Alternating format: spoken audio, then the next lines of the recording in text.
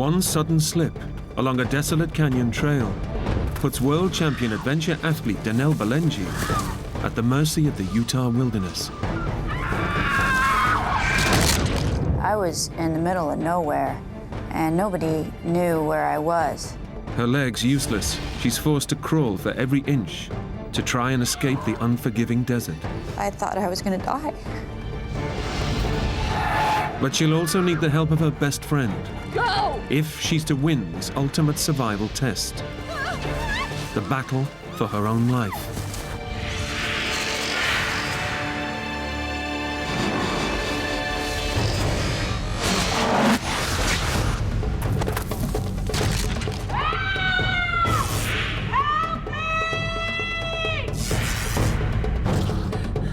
Go find me help. My last chance.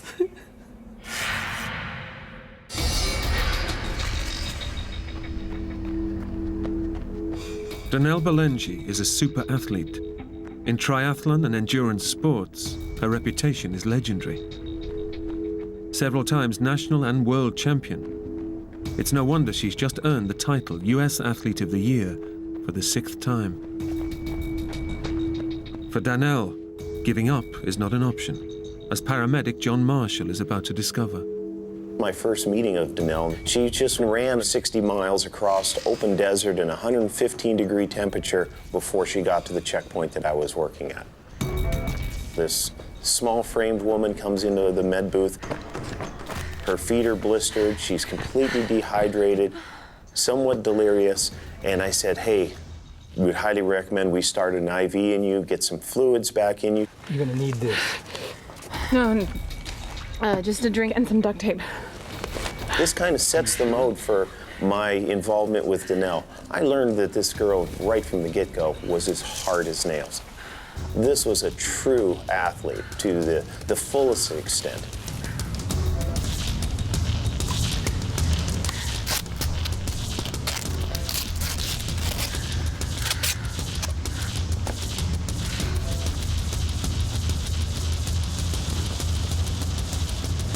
They say to be a great adventure athlete, first and foremost, you have to be hard to kill. Danell was hard to kill.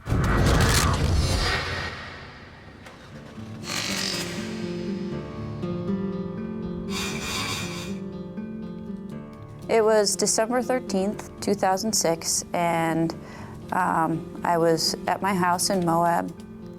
The winter season was approaching, and I was wanting to get in shape for the snowshoe racing season and also to compete in some winter triathlons. Oh, hey, Taz. Give me a minute, okay? Just give me a minute. So I was to head out on about a 2 or 2.5 hour run, and I kind of had one of my favorite loops in mind. I hadn't done this loop in a while. Okay, all right. Okay. I get the message. All right, let's go.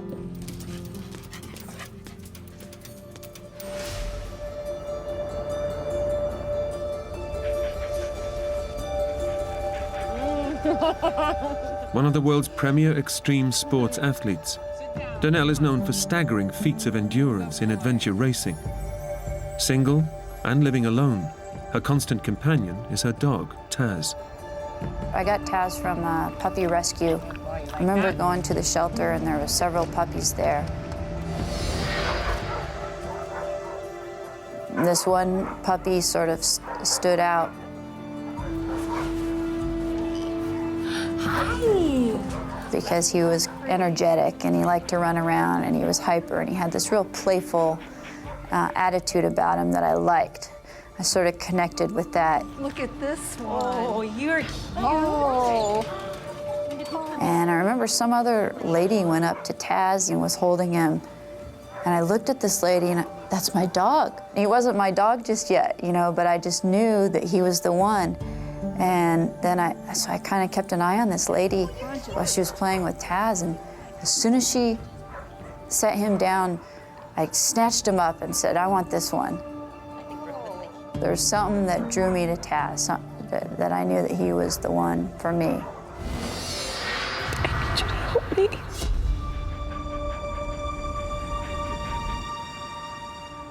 With Taz for company, Danell is planning a routine training run through Moab's backcountry. It's a beautiful but rugged wilderness where few people ever go. It was a sunny day, but it was cool, probably temperatures in the 30s, around 30 degrees Fahrenheit. I had my kayak on top of my truck, hopefully planning on going kayaking later that afternoon. I didn't see any bikers or hikers out, just myself and Taz. Come on, Taz. I brought my water bottle. At the last minute, I thought, well, I'll grab this little waist pack so I don't have to carry the water bottle in my hand. That way I could just put the water bottle in the waist pack. And it was a small waist pack with 2 zipper pockets. I didn't know what was in those pockets. I just grabbed it, and whatever was in there from my previous run was in my waist pack. And I headed out on the run. Let's go. I had absolutely no idea that my life was going to completely change that day. Come on, boy. Despite its beauty, the backcountry surrounding Moab can be hostile and dangerous. Just in the last month, 2 men have fallen victim to the deadly terrain, found frozen to death in the bitter desert night. Search and rescue teams are called out regularly to save hikers in distress. But Danell is fearless. 6 times the winner of US Athlete of the Year, she thrives on pushing herself to the limit in the most extreme environments. I was actually in pretty good physical condition that I usually could push myself right to that limit of pain, but not quite go over it. It actually almost feels good, like you get into the rhythm, get into the flow.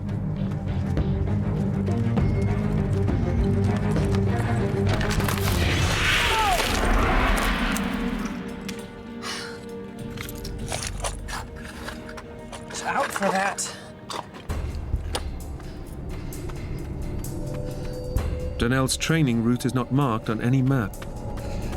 And with every step, she's heading further into uncharted territory. All of a sudden, the next thing I know, Taz was ahead of me, and my foot slipped out from under me.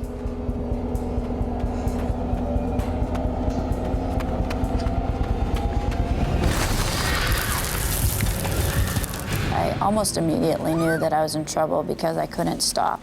And I was moving fast at that point. And then the last 20 feet were an overhang. Free fall. I definitely had time to see my life kind of spin through my head and think about maybe I wasn't going to see another day. And then boom.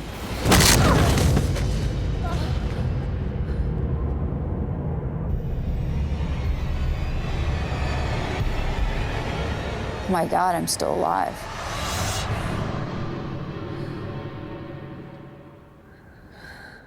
I didn't know what I had done to myself, but I knew I had hurt myself pretty bad. It's a horrendous fall. The impact has shattered Danell's pelvis into pieces, leaving her skeleton severed in 2. There's nothing but soft tissue connecting her legs to the rest of her body. Super athlete Danell goes into survival mode. Somehow my brain didn't allow itself to think too deeply about what had happened. Despite her terrible injuries, Danell's endurance training kicks in, and she's determined to keep moving. So what I did was I took my right hand and put it on my right leg, and my left hand and put it on my left leg, and I could feel my legs. And so I knew that I wasn't paralyzed. And my next reaction was, I gotta get out of this canyon. I gotta get back to my truck, and I gotta get home, or I gotta get to the hospital. Incredibly, despite her shattered pelvis, the endurance athlete tries to stand up and run out of the canyon.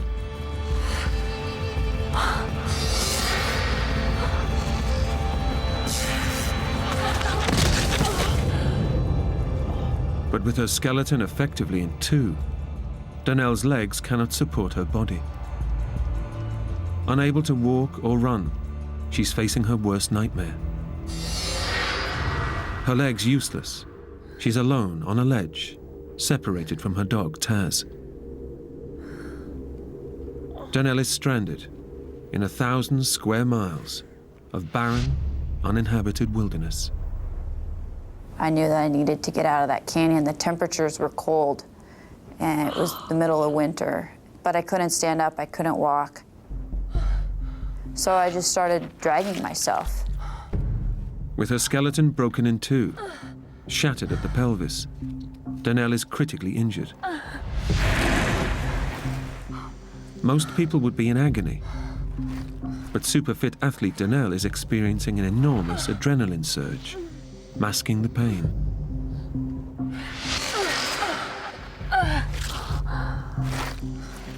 But the problem for Danell now is which direction to go. She's no idea if there's a safe way down from the ledge.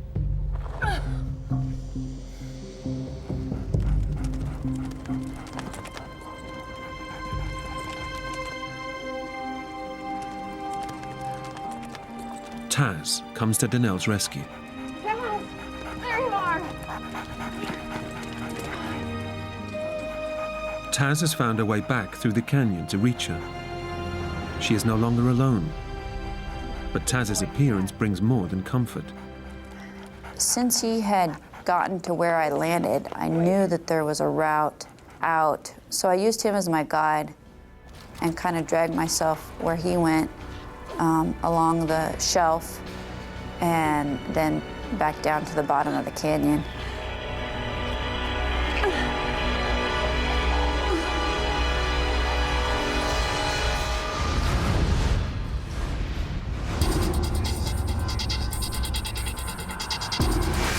With incredible determination, Danell follows Taz to the bottom of the canyon and now plans to pull herself back to her truck.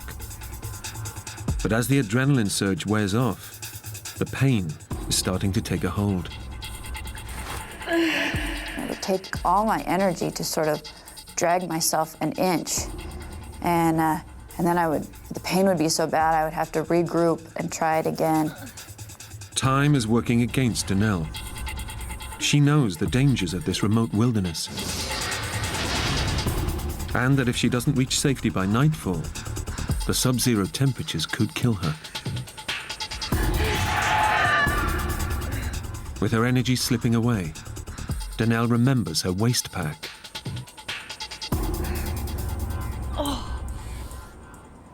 I didn't know what was in that waist pack because I didn't check before I left. And in one of them was a little gel pack, sugar pack, that endurance athletes often bring with them to help provide energy for running.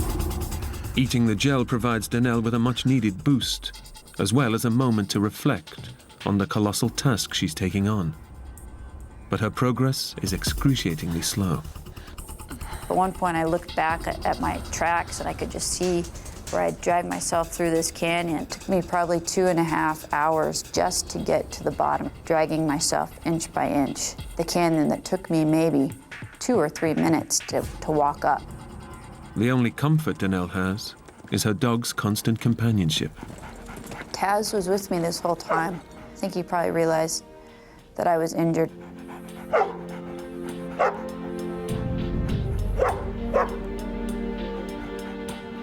I think he was kind of wondering why I was going so slow.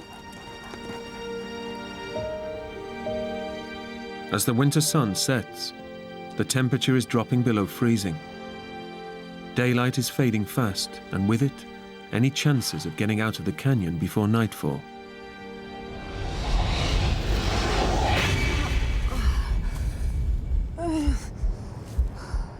Despite Danell's superhuman efforts, she's far from safety. Too tired to go on, she stops for the night.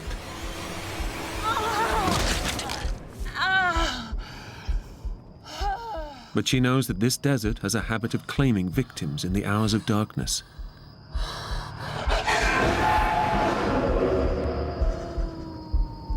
It was comforting having Taz there. And I also knew that if there was to be, say, a coyote or something that was to come into the canyon, that he would bark and scare any wild animals away. But Taz's presence won't save her from the bitter cold of the savage desert night.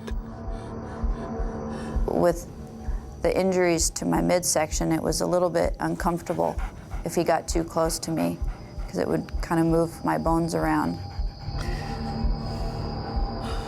I was really hopeful that I was going to make it out of there, or that somebody was going to get me.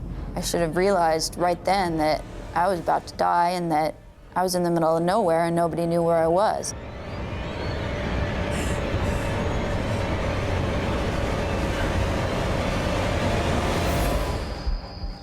With hours to go before dawn, the temperature is already well below freezing, and it's still falling.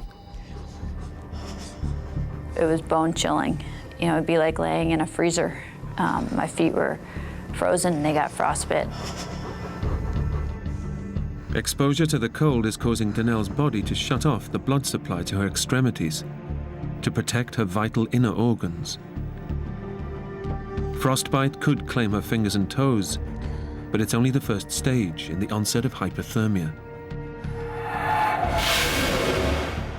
I know that once you start to get too cold, then the brain will shut down, which is a symptom of hypothermia. With winter temperatures plunging into the 20s in the Moab Desert, Danell draws on her athletic training to help her survive the night.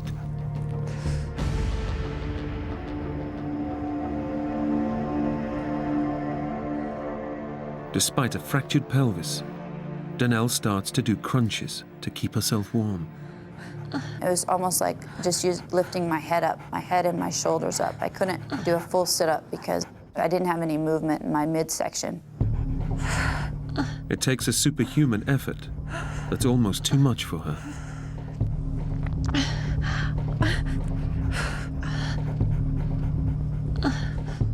And then I started to fatigue, and I became tired, and I said to myself, I gotta find a pace that I could maintain through the entire night. Danell forces herself to do one sit-up every 5 seconds, non-stop, over the next 6 hours. It's an extraordinary challenge, but it's the only way she'll stay alive. I knew if I fell asleep, I would have died of hypothermia. And I knew if I stopped doing the crunches that I would have died of hypothermia. In an incredible feat of physical endurance and mental stamina, Danell wills herself to survive in freezing conditions.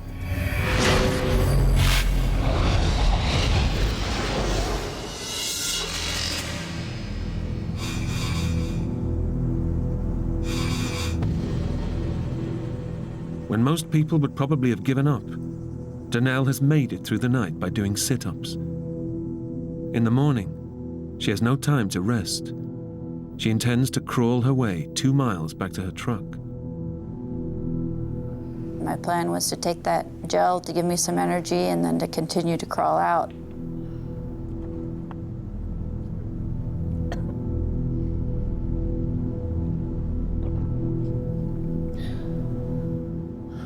I thought that it would be no problem for me to continue dragging myself. And what I didn't know is that the adrenaline had gotten me through those first 5 hours right after the accident. Danell is in for a terrible shock.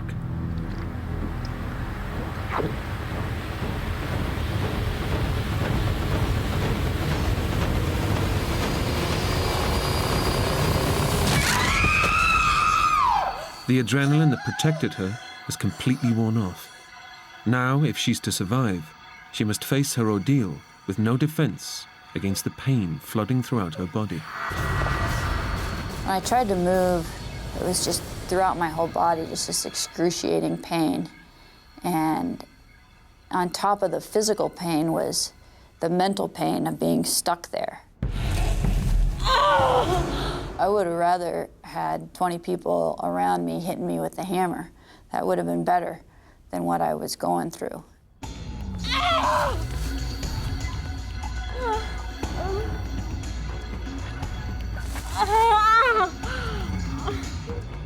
And that's when I started to think, somebody's got to notice that I'm missing. I thought maybe somebody will notice my truck is still parked there.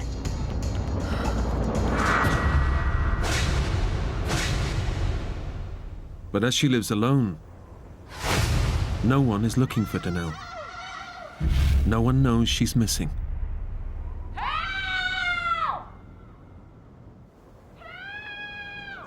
She is completely alone.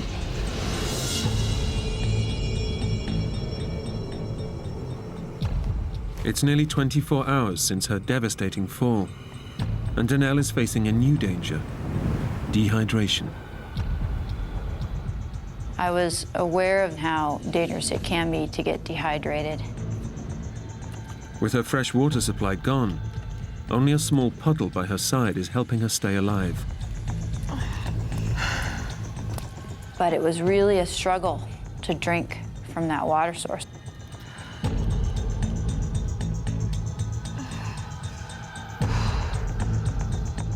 It was hard to get the water into my water bottle and into me. There was a lot of silt in it.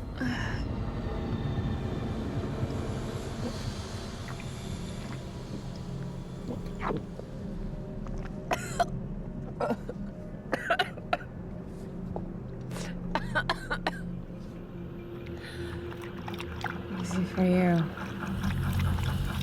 But while water can help keep her alive, it also carries a risk.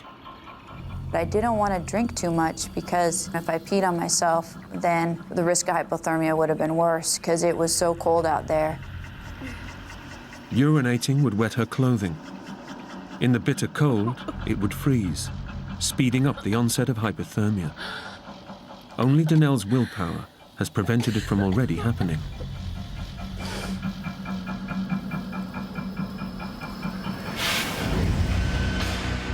As the day wears on, the risk posed by the bitter cold lingers, but a new threat emerges. Inside her body, Danell's injuries have taken a lethal turn for the worse. I started to feel this inflammation in my midsection, and it was kind of soft and squishy. And I remember if I tried to move, this whole jelly roll would sort of move, almost like a water balloon or something. I remember thinking at the time, oh, it's inflammation. It's not inflammation. It's far worse. Danell's shattered pelvis has severed blood vessels in her pelvic cavity. She's been bleeding internally for a day and a half, starving her brain and other major organs of the vital oxygen they need for her to survive. Danell is bleeding to death.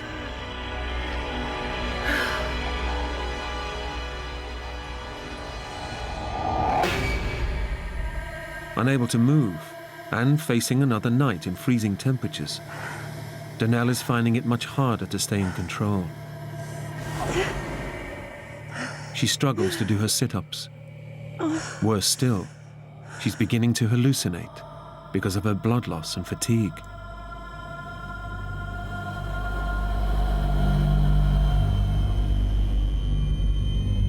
I remember looking up to the stars, and instead of them being these vivid stars where I could see the Milky Way, all I could see was these stripes in the sky.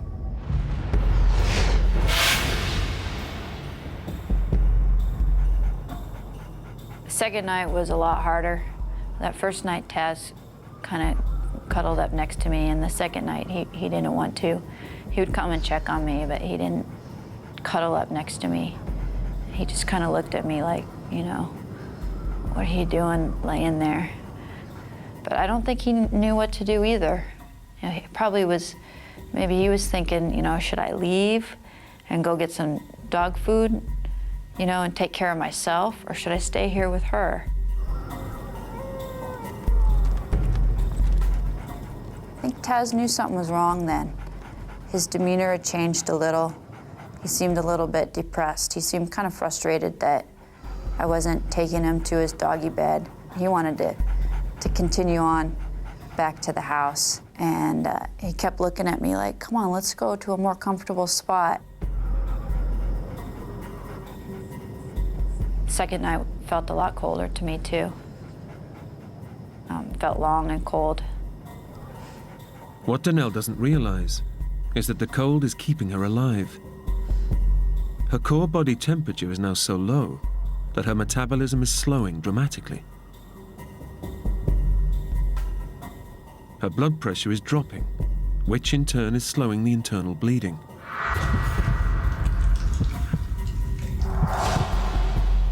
The cold is delaying the worst, but Danell is already living on borrowed time.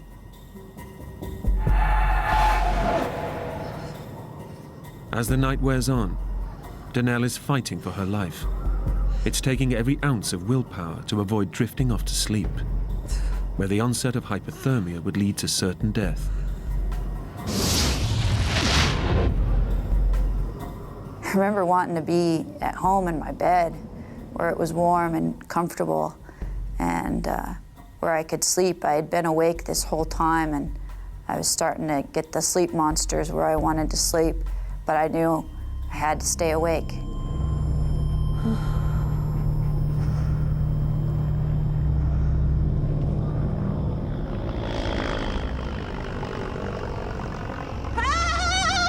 And I still kept hoping somebody would notice that I was missing. The reality of the situation was that I was in the middle of nowhere, and nobody knew where I was.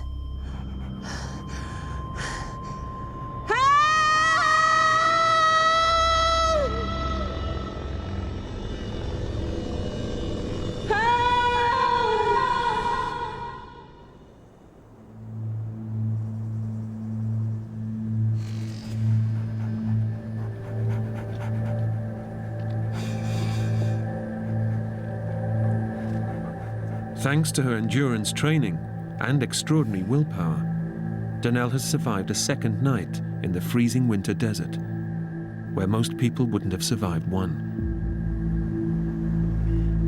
But it's unlikely she will survive another. 3 pints of blood have seeped into her pelvic cavity, and she's becoming much weaker. On that lump around my midsection, it was blood. I couldn't see it because it was all internal, but I was losing a lot of blood. I didn't want to die, and I had to get out of the canyon, and nobody knew where I was, so I tried again. And I was determined to just to fight the pain and to try again.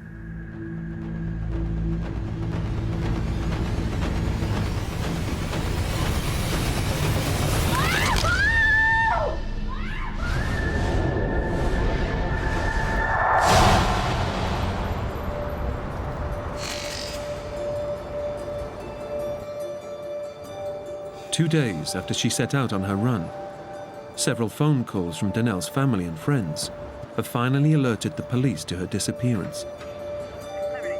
Morning, Frank. What do you got there?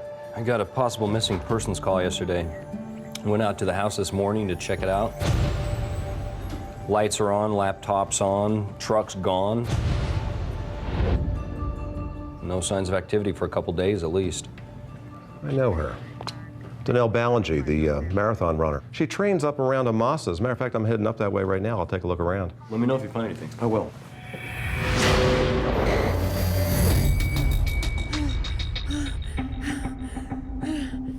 Oh, maybe I made it about 3 inches, and I got myself stuck in this small, wasn't even a pothole. It was just a change in direction in the rock, and I couldn't even barely get myself out of it. With little blood-borne oxygen reaching her vital organs, Danell's body is close to shutting down. It's only her extraordinary physical conditioning that's keeping her alive. But she won't live much longer without medical help. And she knows it. I was hyperventilating, I could barely breathe. And I also starting to lose my vision. I would turn my head to look, and it would just sort of be this blur across the sky. And then I would have to focus on something in order to sort of get my vision back. Barely able to see, Danell can go no further. Defeated, she spends a painstaking 3 hours inching her way back to her only source of water. 50 hours after her dramatic fall, the adventure athlete's hopes of getting out of the canyon alive now seem futile.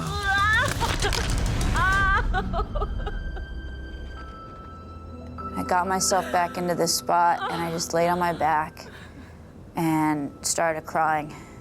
And I started to lose hope.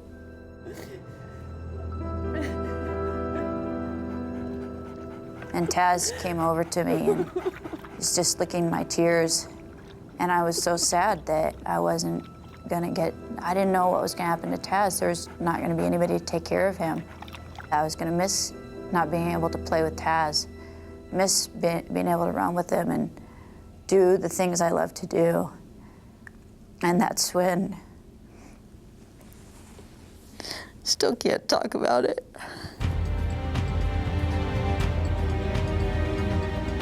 Local detective Craig Shumway knows that Danell often trains in the Amasa back area, north of Moab. He's hoping his hunch pays off.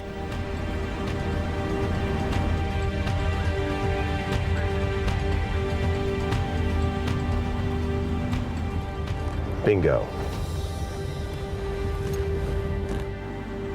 Now a search and rescue operation can be launched, but it may already be too late for Danell.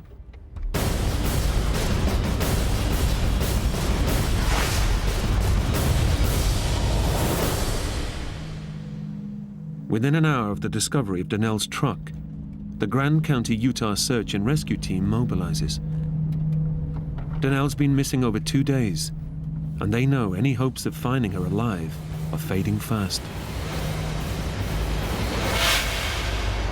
Okay, we've got a missing persons, potential injury in the Amasa back area. John Marshall is in charge of the search team out in the field. Our organization is set up that individual officers take turns being the officer in charge on any particular day. That day just happened to be my day. Female, brunette, about 5'4", 120 pounds, name Danell Baleni. Baleni? You know her? And instantly, in my mind, the story completely changed. We're not looking for a lost tourist, somebody who just wandered off the trail. We're looking for somebody that's got more backcountry experience than your average John Doe on the street. And if this person's been missing in the backcountry for 2.5 days, they're not just lost. This person's in some serious trouble. While critically injured and exposed to freezing conditions, Danell's endurance training has helped keep her alive for over 2 days. But the physical ordeal is wearing her down mentally. I was pretty close to dying at that point. And I had lost hope that anybody would find me. Now, after 51 hours, her intense willpower is breaking down. Despite increasing risk of hypothermia, she can no longer stop herself from urinating. With night bringing colder temperatures, Danell knows that without a miracle, she'll likely freeze to death by morning. The extreme athlete has finally given in. That's when I started to think about my life and everything that I did.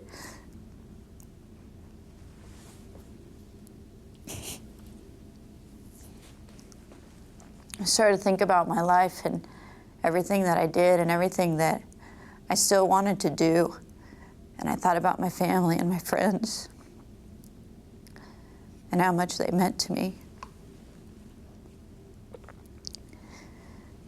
And I thought I was gonna die.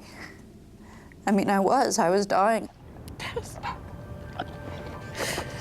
Tess. Tess. I need you to help me.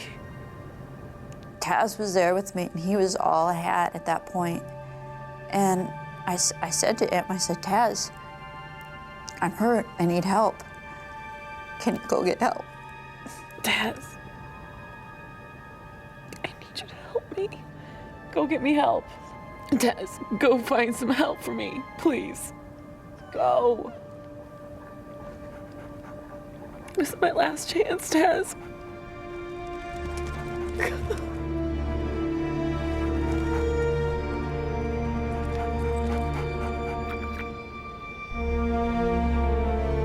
Go! And he turned around and he took off.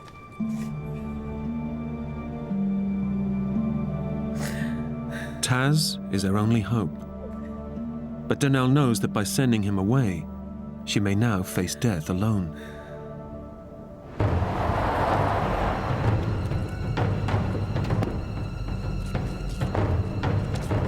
With little time to spare, Moab Rescue Operations Chief John Marshall arrives at the Amasa backcountry search area first. The backcountry here in southeastern Utah doesn't play any favorites. It's a beautiful, awe-inspiring landscape, but it also is deadly.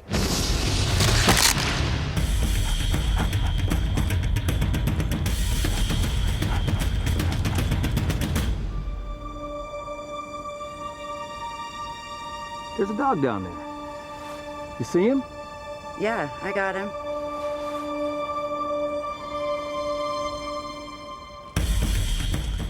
Taz has found his way out of the canyon and is heading towards the search party. But as he races towards them, John fears the worst. I know my dog will never leave my side as long as I have a pulse. So to see her dog down in the bottom of the canyon for the first time, my heart dropped. It says, oh, this can't be a good sign. The dog has left its master. As the rest of the search party arrives, Taz reaches the top of the canyon. But he doesn't stop, and his behavior is bewildering, particularly to experienced tracker Bego Gerhardt.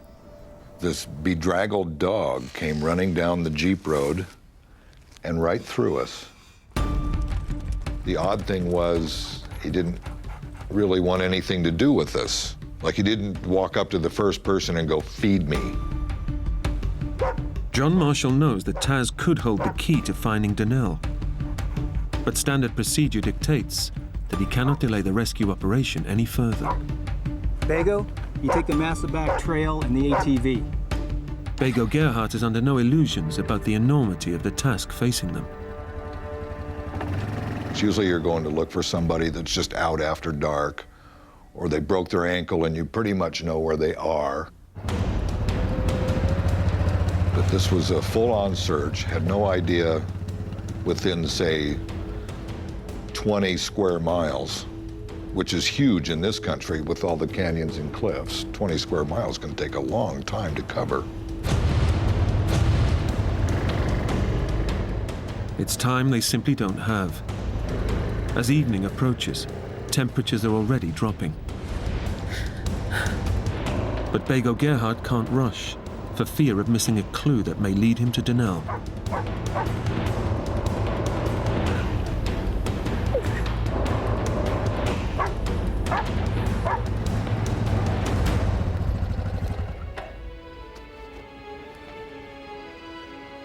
As we went up, every time there was a sandy place, I'd look in the sand for tracks.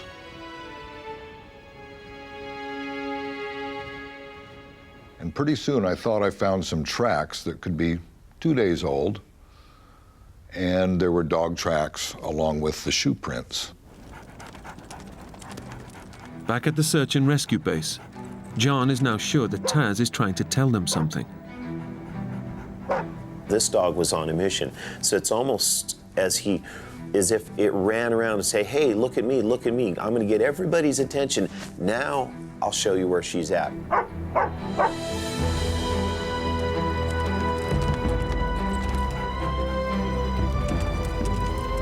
Where is he going? All of a sudden, down in the bottom of the canyon, the dog reappears and headed back up the Amasaback Trail. So I get on the radio and I radio over to the vehicles heading up the trail. 1T812 to 1T836. Hey, Bego, looks like the dog's coming your direction. Let him pass. Let's see where he's going. I'm looking over my shoulder, and sure enough, Taz appears and takes off up over the hill. I'm going, you know, I think I should follow Taz for about 5 minutes just to see. Okay, dog. Let's see what you know. Time is running out. As nightfall approaches, a new threat to the rescue operation has emerged. Heavy snowfall is forecast, which Danell couldn't hope to survive. Following Taz may now be the last chance of finding Danell alive.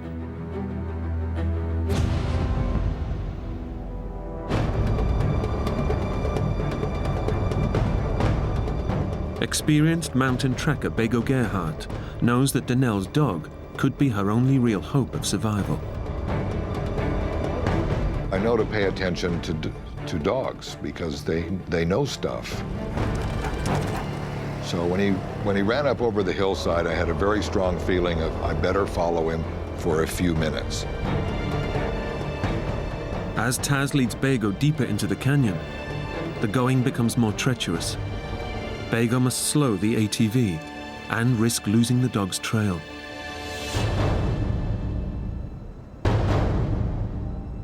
Danell has no way of knowing that Taz has found help. She is resigned to dying out in the open. But when he returns, Danell senses a change in his behavior.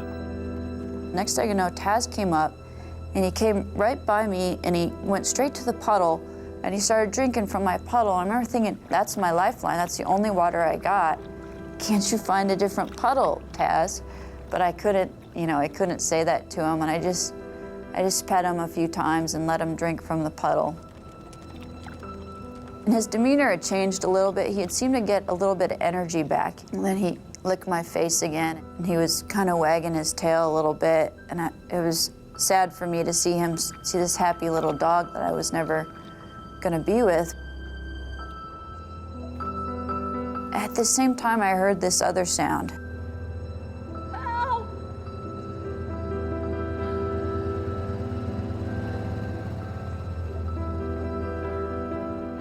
I wasn't hopeful because I'd been screaming help for 50 some hours straight, and nobody had come to help me. Help!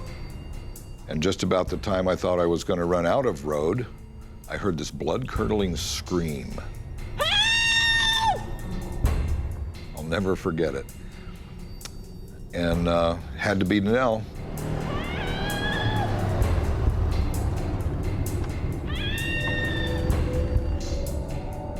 I can't move! The sound got closer, and the engine cut out, and I start begging, desperate begging for help, explaining that I'm hurt, telling this person, you cannot leave, I need help, I need help. Help! Help! Please help me!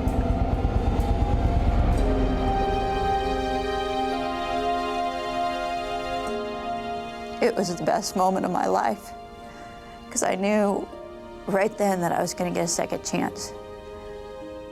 I knew I was going to make it. It was quite emotional because not very often do you go on a rescue where somebody's life is really quite on the edge. The look on her face was one of relief, and then the tears came. Next thing he said to me was, you got one good dog. And I just started crying. I just laid there and started crying. I don't think any human could have survived another night in those temperatures. Taz's extraordinary bond with Danell has saved her life. Taz certainly did make the difference in shaving hours or perhaps even days off of finding Danell. And in this rescue, she didn't have hours or days to spare. She was on the brink as it was. I knew Taz was a smart dog, but to be able to do what he did, this was a whole nother level of communication. Suddenly, my dog was taking care of me instead of me taking care of him. I look back on it now and I'm so grateful. He's truly a best friend.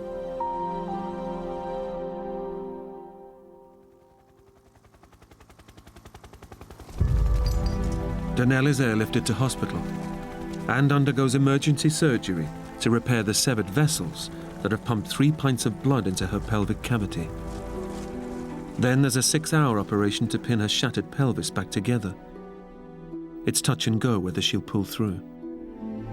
When we get the reports back to her medical condition, and all the doctors were saying, she really shouldn't be alive with the massive amounts of blood loss that she had, the hypothermia, the frostbite, everything combined, she should have been dead days ago.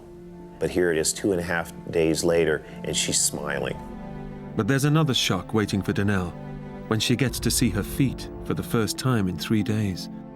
Laying there in the hospital bed, and they had taken my shoes off, and I finally got a glimpse of my feet, and they were black from frostbite. Every single one of my toes and then part of my foot was black. You know, with frostbite, you just have to give it time, and eventually over the next 24 hours, slowly but surely, the color started to come back in my toes, my feet, and so I knew I was gonna be able to, my feet were gonna be okay. The prognosis for Danell's fractured pelvis was not so reassuring. The doctor said that the injuries in my pelvis were pretty extensive, so I didn't know if I was going to be wheelchair bound the rest of my life or if I was going to be able to walk again. Her life has been saved, but her body may be shattered beyond repair. Doctors fear she may never walk again. Against all the odds, the extraordinary determination that kept her alive in the canyon has now put her back on her feet again. After 6 hours in surgery and months of rehab, Danell is up and running. I'm still able to do what I love to do. It's taken several months of recovery and rehab, but I'm back out running again, running the trails. Taz and I go out almost every day. And Taz has a new playmate.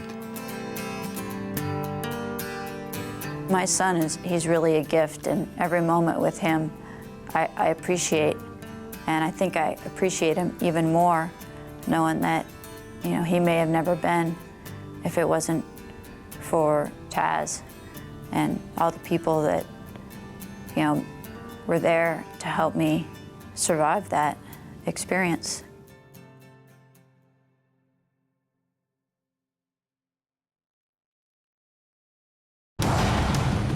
Young lovers, Gina Allen and Brandon Day, are on a day trip from hell, lost in a freezing mountain wilderness with no way out. The city dwellers are trapped in a nightmare they cannot escape. We're stuck. We're completely stuck. And just when it seems it can't get any worse, they're plunged into a tale of death and despair, which threatens to engulf them too. If we make a mistake, probably will die.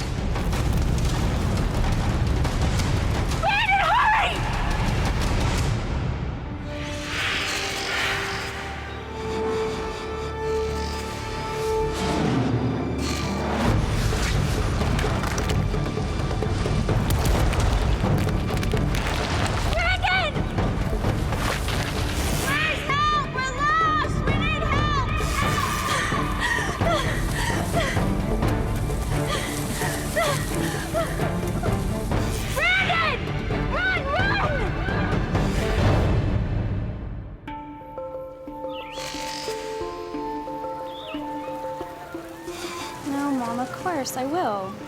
It'll be fine. He's a really nice guy. Jessica knows him too. She says he's very nice. We met in the spring of 2006. He had seen my MySpace profile, and within a couple of weeks, went on our first date, and we immediately hit it off. We were almost inseparable at that point. A few days later, he asked me to go with him to California. Tasha, I'm in Palm Springs. Oh, I know, the hotel is amazing. I know, I can't believe I'm here either.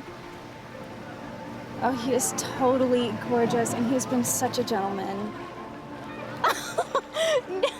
No, if he was gonna abduct me, he wouldn't do it at a business conference, would he? I qualified to go to a national sales convention. I'm a financial advisor. I was allowed to bring a guest with me and thought it'd be a really good time and invited her out with me. Hey, hard day at the office? Oh, so hard. You have no idea. I just looked at it as, hey, look, how would you like to go on an all-expenses-paid vacation to a resort? How bad could that be?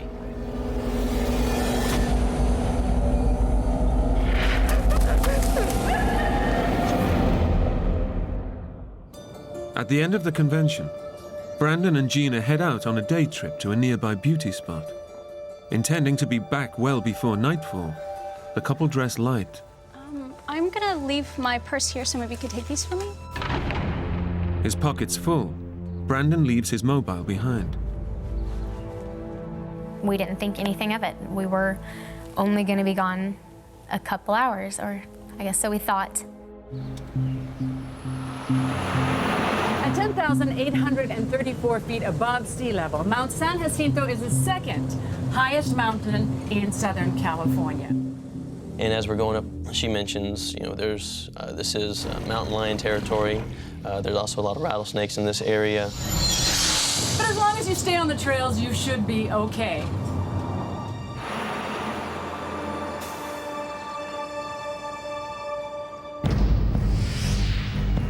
Among the most rugged wilderness regions in the US, Mount San Jacinto is the second highest peak in Southern California. With no access road, the only way up or down is by cable car. And while temperatures can hit the 80s and 90s on the desert floor during May, the summit is still dusted with snow.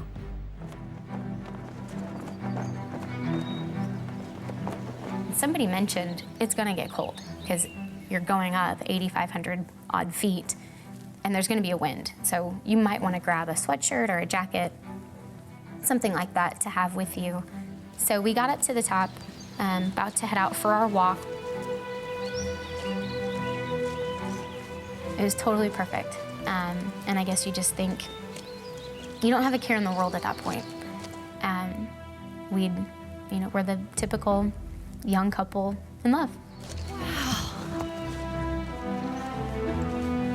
Seeing the snow, I decided, sneaking behind him, that I would mess with him.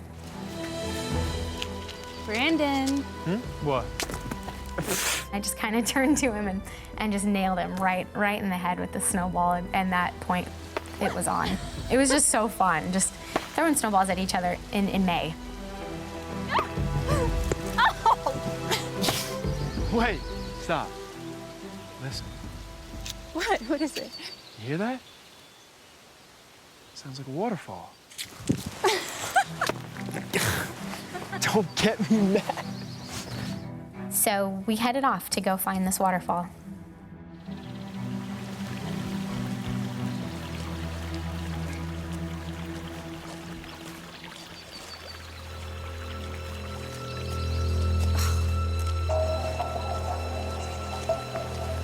I can hear it. Can you see it yet? Not yet. Unused to this kind of environment, the city dwellers from Dallas, Texas, don't realize that the mountain is playing acoustic tricks on them. While the sound of the waterfall seems nearby, it is actually rebounding off the hard rock walls and echoing around the mountain.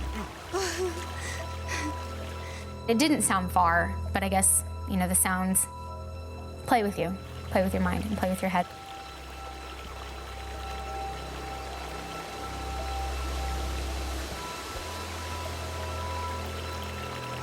Gotta be here somewhere. Are we there yet? I mean, this is getting to be like a real hike. A little further, Gina. Should be really cool.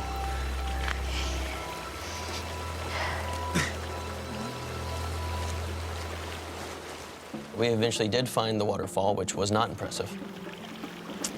Wow. It's not exactly Niagara Falls, is it? Ow.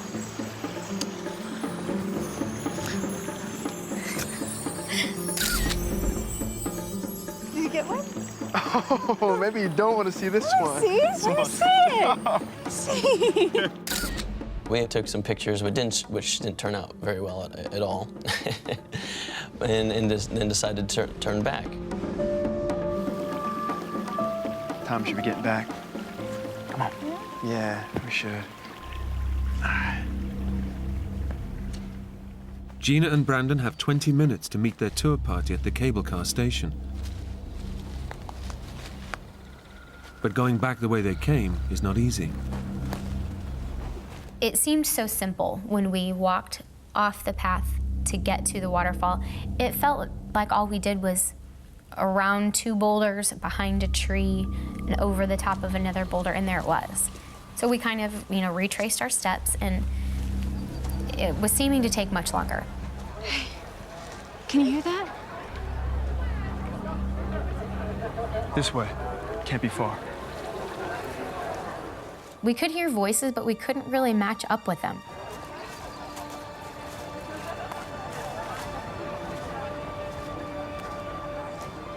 It's now less than 10 minutes before the tour party leaves. Brandon and Gina can hear the other tourists, but they cannot find them. This way. We couldn't get to them. They seemed to be just right there, and we lost voices. We couldn't hear anyone else talking. And at that point, you kind of, okay, something might not be right here. Meanwhile, the rest of the tour party has descended without Brandon and Gina and will soon return to the hotel. Beautiful, isn't it? Brandon and Gina now realize they've not only missed their rendezvous, they've lost their way back to the station. It's beginning to be a true test of their fledgling relationship. You've got no idea where we are, have you? Not exactly. But at least I'm looking for a way out. He goes, you can sit there if you want to, but I'm gonna keep on moving. I think he wanted to be the big, strong, tough guy that's not scared in front of me. At that point, it was probably important that I sent a little message of, okay, we can't panic. We have to stay focused on the task at hand.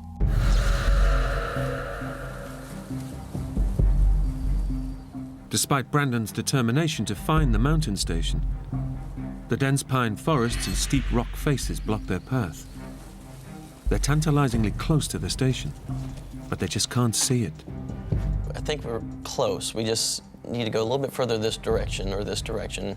We'll see something we recognize and we'll be fine. That went on for a while, and then I realized that no, I do think we're lost. And so at that point, we decided, okay, we have to start yelling for help. Hey!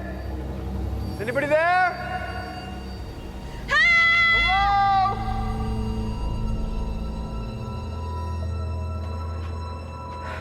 We're too short.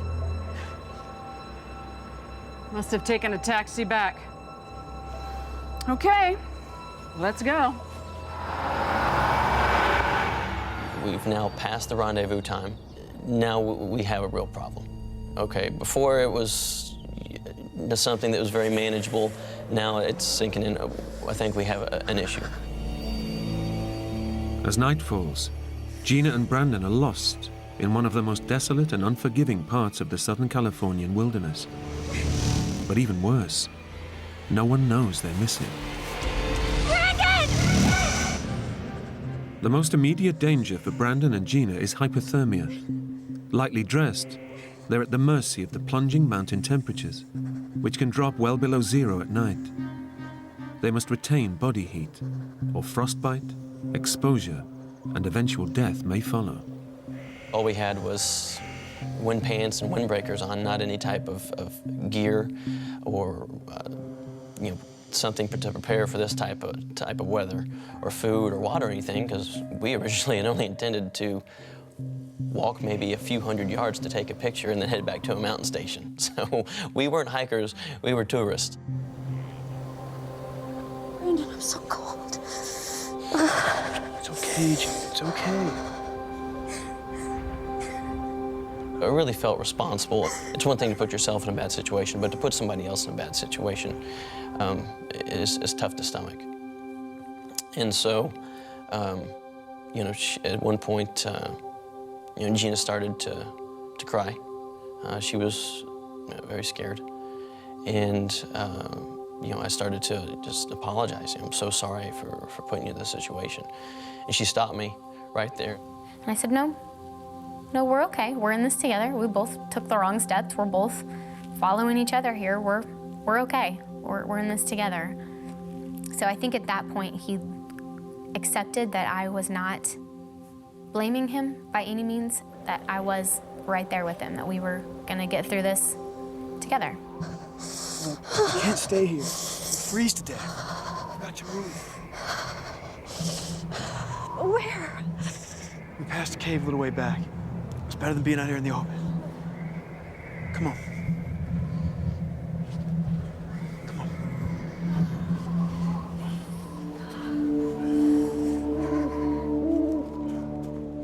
Stumbling their way through the darkness, Gina and Brandon are aware of another very real mountain danger. We had been warned that there's mountain lions and rattlesnakes in these mountains. We weren't really looking to see any wildlife. We were hoping we didn't see any wildlife at that point.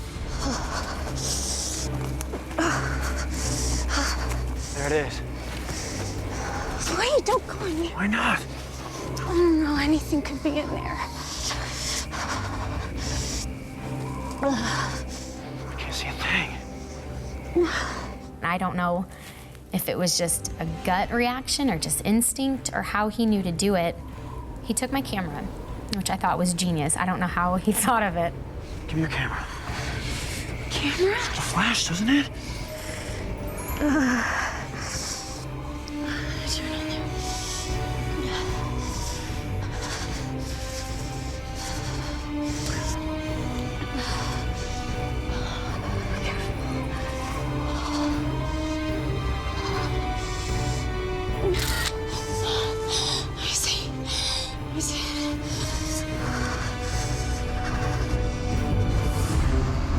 It's clear. There's nothing in there.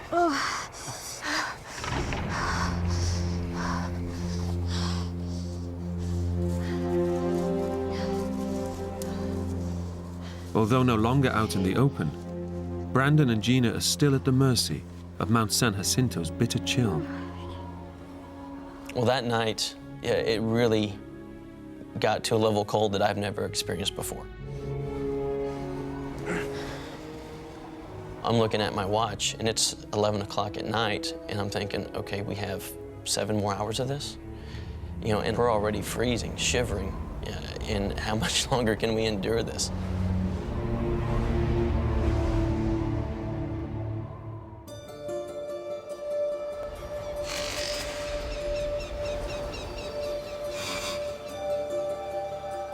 Brandon and Gina survive a long, cold night in their makeshift shelter. Exhausted, they've had nothing to eat or drink in the last 24 hours. Even so, Gina's mind is on more everyday anxieties. This was by far the most awkward date I had ever been on in my life. Here I am with this guy I barely know, and I'm stuck. Now he's going to, smell my morning breath, and he's going to see me without my makeup on, and I have dirty hair, and it's all those classic girl things you think of when you're in a new relationship. Brandon's thoughts are on more practical matters. In my mind, I'm going through a checklist, okay? There's a series of fail-safes. First off, the tour bus had a head count and a list of names, so they would have known we didn't make it back on the bus. Secondly, at dinner that night, some people from my firm would have noticed we're not there.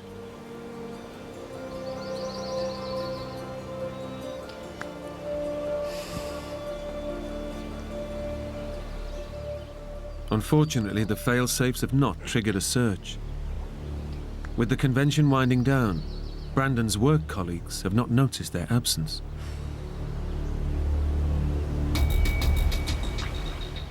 Brandon and Gina are not expected home for another 2 days, so their families have no idea they're missing. Brandon and Gina climb further up the mountain, thinking they need to go higher to reach the cable car station. They're in for a shock. Oh my God. There's no sign of the station. Gina and Brandon now realize they've crossed to a different ridge of the mountain. Hey, look. Look at that tree. There are a lot of trees. No, no, that was that dead one we passed on the way up from the cable car. I climbed a hell of a long way up. They now know they're more lost than they thought. And facing another freezing night at this altitude could kill them. The young couple need a plan. See that creek? That creek running there? And that heads down towards Palm Springs. Yeah. We made the decision that we're gonna try and walk our way out of here. We're going to try and follow the mountain river, and it has to lead out somewhere.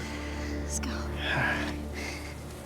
What Gina and Brandon don't realize is that between them and the river is some of the most treacherous terrain the mountain has to offer.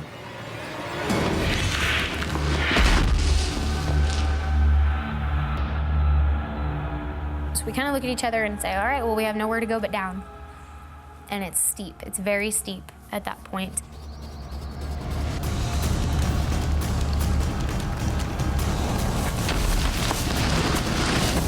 We slid on our butts, I guess, with one leg straight out in front of us, the other leg bent up. And we moved. Definitely shook loose some of the rocks around us, which got a little frightening. A boulder about the half the size of a suitcase goes tumbling, tumbling all the way down, and then you hear that just hit the bottom of this rock face. You know, if we make a mistake, we're either dead or we're hurt to the point to where we probably will die.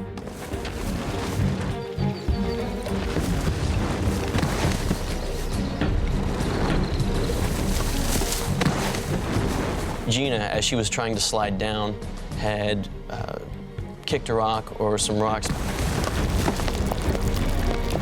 Brandon, watch out! And here it's coming straight for me, straight for my head. Brandon! No, no, no. Where are you? This thing probably missed me by about a foot and a half. I'm okay. That was really, really close. Oh my God. Oh my God. The mountain is too steep and treacherous to climb back up. Brandon and Gina are now committed to sliding down the rest of the rock face, despite the danger. No, no, no, no, no. Takes us the better part of a day, and around 4 or 5 o'clock, we finally make it to the bottom. It's the first water Brandon and Gina have drunk for over 24 hours. Water could prolong their survival, but with no source of food, their health is already deteriorating, and their judgment too. They think that following the river will lead them to safety. They have no idea what lies ahead in this hostile wilderness. The stream we were following would get really narrow, to the point where you could almost jump across it, to really wide, to the point where we had to look for like 4 and 5 rocks to hop across.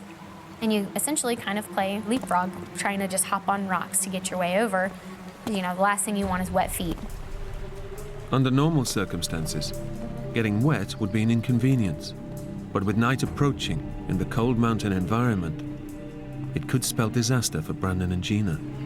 And we get to a point where I'm leading, and I'm going down like a downed log.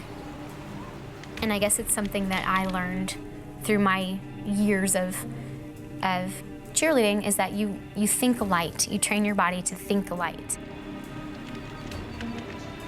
I made it down safely, but he's 60 pounds heavier, might not support him the way it supported me. Instantly, I'm soaked from the thighs down. In wet clothes, Brandon is now at real risk of hypothermia. With no cave to shelter in, the couple need to think fast to prevent the creeping cold of night from freezing Brandon to death. I'm gonna get these shoes off. So at that point, I guess my nurturing instinct kind of kicked in, I guess, to take care of him. And we huddled up again to keep us warm, and she sat on my feet throughout the night, trying to help keep them warm, because I was shivering pretty good throughout the night.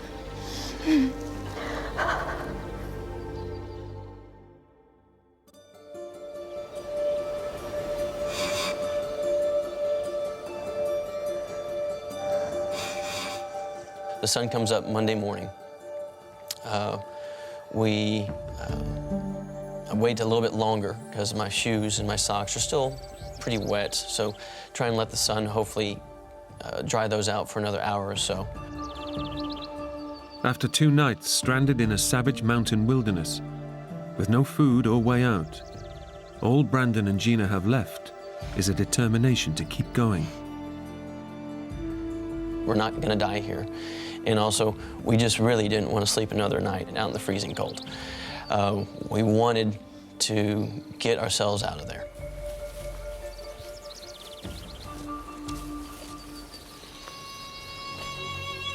Now at this point on Monday, we haven't seen or heard anything or anyone. So we have no evidence, no reason to believe a search has started. At that point, it seems surreal that we haven't heard anything, but that's the situation we're faced with. And I think we had come to accept that for whatever reason, that a search wasn't coming, or at the very least wasn't started.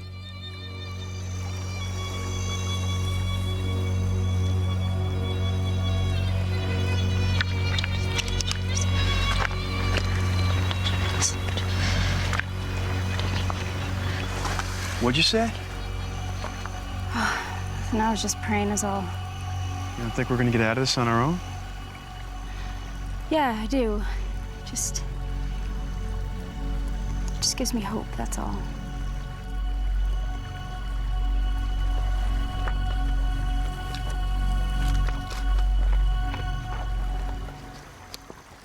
But Gina's prayers are going unanswered. Their hotel computerized booking system has automatically checked them out. But the rooms have not been made up, so no one knows they're lost in the mountains, fighting for survival. And we really just have to be careful as we make our way. We don't get ourselves into a situation where we can get bitten or fall and get hurt or anything that's going to get us stranded. With little sleep, nothing to eat, and no sign of rescue, they'd been driven on by grit and sheer determination. Then suddenly, signs of life appear in the distance. Well, first, I'm making sure I'm not hallucinating. We haven't eaten, we haven't slept. At this point, I'm sure that my judgment is starting to not be as sharp as it once was. You see that? What? That. Oh my God. Hey! Hey! All of a sudden, you just get this feeling of, oh, I think we made it. Is anyone in there? No. Brandon and Gina realize this is not your average campsite. We definitely know right off the bat that something's wrong.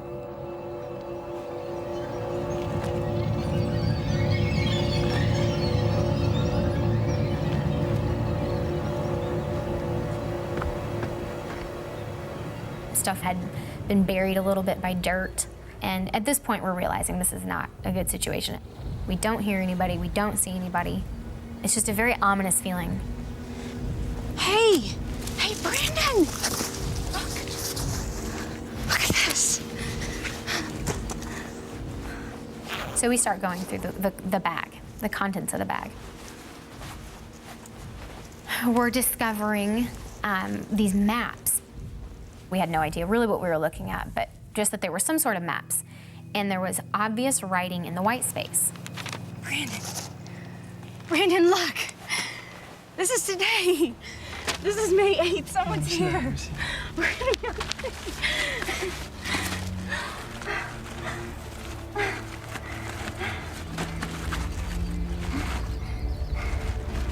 No, Gina. This diary's a year out of date. It's May 8th, 2005. It was just a blow.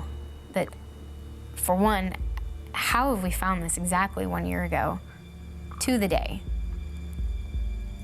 And in seeing everything that he had, he was obviously prepared for something. You know, he was an experienced climber, experienced hiker. That this campsite's abandoned, you don't know what the hell is going on. May 8th, 2005. Took a fall. Too weak to climb out a canyon. Down is gorge. No way out. Gorge? What gorge? Wait, listen, here's another one. Listen. May 11th. I'm 60 today. Down to last 2 crackers. God, this is...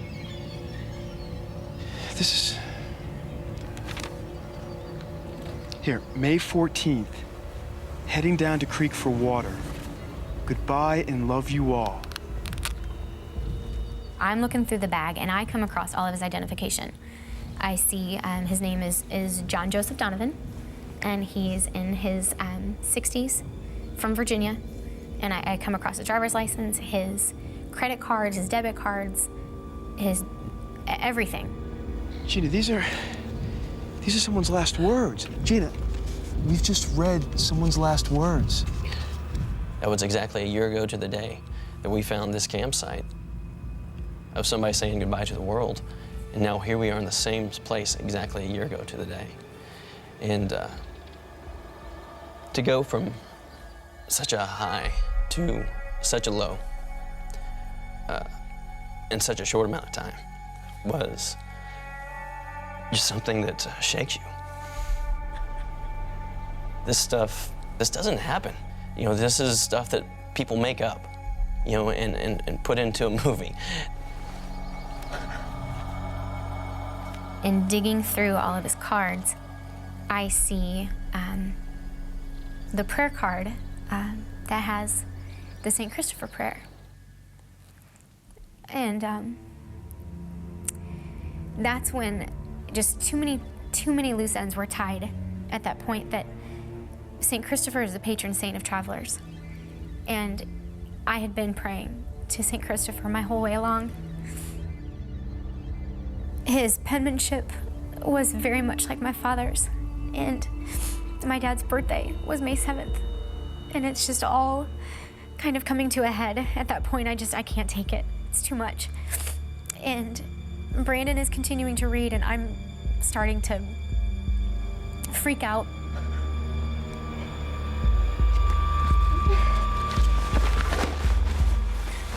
At that point, I took his bag and I gathered up everything I could. I gathered up his glasses, his shoes, his jacket, because in my mind, that's somebody's dad.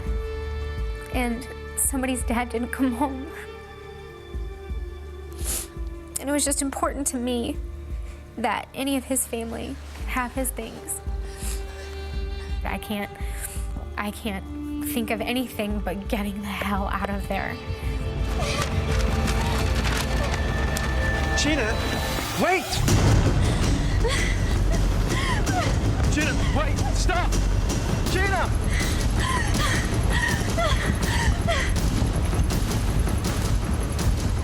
It's just a mess. We're losing all sense of cool, which we'd maintained our composure the entire way, and that was a breaking point. Gina!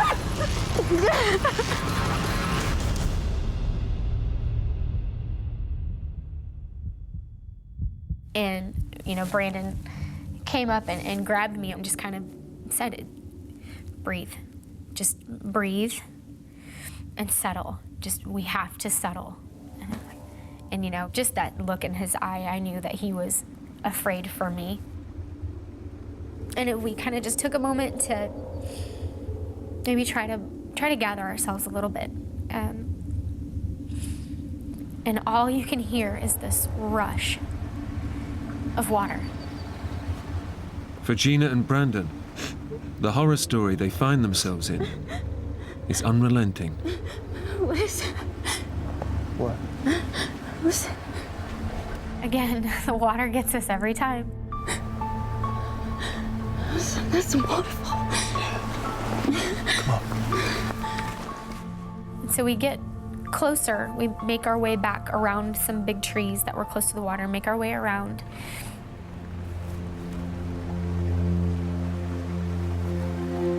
And that's where we see the gorge that John had talked about.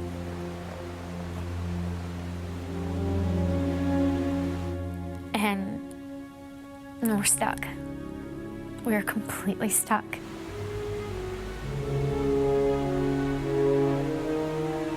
He had the maps, he had the compass, he had everything, and he couldn't get out. So how the hell are we?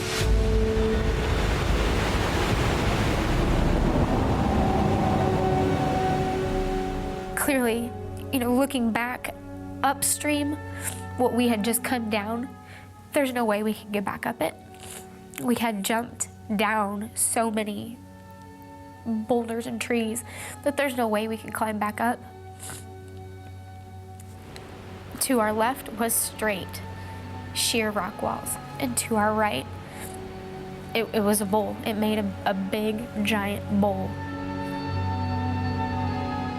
To know that something so beautiful was so dangerous, it's just so hard to put into words. That feeling of seeing all this tremendous beauty and I'm stuck. We see what he'd written about.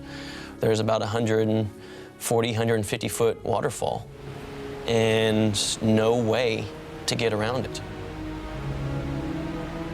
We're at an impasse. Now what? We can't, at this point it's sinking in, we can't walk our way out.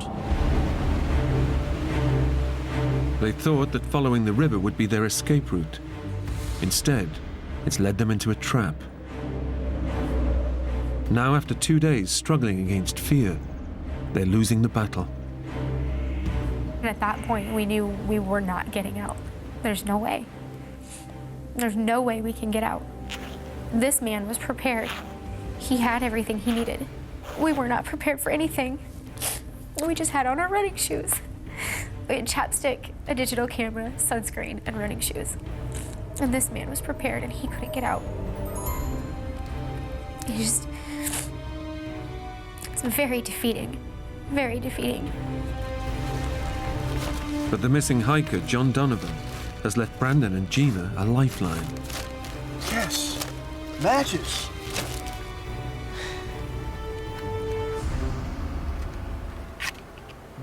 Think they still work?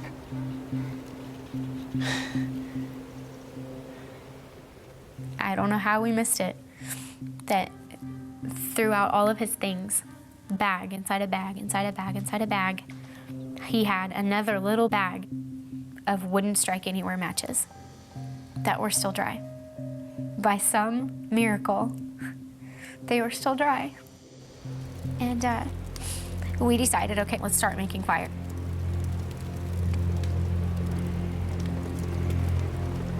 What's that noise? Fire? No, that. What? It's a helicopter. It's the waterfall. No, it's the waterfall.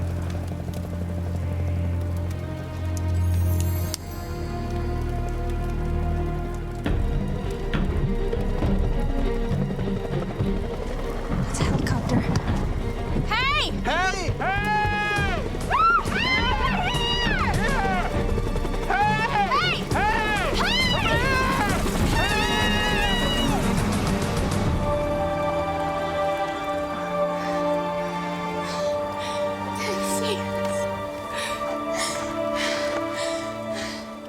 The young couple have no idea whether the helicopter was ferrying tourists or looking for them.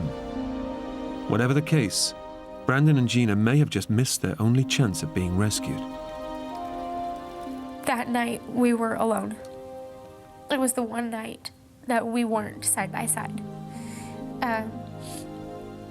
We slept a good, well, I say slept, but we rested a good 10 to 15 feet away from each other.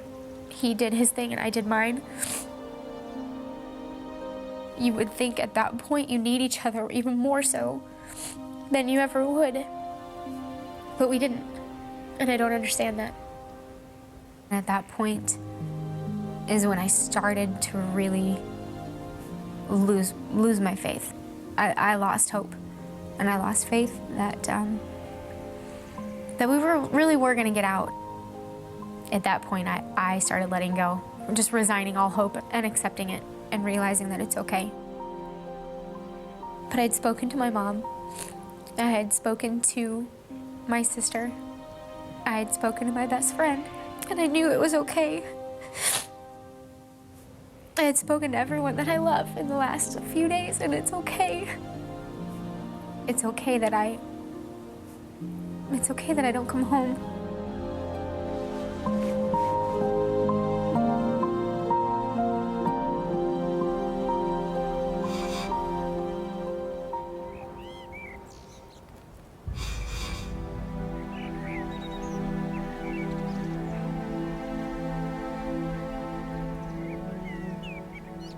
Tuesday morning,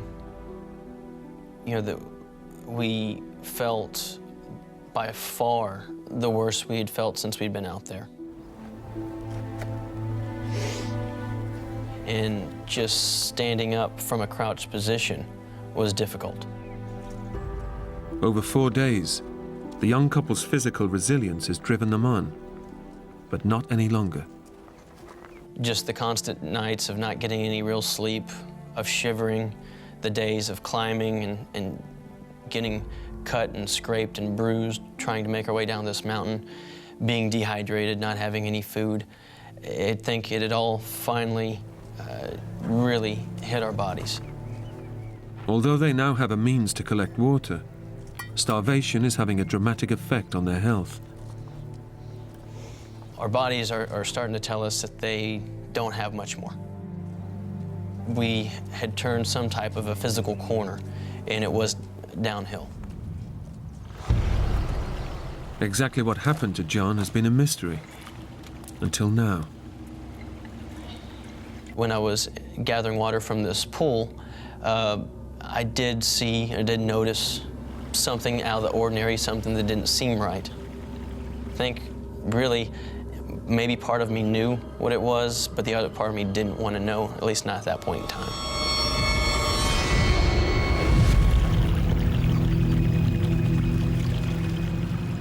For Brandon, the discovery of John Donovan's body is the last straw. That's when I made the decision, I'm gonna light the whole place on fire, the whole damn place. And they have to see the smoke from that.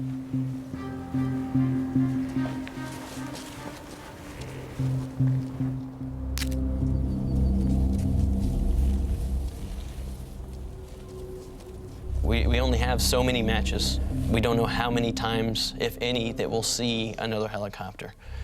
So this was our last bullet. This was our last shot. Come on, come on.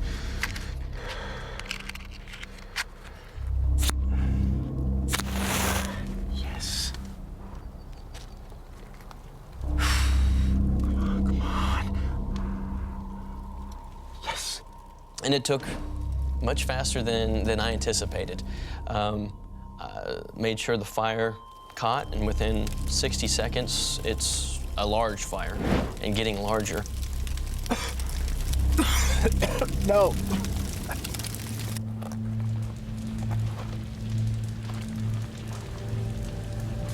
Brandon?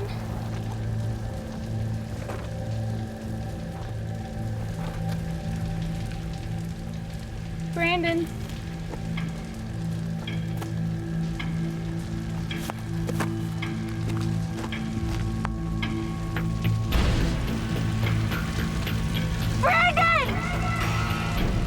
see the fire and the smoke and not see him, I'm losing it again. I'm like running around on this little rock trying to get every vantage point I can see to see if I can find him anywhere in there. Where are you?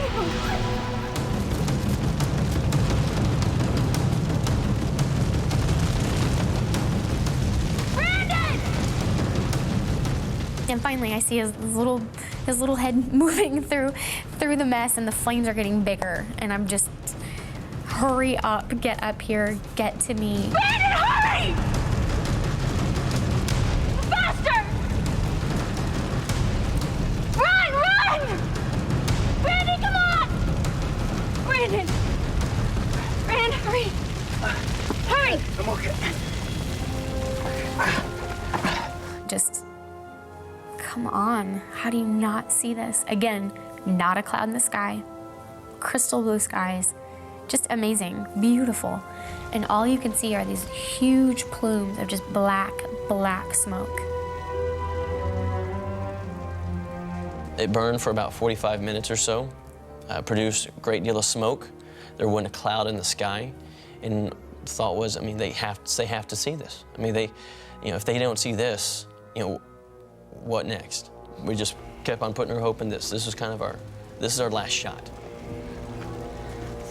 And we watched the fire begin to smolder, and eventually wasn't putting out nearly the same smoke. It basically burnt itself out. And now about an hour's gone by, and we still don't hear anything. We don't see anything. And so the thought starts to creep in both of our minds of, that was our best shot. What are we gonna do next? I'd always tried to be positive that we were gonna find a way out. There's gonna be a search for us. There's gonna be something. We just have to keep, ourselves safe, and we're gonna be okay. But now here we are, in a spot where we know somebody's died. And what are we gonna do?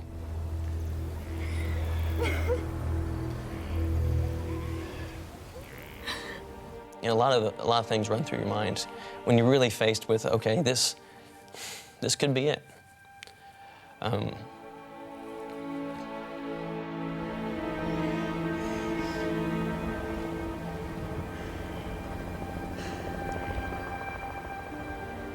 And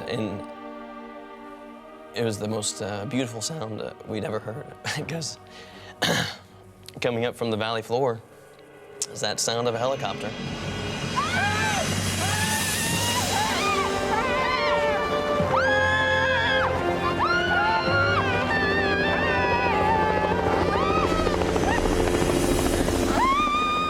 I think we both would have cried if we had tears, but we're both so dehydrated. We didn't have enough moisture in our body to come up with tears. But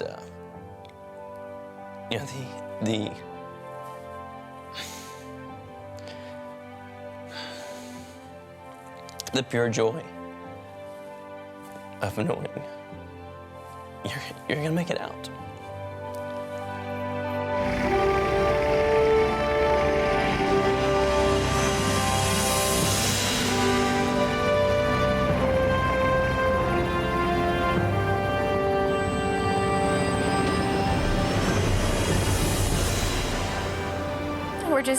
We're hugging and we're kissing, and it's just, we know we're going home. It's just such a feeling of just pure joy that I don't even know how to formulate the words. I don't know what to even say. It's a pretty amazing feeling. And if we hadn't had that bag, there would have been no way out. And to know we're really going home after 4 days. I remember turning to him and saying, I said, you saved my life. Because he lit that fire. And if he hadn't lit it, I don't know. I hate to even think. I don't let myself think. I don't go there. We're just so thankful to John Donovan for his sacrifice, and his last action even not being on this earth anymore was helping 2 people. So,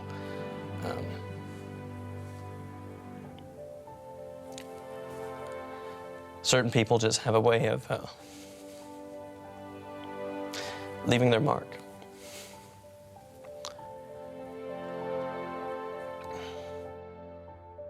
John Donovan's remains were recovered 3 weeks later. The Navy veteran was buried with full military honors.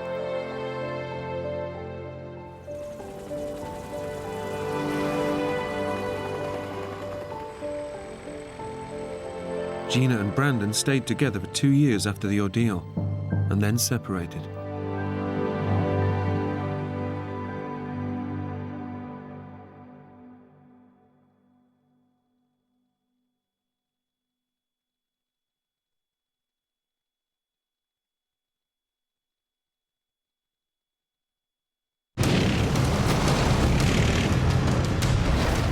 When Ken Hildebrand is thrown from his quad bike in the remote Canadian wilderness, he's pinned to the frozen ground beneath half a ton of metal. I almost threw up just from the pain. Injured, alone, and exposed to all this savage region can throw at him, Ken must battle to stay alive. All he can do is hope that someone finds him before he either freezes to death or the predators closing in on him move in for the kill. My chances were very slim, very slim.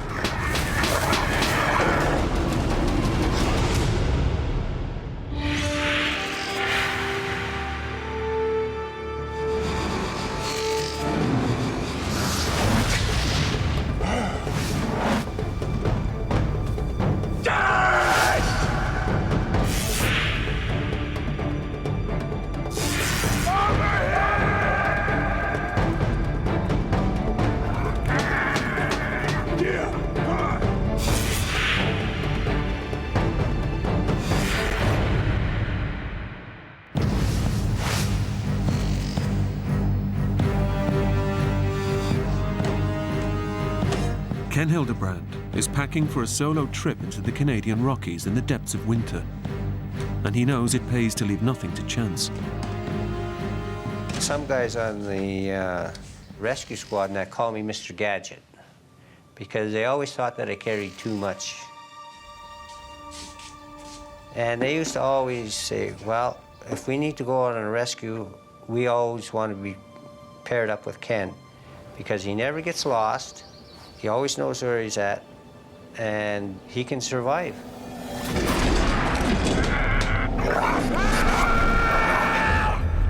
Yeah, no, I'm going up to Bob Creek to collect some traps. But, you know, I should be back in time, give or take an hour or 3. The survival expert regularly heads into the mountains alone and makes no firm plans about his return with his family and friends. Well, listen, if I don't show, we'll do it when Lil's back, okay?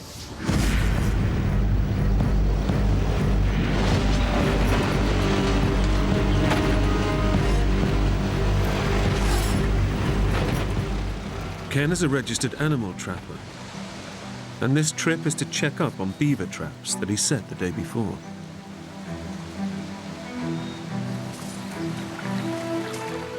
We trap to keep a good, healthy population of animals.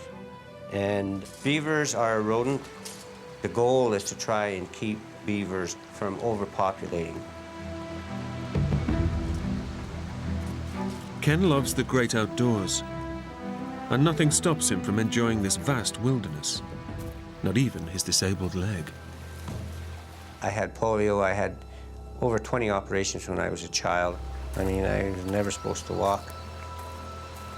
I threw the braces away and everything else, and I said, I'm going to walk. I'm going to do whatever normal people do.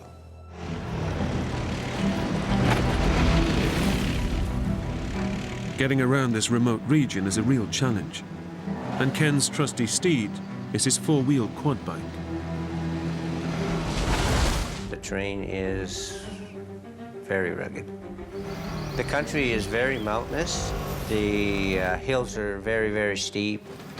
And there are a lot of places on my trap line that people, even that are good quarters, they wouldn't even tackle. Today's ride is even more dangerous. Ken's bike is carrying a lot of extra weight. My quad, without any fuel in it, and that weighs 600 pounds. The beavers, 35 and 50 pounds a piece. Then the 3 gallons of gas, yeah, pretty close to 1,000 pounds. A small pickup truck would probably weigh that. The temperature drops below zero, and the wind picks up. So Ken calls it a day.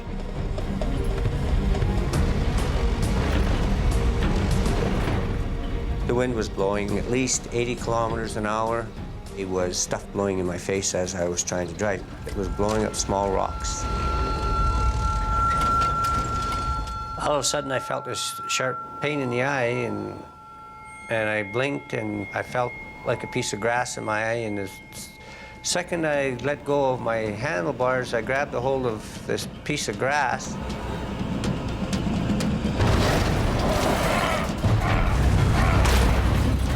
And the bike started going up and over. I was on the way down, and I could feel the bike was following me over. It's just that there was nothing I could do.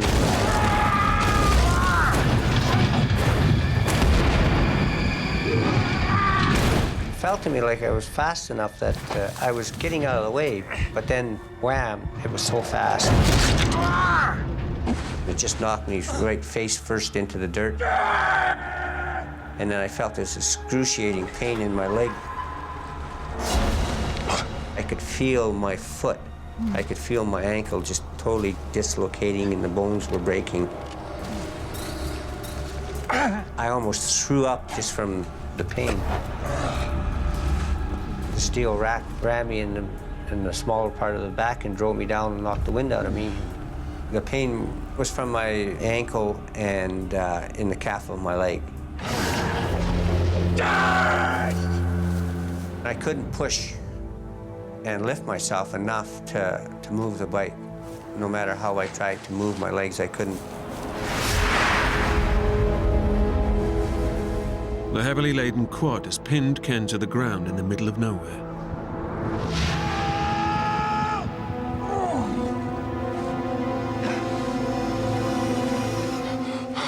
As a paramedic with the local rescue unit, Ken's first instinct is to try to assess the severity of his injuries. I took my pulse. My pulse was at 160.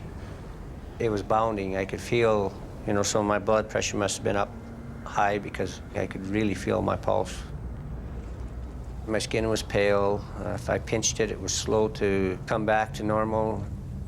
It took 5 seconds for my color to go back in my finger, so I knew that I was in shock. Pain and the anxiety was causing me to make my heart rate go up. So I knew I had to slow myself down so that I could rationalize, I could think properly. Ken learned how to deal with pain as a child, fighting polio. I kind of mentally block it out. It's amazing how much pain I can actually block out. Ken cannot reach his legs, which took the full impact of the crash. And he can only imagine the kind of damage that's been done.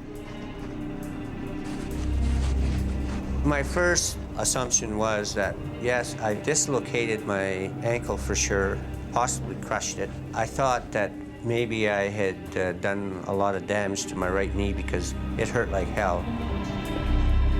My polio leg is not very big. I can actually put my hand around it like this. When it smashed down into that ground, I thought for sure that knee was done. The weight of Ken's quad bike and survival gear exerts enormous pressure on his injured legs, causing excruciating pain.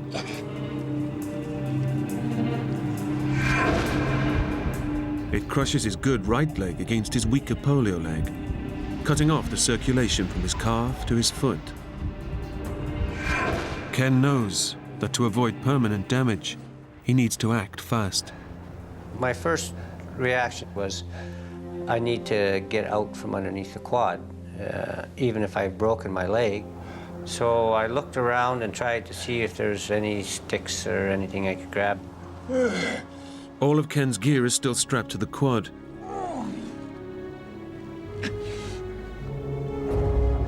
Only his axe has fallen clear during the crash. But it's tantalizingly just out of reach.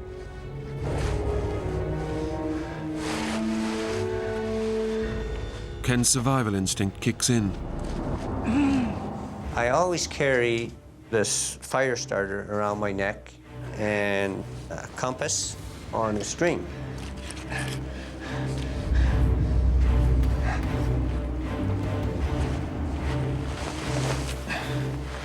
Getting his hands on the axe could mean the difference between life and death.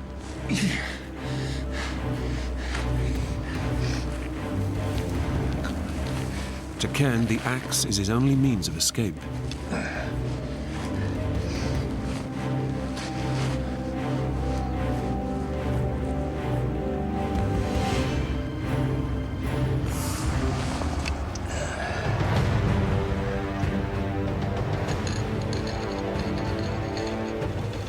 It took me several tries or more to finally catch the butt of the axe handle. I thought right away, well, maybe I can use my axe as a leverage to push the quad off of me. But, trapped face down, it's impossible for Ken to get enough leverage on the axe handle to lift the quad. Now I think, okay, I'm stuck here. I'm actually trapped. But when you're in that situation, you got to try something, and if that don't work, you got to try something else. I was thinking, well, if I can reduce the weight on the quad, maybe I'll have a better chance of getting out from underneath it.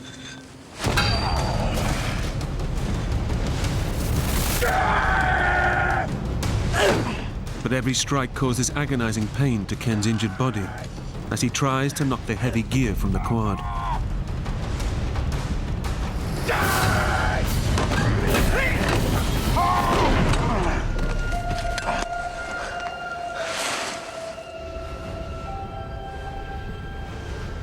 And then I thought, if I can perhaps maybe pile the beaver up, stick the axe in there on the corner of the rack.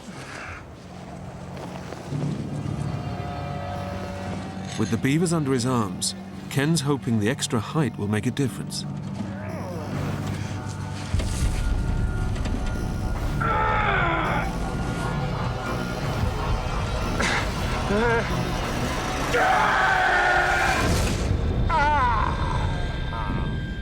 It seems to be working. The quad moves a fraction of an inch. It felt so good. I mean, it still hurt like hell, and it felt like the bones were broken, but at least that steady, constant pressure was relieved. Fueled by adrenaline, Ken decides it's time for a make-or-break effort to free himself.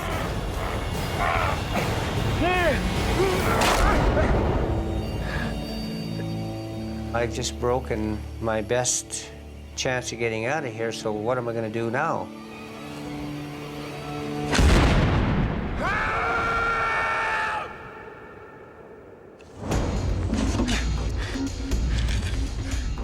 Ken is now completely trapped in this Canadian wilderness. He has to come up with another escape plan if he's going to survive. Now I thought, okay, the axe is broke, the handle's not as long. Perhaps now I can get underneath there and chop and hack away some of the ground. If Ken can loosen the soil beneath him, he might be able to work himself free. But weighed down by his quad and the equipment, it's a near impossible task. You try chopping like this here in a little space. It's a challenge. Because I couldn't get underneath my leg. I kept trying to get underneath, but every time I tried to chop to get underneath it, I'd either hit the ground and the axe would ricochet into my leg, or I would just hit my leg.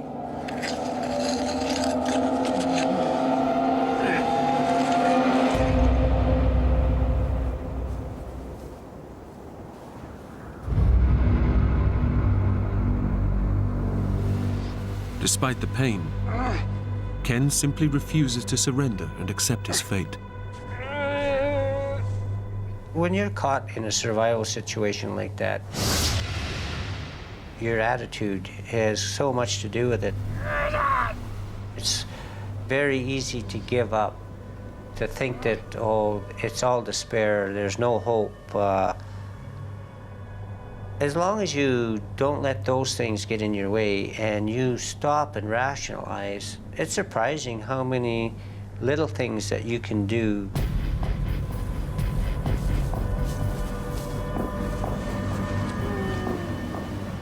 I continued trying to figure out and evaluate some way that I could move that quad so that I could get one leg free. If I could get just one leg free, I can get out from underneath this thing.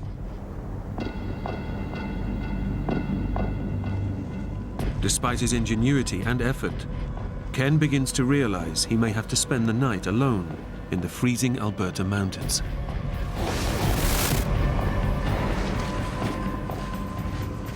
All your nerves at that point in time is raw. Your mind is going through a million things, like, how long is this going to last?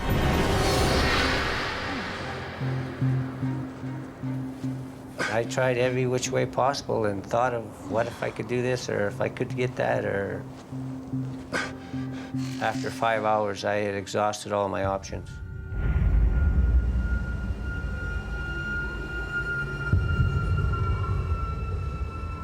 Darkness is closing in. The Rockies at night are deadly, especially in winter when the temperatures can plummet to 20 below. Freezing cold winds rush down off the mountains, and these howling gusts play tricks with Ken's mind.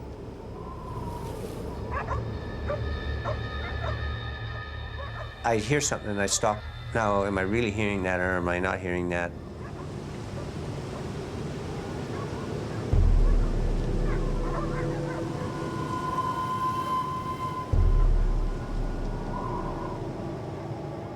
In fact, I was. Incredibly, Ken has crashed his quad just half a mile away from a farmer's house. If somebody would just hear his cries, his ordeal would be over. When I first heard the dogs, it gave me a little bit of spark of hope. Well, maybe I won't have to spend the night after all. Ken's prepared for every eventuality. He even carries a whistle around his neck, which he uses to attract attention. The dogs, of course, because they have so much better hearing than a human, they could hear me.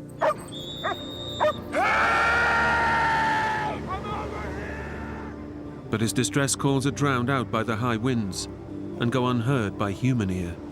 Over here!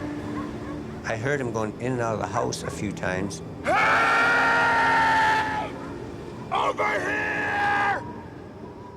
Help was so close, but yet so far away.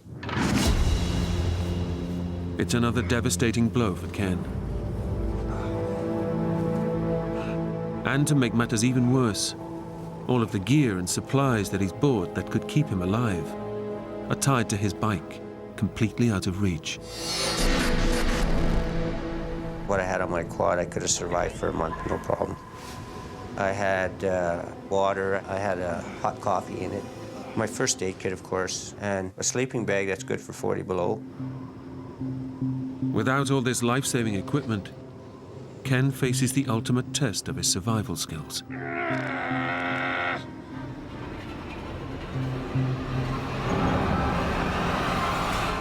The temperature is already 11 below, and with the wind chill, it feels even colder.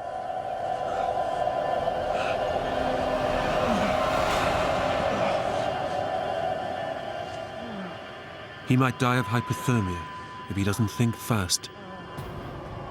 I knew that the wind, the cold could kill me easily in a matter of probably half an hour or less if I went to sleep.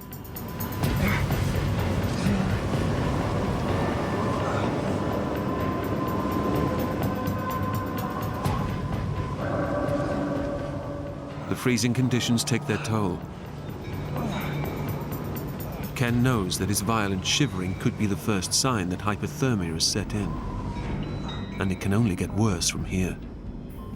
Once you stop shivering, you are in severe hypothermia, and your shock can be irreversible.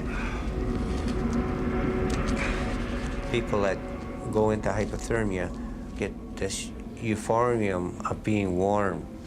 They stop shivering, they go to sleep, and then they die.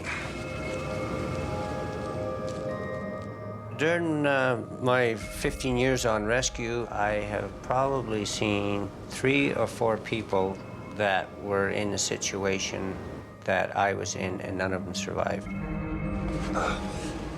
So I forced myself to stay awake.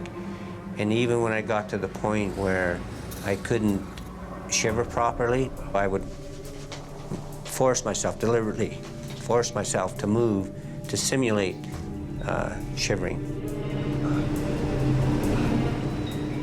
I knew I needed to keep my body heat from going into the ground. If Ken skins one of the dead beavers, he might be able to slide its fur underneath his body for insulation. But there's a danger the smell might also attract predators. And with his axe broken, he's powerless to fight them off.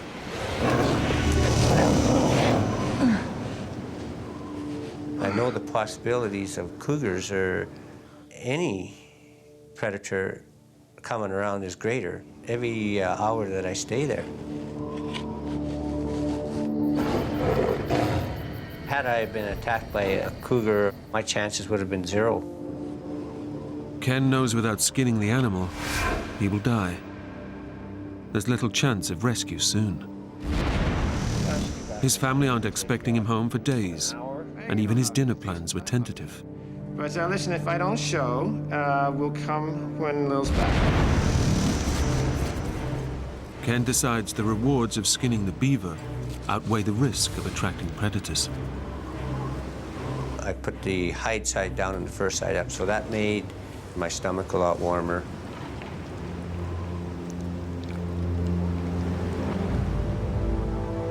The temperatures continue to drop, and it's another 8 hours until sunrise.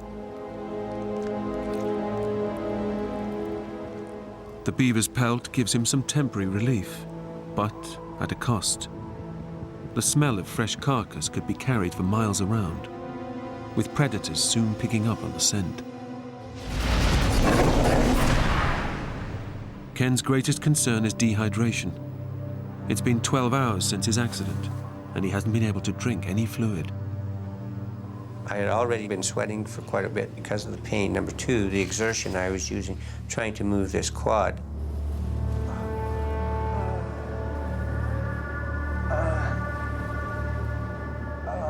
His body is losing water rapidly, and if he's unable to replace it, he will die. Part of the problem with hypothermia is your fluid levels. Because your blood is drawn to your vital organs and that, you need that fluid. I had the stuff on my quad, but I couldn't reach it. I had an extra gallon of water, a thermos full of coffee. I knew that I needed to get some kind of moisture somehow, somewhere. Ken carries a roll of plastic flagging tape to mark out the areas where he's laid his traps.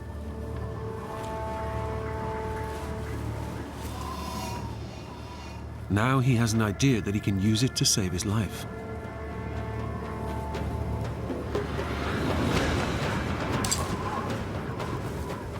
If I can get frost on the ribbon, I can run it through my teeth, and I can get the moisture from the frost.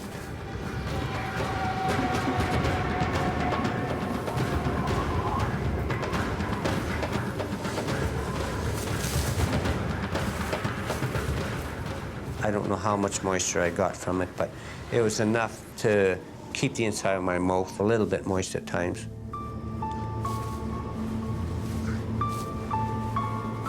but it brings him little relief. He's not eaten for 20 hours, and his body is weakening with every minute in these severe conditions. I knew I needed something for strength. I decided I was going to try and eat some beaver.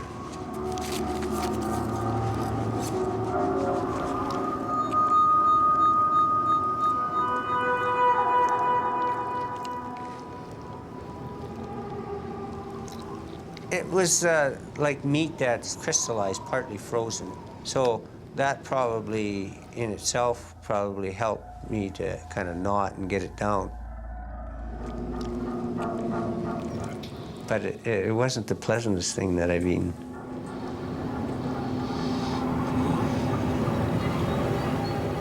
All of a sudden, I just felt sick to my stomach, and it came back up. So I thought, well, this isn't good. I'm losing more bodily fluids.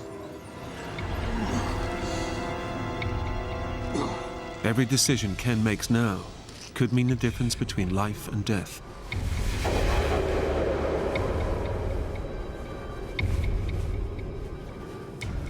The thing that played the most on my mind was the fear. I didn't want somebody in my family to have the anguish of finding me and, you know, partially ate by an animal or something. You know, who knows what can happen once you pass away.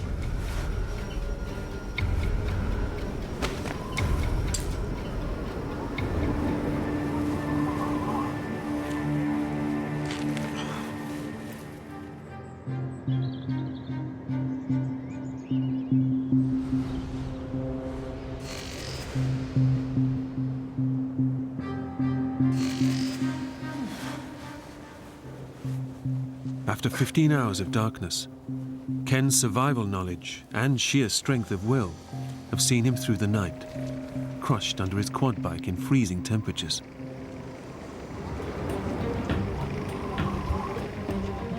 Suddenly, the early morning silence is broken by a welcome sound.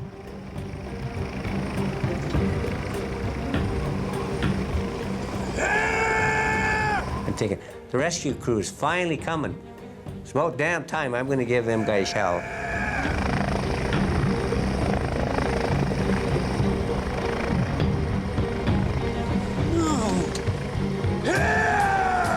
And it flew off in the distance.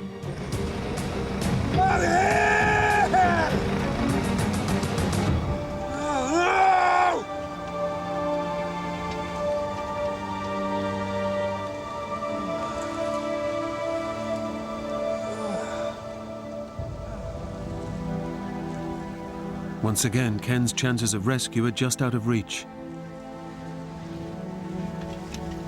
Desperate for help, he tries to alert the farmer again.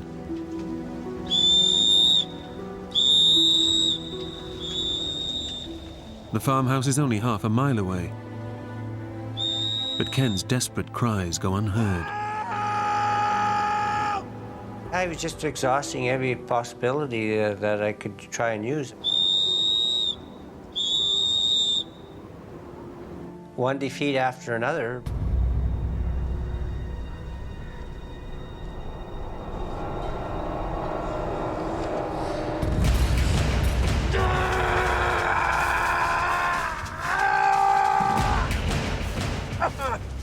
At that point in day 2, I wasn't really sure how long I'd be able to survive.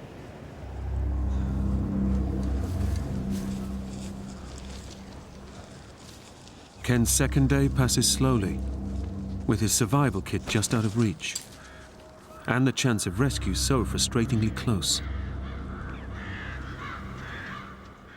All he can do is lie and wait, and get what moisture he can.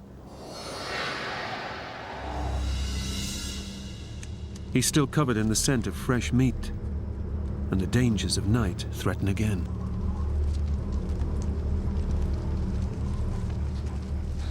I thought that I heard something move. And I seen a couple of coyotes off on the right. Ken's biggest fear has been realized. The scent of the skinned beaver has attracted some unwelcome visitors.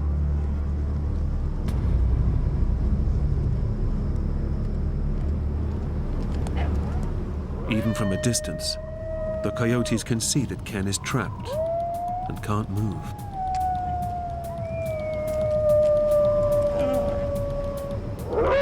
Coyotes can be unpredictable. It's not the first time that they have attacked humans. When I heard coyotes messing around, I thought there was a possibility that they might get more aggressive. My soul, my Savior, God to thee, how great thou art.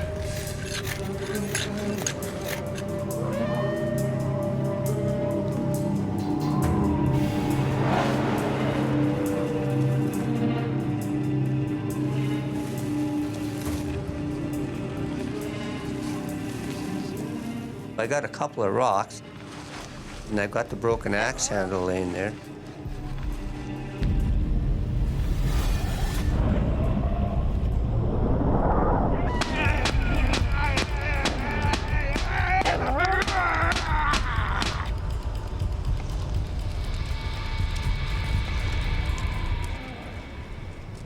I thought, how long that would last, who knows? Ken has already been trapped for over 30 hours. His survival training has kept him alive, but the paramedic realizes that parts of his body are already dying. The constant pressure of the quad's wheel and the swelling in his right leg is causing serious nerve and tissue damage. Ken knows that even if he is found now, his good leg might not survive. During the night, it got to a point where it was like your foot goes to sleep and you get all those needles and pins going through it. I figured, well, my foot is beyond saving now, for sure. The hopelessness of his situation starts to take its toll. We just finished celebrating my granddaughter's birthday. I was thinking about that quite a bit because my daughter had videoed me dancing with my grandkids.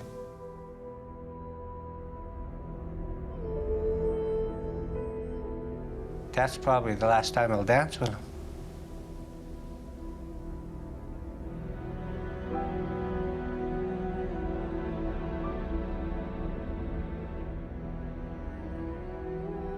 I'll be missing out.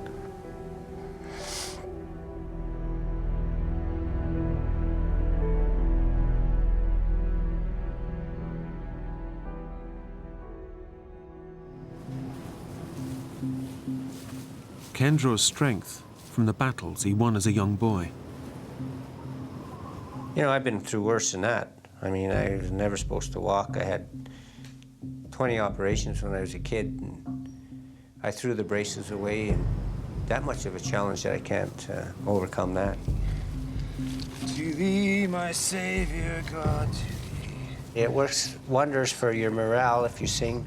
It also, if there was something coming close, they knew that I was human, and perhaps they might stay a little further away before they found out, what kind of circumstance I was actually in.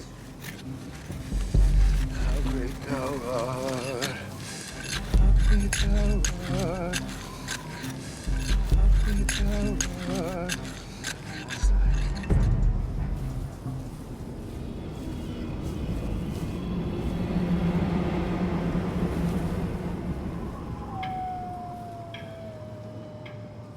Just before daylight, they came back.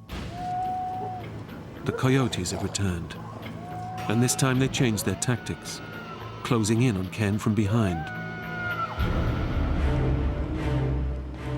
Unable to see them, Ken can only imagine their next attack. You can hear them scratching, and you can, quick pitter-patters of feet. And then you hear a little yap. And then you can hear some more feet, so you don't know whether they're 200 yards away or whether they're right behind you. They were definitely excited, and they were getting each other excited.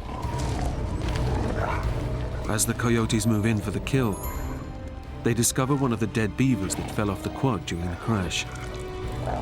It sounded just like they were fighting over it. They sounded like they were a lot closer.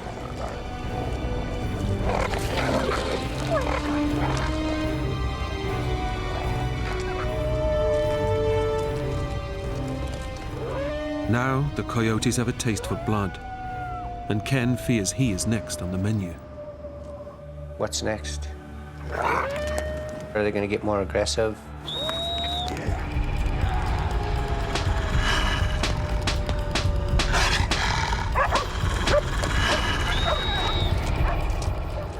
The frenzy of noise seems to attract the attention of the dogs in the nearby farmhouse.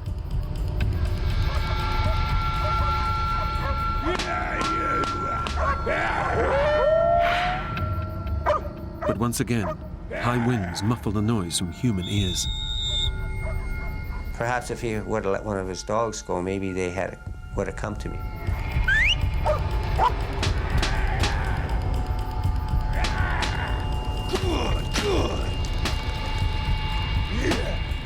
The noise seems to scare off the coyotes for now.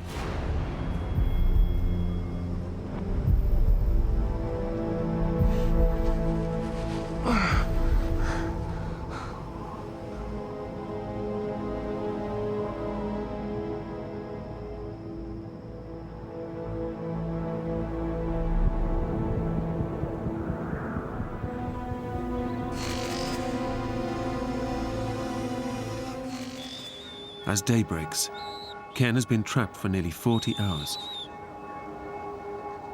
The chance of rescue remains so close, yet so far away. Every time that I could hear the sound of the dogs barking, or I could hear the farmer opening the door, and I would blow the whistle, nothing would happen. It was very frustrating, damn frustrating to... What's going on? Why cannot something come my way for a change? Why can't my luck change? I'm the type of guy that, you know, like, I've always been very independent, and this is the first time I found myself in a situation where I couldn't rely on myself to get myself out of it. Ken's friends and family still have no idea he's missing, and no rescue operation has been launched. You know, I was down, definitely I was down. As a paramedic, Ken knows his body is rapidly deteriorating. I knew that shock was probably getting worse. My core body temperature was definitely dropping. My fuel intake was 0. It was more concentrated on trying not to fade off and go to sleep. I knew that if I was going to survive at all, I had to stay awake.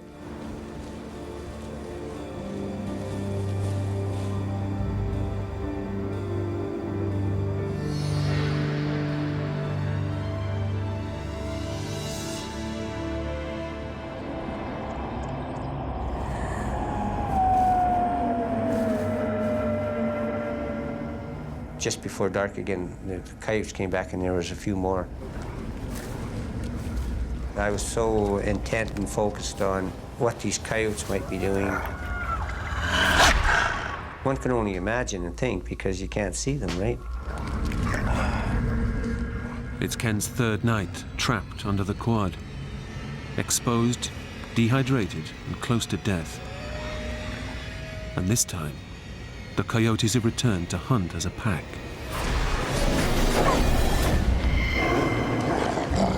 They're well-versed at their attack tactics. They would have tried definitely for my face or my throat because that was the most exposed. If you're swinging one way, they would try to grab you from the back. This pack have already tasted fresh meat, and they're craving for more. If I couldn't scare them off with the whistle and hollering, my chances were very slim. very slim.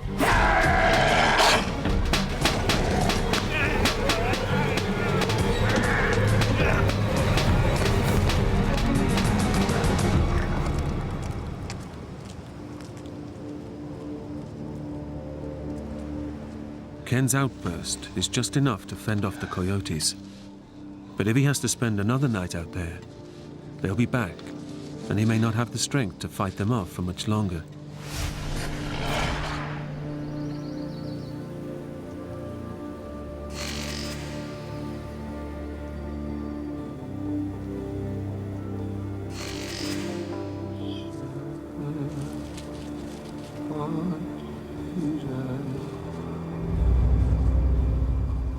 For the full 4 days, I never slept. I consciously made sure that I kept myself awake because I know from experience the wind, the cold could kill me easily.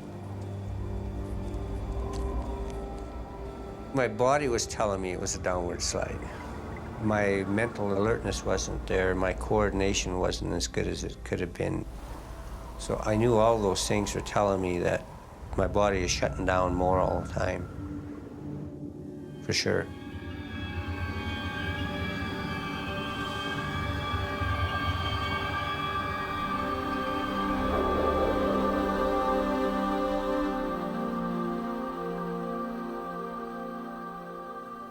My family was my primary focus. I can deal with whatever comes along. It's how can they deal with it? You know, how will it affect them? I thought that if I didn't make it, maybe while I still got my faculties together and I'm still able to write a message, I should write a message to them, just in case.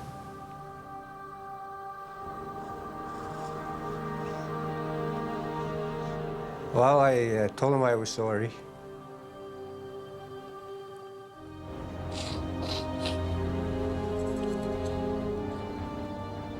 And I loved him.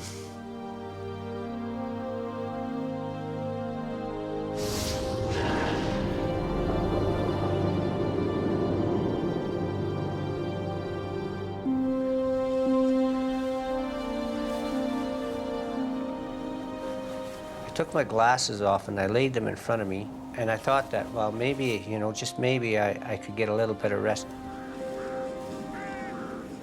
Finally, I actually closed my eyes.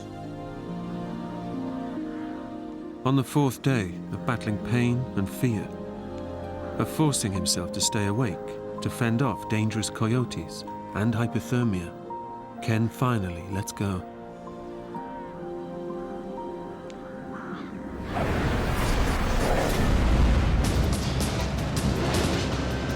That morning was a nice day for a walk, and I decided to take my dog to a particular area to visit friends.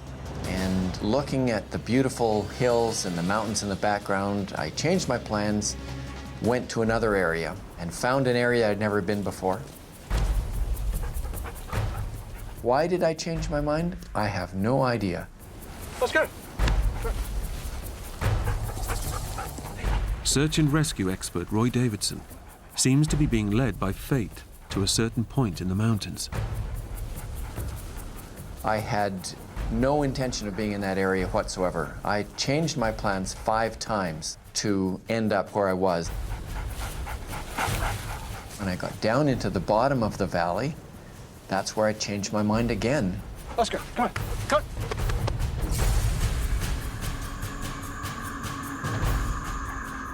on. I just looked over and I saw the quad. And it looked like somebody underneath it. Let's go. Come on. I'm on search and rescue, and about a year earlier, we'd had a search. We'd been looking for a missing hunter on a quad. We found this fellow, and he was underneath the quad, and he was dead. Oscar. Oscar. Oscar. Oscar. It was exactly the same scene. I figured there was probably somebody pinned under there that was probably dead. Hello? I heard something, and Is my mind playing tricks on me, or is this real?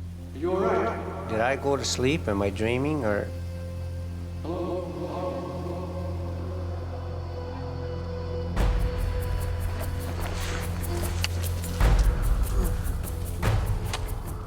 I thought I was seeing things. I thought I was hallucinating. I said, oh boy, you know, this is getting really severe.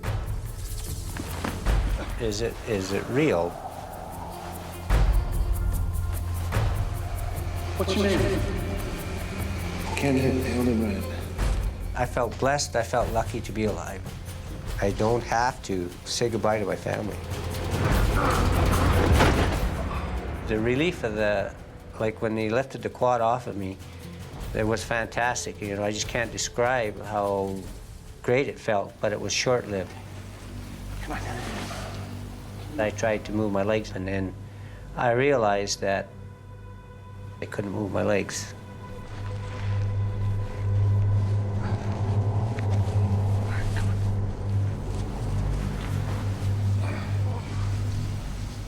When he first told me that he'd been there for 4 days and 3 nights, I didn't believe it.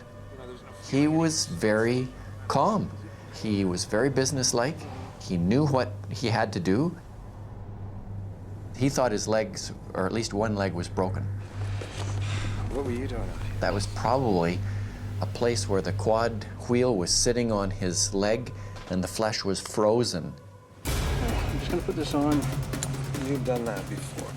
I knew that for 2 days I didn't go to the bathroom anymore. I knew that, you know, I could have liver damage, I could have kidney damage. I think the reason that Ken survived is he's tough. He's one tough dude.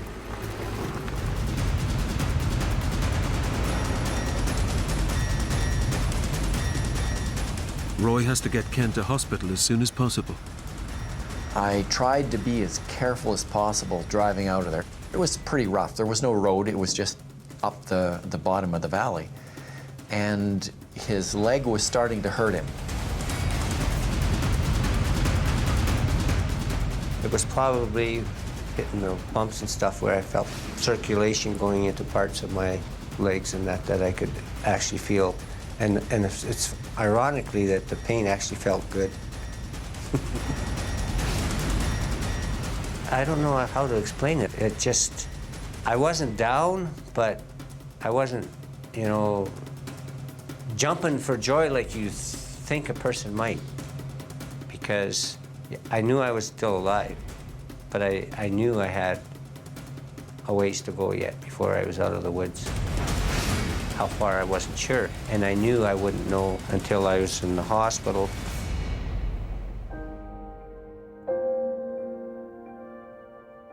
Surgeons fought to save Ken's right leg, but eventually they had to amputate, leaving him with a prosthetic limb and his weaker polio leg. But with the same determination that he had as a child, Ken is walking again. I had no doubt in my mind that I wasn't going to walk again. I'm going to walk. It's not just you that has to survive, it's your whole family that has to deal with the issues that come up, and if you love each other, you'll make it through it.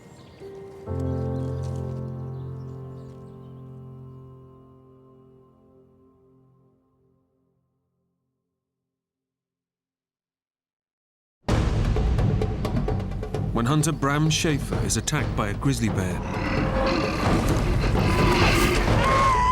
he faces a life or death battle for survival. I thought to myself, oh, you're dead. Severely injured and alone, Bram has to fight to get off the mountain in a violent storm. I was starting to think probably wasn't going to make it. Help me, please! Just when it looks like he might be saved, a deadly new threat appears. You could very easily be dead by morning. Bram, stay awake now, come on!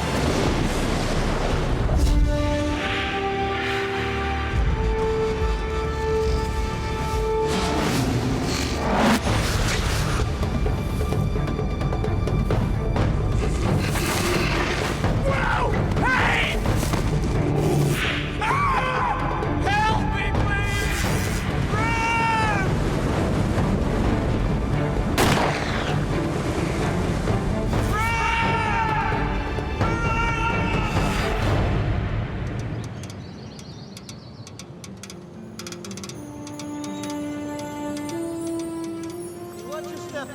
I'm watching my step. You watch your step. I'm doing fine, don't worry. Bram Schaefer has just finished high school. To celebrate, his father Dennis has brought he and his brother to hunt elk with some friends on Horseshoe Mountain in Montana. My dad and a friend of mine's dad had decided they just wanted to do one last trip, you know, since we were kind of moving out and getting on with our lives. Watch out for these potholes. I'm looking. Eyes like a hawk, son. Eyes like a mole, Dad.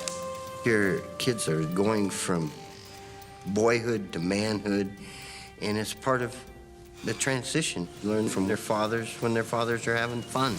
Keep up, Dad. Keeping up, son, don't you worry. But after a week of hunting, they still haven't shot anything. Sure your rifle's shooting straight? Yep. You ain't bagged one yet. Well, just a matter of time, son. The mountain rises to 10,000 feet out of the wilderness. There's no roads, it's just trails, and it's just pretty wild. September is hunting season, for people and for bears. We've seen lots of bears. It becomes a feeding ground for them once this rifle season starts. The bears are more dangerous towards fall because they're getting ready for hibernation, so they're scavenging for whatever they can find to fatten up for winter.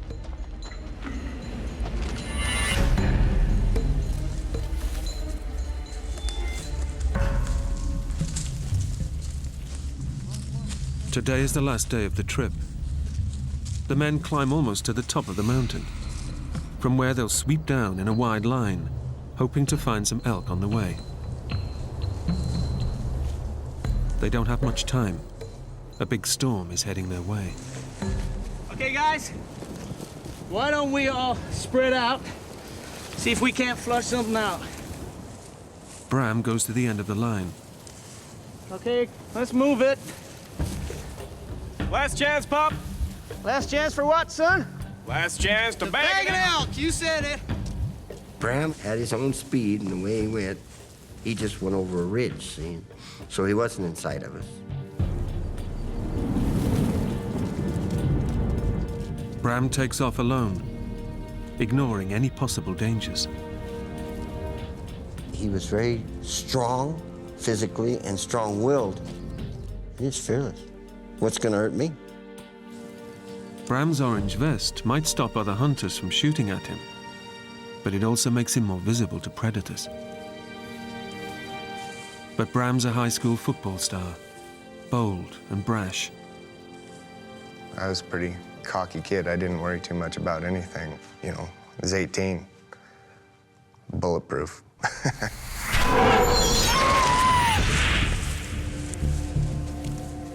I walked for quite a ways and wasn't seeing much. You know, some elk sign on the ground and stuff, but nothing really to suggest anything was around. We were kind of supposed to stay within earshot of each other, but they were up on the top of the mountain and I was off kind of coming around the side, a little lower.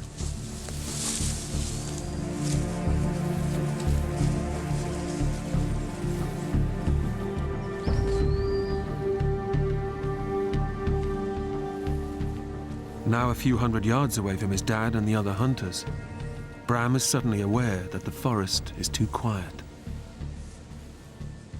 I kind of got a weird feeling about then, and there wasn't hardly a noise.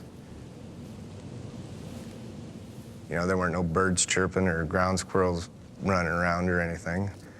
And there must be something around here keeping the birds quiet, you know, a predator of some sort around.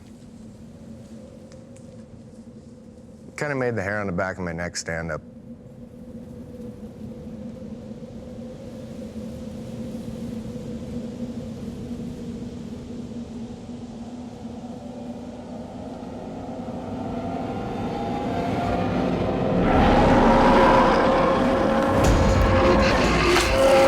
I hollered.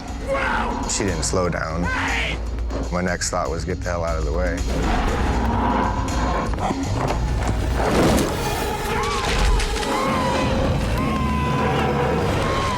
I was just freaking out.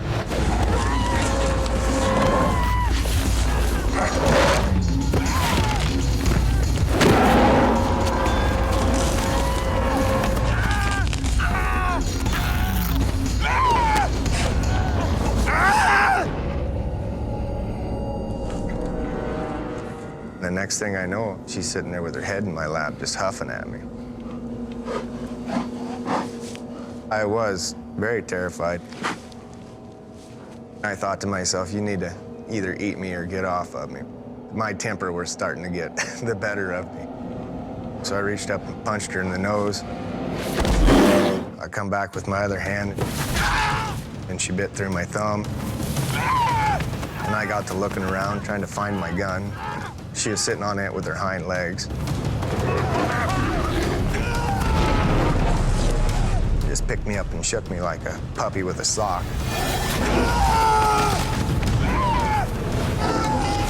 It felt like vice on your leg. And then I thought to myself, oh, you're dead right there.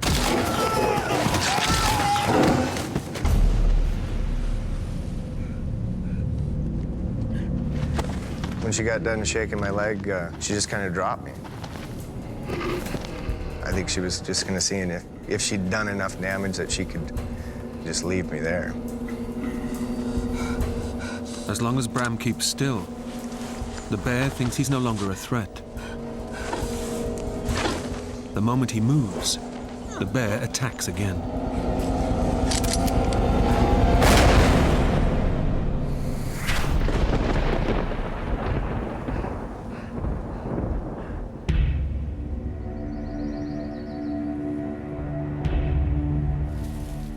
Unaware of Bram's terrible ordeal, two hunters further down the mountain, Bruce Pisecki and his son Bryce, are also looking for elk. So far, without any luck. Come on, son. Our luck will turn. On their way to try a new spot, Bruce sees something that makes him very nervous. I'm starting to see bear sign and footprints of the bears. See that? It's a big claw. Pretty recent, too. But the hair was starting to stand on the back of my neck. With bears in the area, Bruce wants to get off the mountain as quickly as possible. That means going straight down through unknown territory. At the bottom, they'll try to find a trail to lead them back to their camp, a couple of miles away. There was something crawling up my neck that told me something's wrong. Pay attention. And part of it I told myself was, you just don't know where you're going. You're worried about getting lost. I'm getting very concerned because now I'm walking in an area that I can surprise a bear at a moment's notice. So I'm trying to make noise. I was saying things like, okay, bear, here I come, you know, get aside, here I'm coming through. Okay, bear! Here we come! Coming through!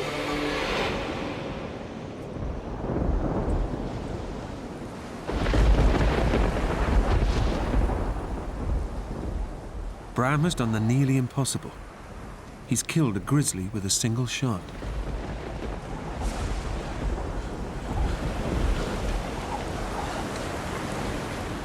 I felt just a lot of relief. I was pretty happy for, a few seconds anyway.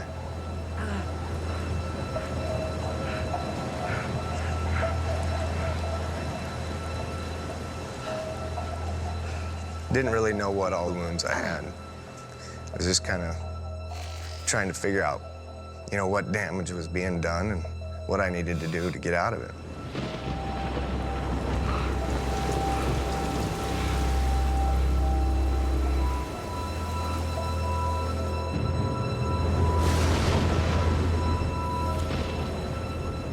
A mile and a half away, at the bottom of the mountain, Bram's father and brother arrive back at camp. They haven't seen Bram for nearly 2 hours. We got to camp, no Bram. So I asked everybody, where's Bram? Have you seen him? No. Have you heard from him? No. I said, well, something's wrong.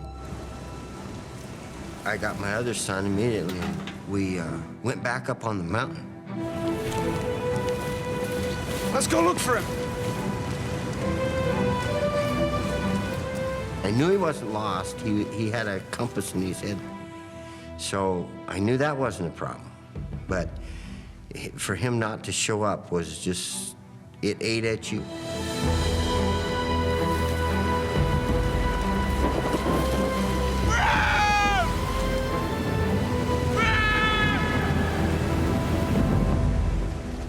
Back up the mountain, Bram is taking stock of his wounds. Adrenaline is pumping through his body, so he has no idea how badly he's hurt. I noticed my shoulder hurt. My head was bleeding, but I didn't really know what all the wounds I had. Bram has been savagely mauled. The bear has ripped his scalp and bitten deep in several places. But the adrenaline is stopping him from feeling the worst of his injuries. Standing up for the first time since the attack, Bram is in for a shock. Ah! Ah! His right thigh has been ripped from the bone. My upper thigh was just shredded. You could see the artery in there just pulsing, and then just big slabs of meat just kind of hanging loose.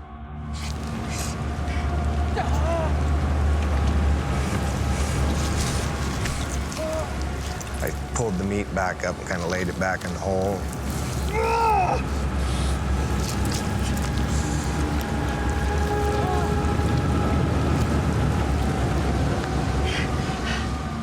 I wrapped my hunter's orange vest around the wound and kind of tried to tourniquet it a little bit.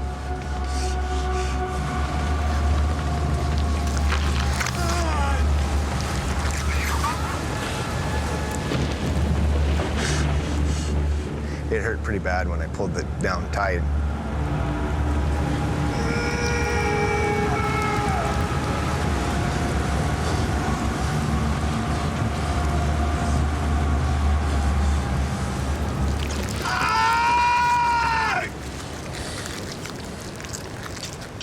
First thing, I sat there and I shot 3 shots like they teach you in hunter safety, and it's, you know, it's supposed to be the universal signal that I need help. Somebody's supposed to come find you.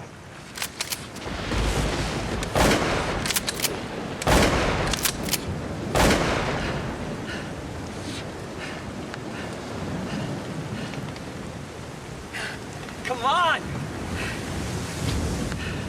Damn! Help!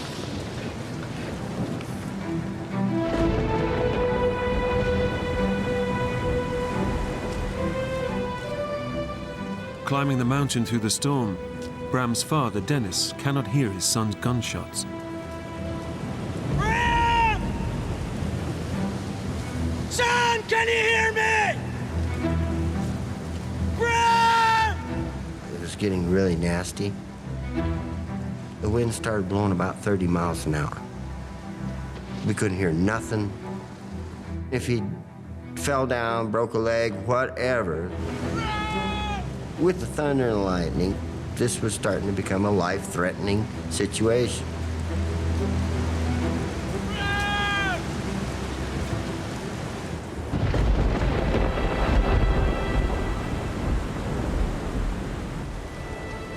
When no one responds to his distress signal, Bram's hopes of being rescued begin to fade. And I sat there for maybe 10 minutes thinking, you're an idiot. Nobody's gonna come get you. You hear 3 shots all the time. You never go look for anybody. So I had to decide what I was gonna do. And I just decided I better get up and get going. But walking with such terrible injuries is nearly impossible.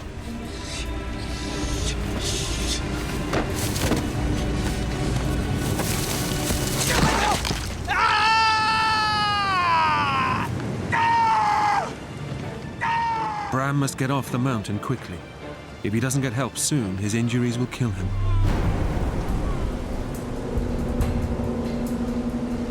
Help!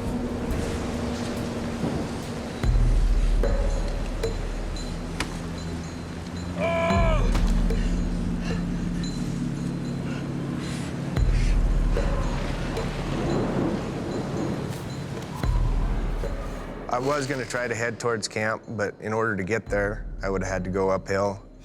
And I didn't have the strength in my leg to go uphill. I could just kind of peg leg along, and if I kept my knee straight, I could use it. So I just picked out a point out there where I knew I would come across a trail and started heading for that.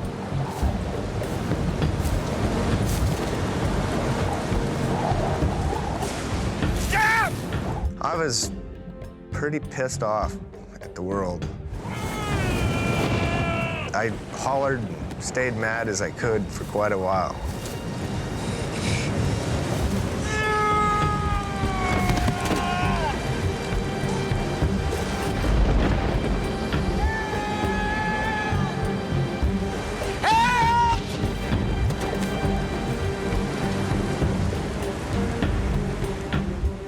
Bram's anger is fueling the adrenaline that's pumping through his system.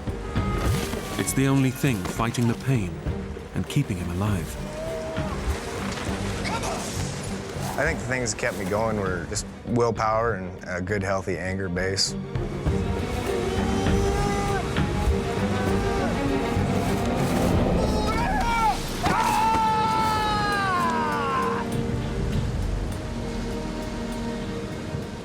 It was hard. There was a couple of times I thought about, maybe just sitting down and quitting, but I'm about as stubborn as they get. I knew if I didn't keep going, I probably wouldn't make it anywhere. Nobody would find me. Oh, damn!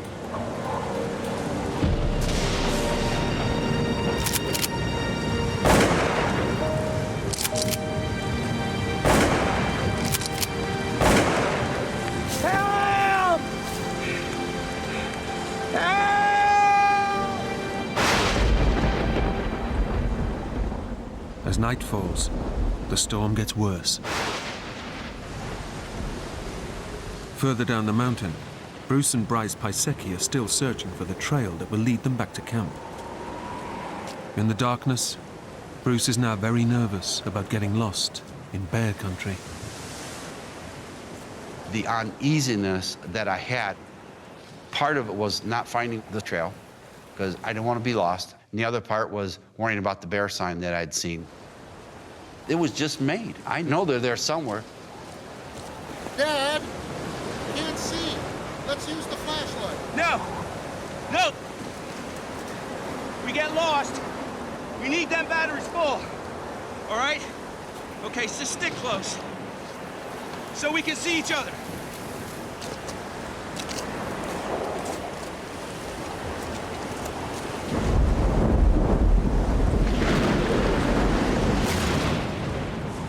On the other side of the mountain, Bram's father, Dennis, combs the slopes in a desperate search for his son. And the weather finally went down to about 10 degrees. And he's out there.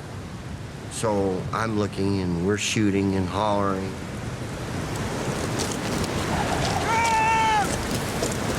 Son, can you hear me?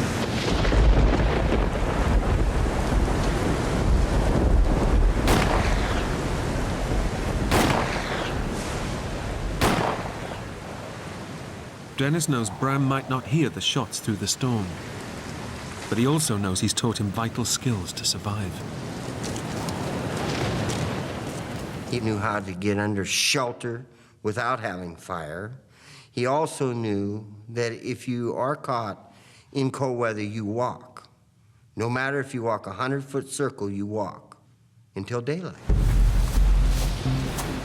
But Bram's leg is so badly mauled that walking down the steep mountain slope is impossible. With every fall, Bram risks tearing the exposed artery in his leg. If it bursts, he'll bleed to death in minutes. Alone and on the wrong side of the mountain, Bram begins to realize how slim his chances of survival are. I was starting to think probably wasn't going to make it.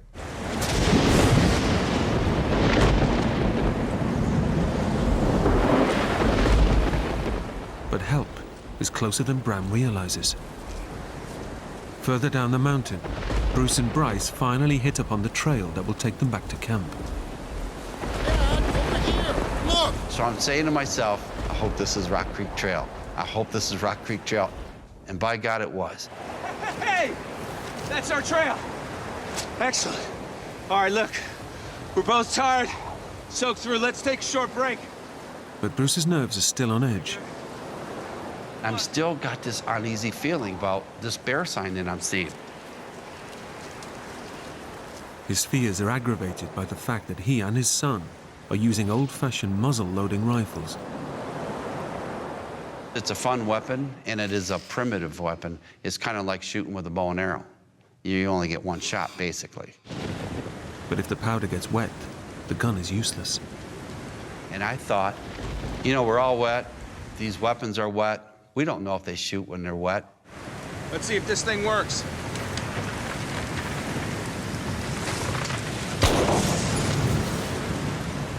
I heard a gunshot that was pretty close. I just about jumped through my skin, you know. I was pretty excited. I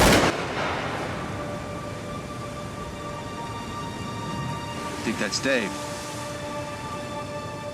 I thought it was my friend Dave because now I'm an hour late for dinner. Dave! Dave! Over here! Dave! Help! Down here! Dave! Help!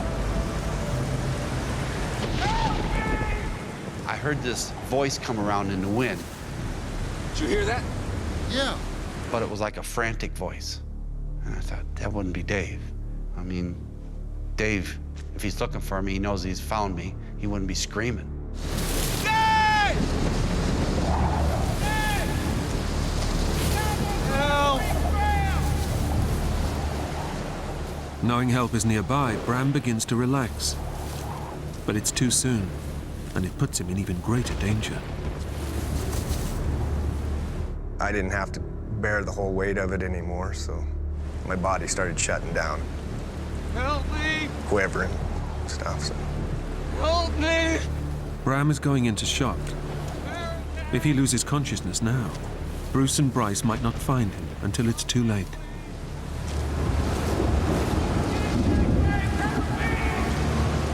He was yelling back at me, but it was frantic. I couldn't hear what he was saying. All right, shine your flashlight up in those trees. Let Dave see where we're at.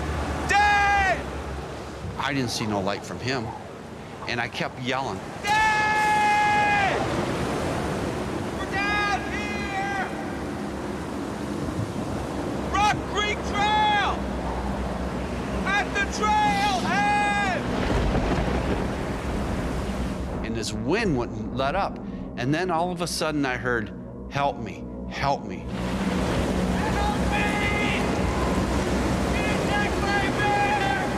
The wind came around and just carried it just perfect. And all of my fears of bears just came alive. Oh my God, somebody's hurt there. We gotta help. You stay behind me. Anything comes at us, use that muzzle loader, you understand? You all right? Bruce and Bryce start climbing towards the voice in the darkness. But Bruce is hesitant, fearing he's leading his son into a potential bear attack. Where are you? Where are you at? As I'm getting closer, I'm yelling at the top of my voice because now I'm scared. And I'm going, where you at? Who are you? I was getting excited because I knew there was a bear in the area. And this guy said he was attacked.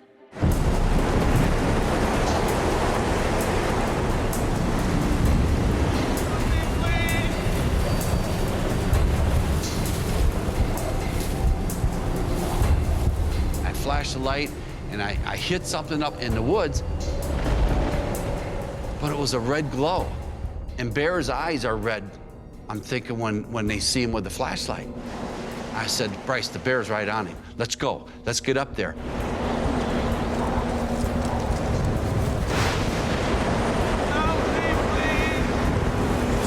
Oh, God. Help me, please! I'm at the height of my adrenaline. I have my pistol cocked, and I get down below where this guy is standing. He's just shaking like crazy, and steam is rolling off of him. Don't move! Stay where you are! I'm coming! Please! Where's the bear? Bear's dead! My mind's really racing. I don't know what to do with hurt people. You could just kind of see the color leaving his face. But, you know, he never really acted panicky or anything around me. Even though he looked hideous to me, in my mind I'm thinking, reassure him that he's gonna be okay. What's your name, son? Bram. Okay, Bram. Now we're gonna get you off this mountain, okay? Get you back down to camp, all right?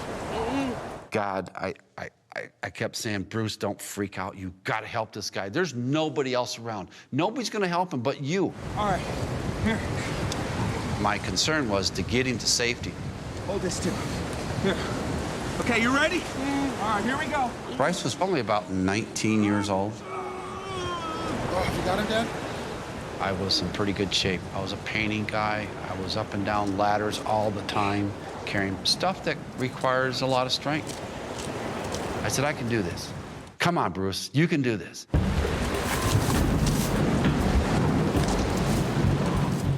I just didn't realize how hard it was gonna be.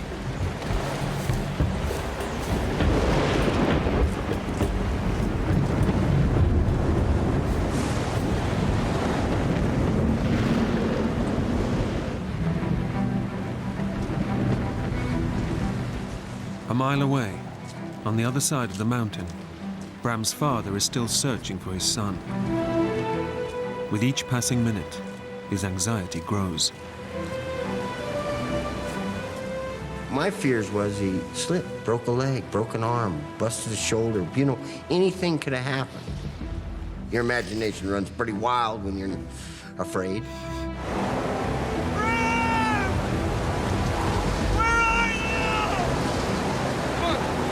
Let's drive here. Dennis won't ever give up.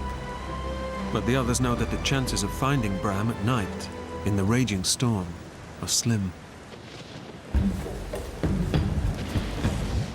On the other side of the mountain, Bruce is struggling to carry Bram. His strength is running out. And I'm saying to myself, Jesus, this can't be this hard.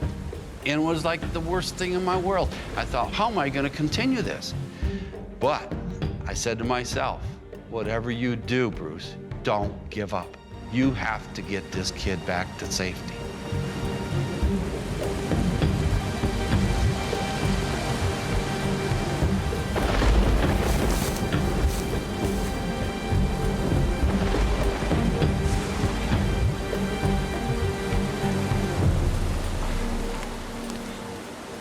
Bruce senses that Bram's shivering is getting worse.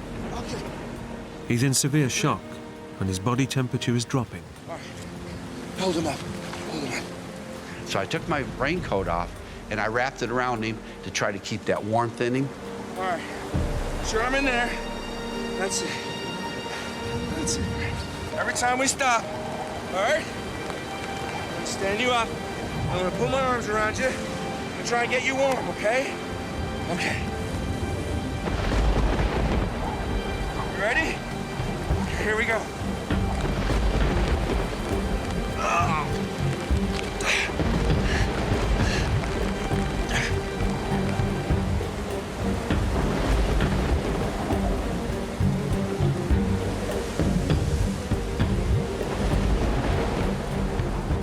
But the relentless storm and the slippery ground are taking their toll on Bruce. Only a few minutes later, he has to put Bram down again. Now it's only been 50 yards, and I'm winded again. And I'm going to myself, you cannot give up, Bruce. You cannot give up. I'm exhausted. I'm tired. I am breathing so hard, and I'm sweating so bad. I know I'm in trouble. But Bruce knows he must get Bram off the mountain fast. If he fails, Bram will die.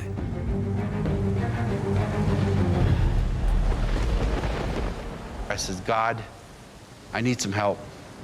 And then I fired off my 3 last rounds of my pistol to try to get more help.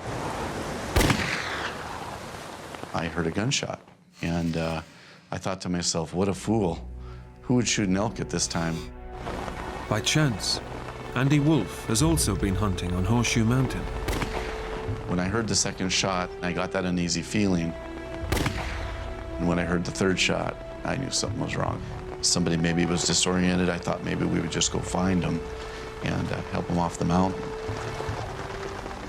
Andy knows there are others camping nearby who can help him form a search party. I knew better than to go up onto that mountain in a storm alone.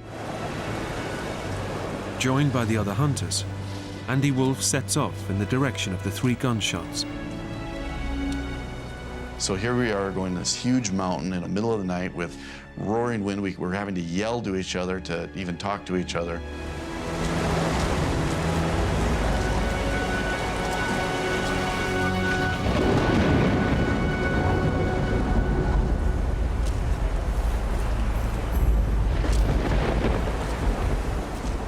Unaware that anyone has heard his distress signal, Bruce struggles down the mountain. But the going is so tough, he can only manage a short distance before he has to put Bram down again. I said, God, I'm asking for help. I need the strength that this guy has. I need the strength that I had when I was his age. Give me that strength back just to get him to safety.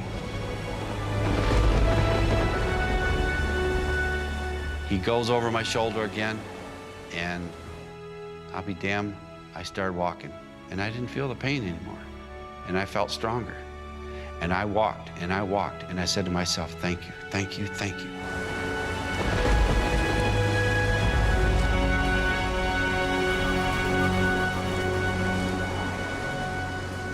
They're now less than a mile from Bruce's camp. And although Bruce has found a new strength and determination to carry on, Bram's condition is rapidly deteriorating. There were several times when I was carrying him that I felt like I was carrying a dead man. And so much so that I stopped to throw him back up on his feet to get him coherent.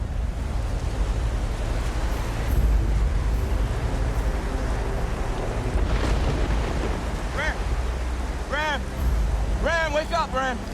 Stay with me. Bram? Well, Bram was like in and out, in and out. He was okay, then he wasn't okay. He was real coherent, and then he wasn't. I'm saying, don't you dare give up. Don't you dare give up. All of a sudden, Bryce started yelling and says, Dad, Dad! Bram! Bram! Bram, you're gonna make it! You're gonna be okay! Somebody's hit! Hey! Up here! We were probably 45 minutes into our hike when we started hearing screams. Screams for help.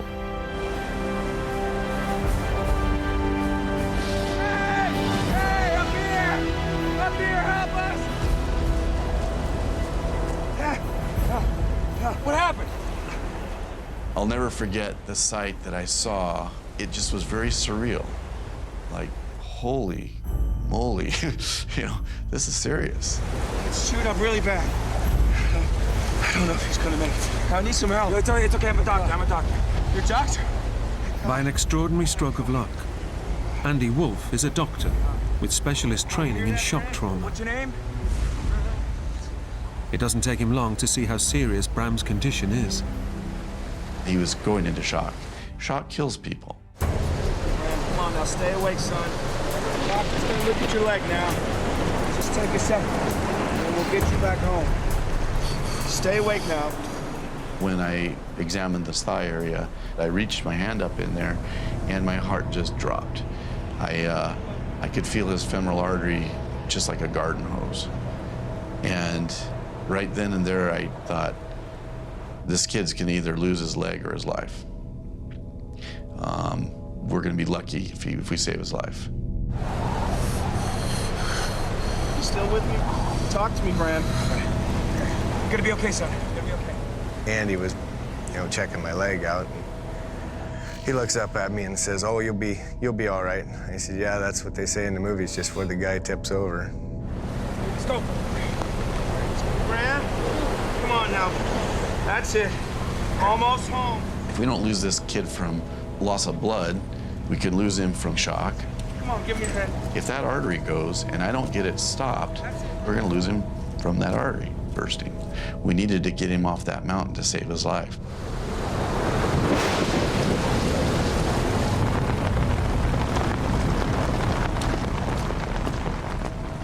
The camp is only a mile away from where Bram was attacked by the bear. It's taken him nearly 4 hours to get there. Guys, go try to find some help! 2 of the rescue party are immediately dispatched to get help. The nearest ranger station is less than 5 miles away. But even if they make it there and call for air rescue, a helicopter would be grounded in this storm. Bram is a long way from safe. I felt so relieved that we got him in there, and it started getting emotional for me, because I knew we gotta really save his life. We gotta take care of him. Yeah, I'm gonna need some water. I'd lost most of my adrenaline, so I was starting to feel more, and I was thinking about, you could possibly die. Bram was in a tremendous amount of pain. You could just see it in his face, but Bram's a cowboy, and he would not complain if both arms had been chewed off. I put a lot of antibiotics into him too, trying to stem the tide of infection. The doctor knows that even if Bram survives the night, his injuries are severe enough for gangrene to set in, which means he could lose his leg, or, if not treated quickly, his life. Do you have my dry clothes? Yeah.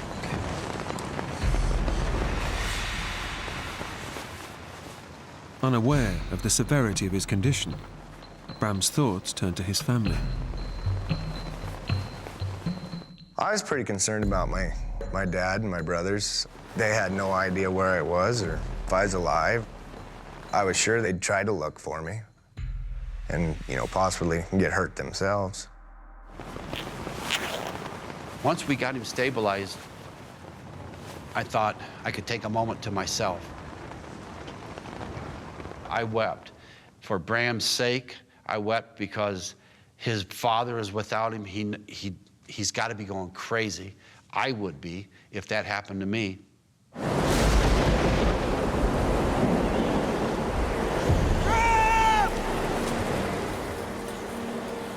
Up on the mountain, Dennis Schaefer is confronting his deepest fears. I got to thinking, man, I might not be bringing one home. And that feeling down in your guts, I'll tell you what, is an empty, empty feeling. Searching the dark, treacherous slopes in a raging storm is becoming too dangerous. Dennis's friends decide it's safer to wait until morning. Dennis, we can't go on. I don't care how bad it is. I am not going back. That is my son out there. Dennis, please. I'm sorry. I was determined to be out there looking for him, but the mountains are unforgiving if you're caught wrong. And they will kill you. So I got voted down, and we had to go back to camp.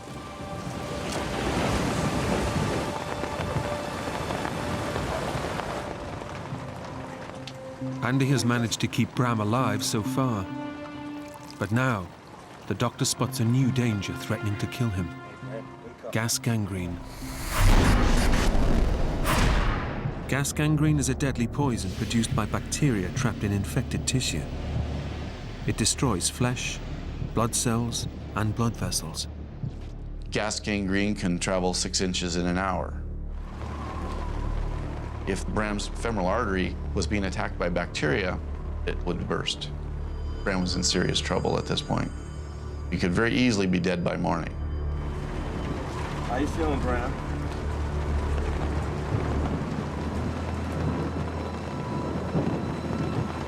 I was laying there thinking that, I could lose my leg, and the thought of dying was still there, yeah. I mean, I knew I was in bad shape. Dr. Andy Wolfe has given Bram antibiotics and painkillers. But without more powerful medication, Bram could be dead within hours. The gas gangrene is spreading rapidly towards his femoral artery. If it attacks it, it will burst. It was very serious. It was just as serious as a bear attacking him.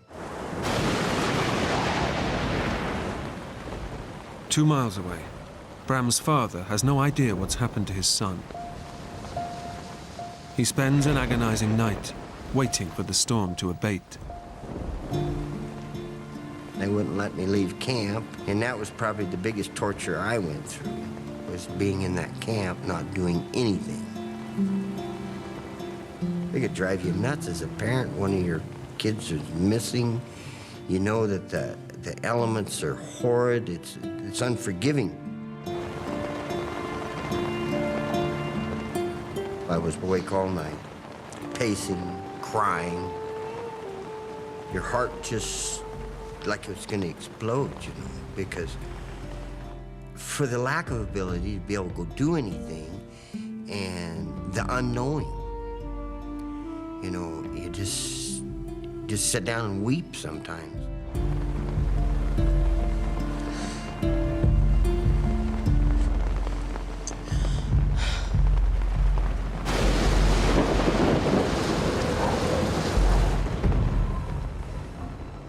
Andy and Bruce also spend a harrowing night, hoping Bram will survive until morning.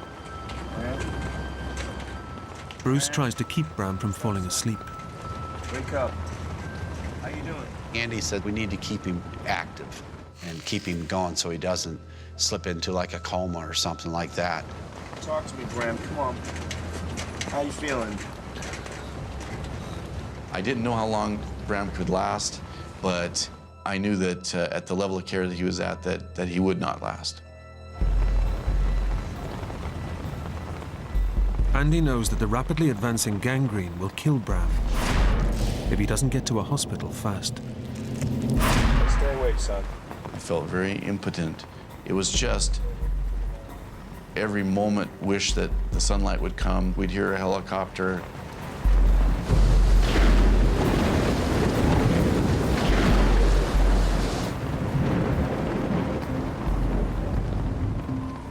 We stayed up the whole night. We took turns looking at his wounds, changing his bandage, waiting for help to come. But help is a long way away, and time is running out for Bram. Bruce and Andy don't know how much longer he'll survive.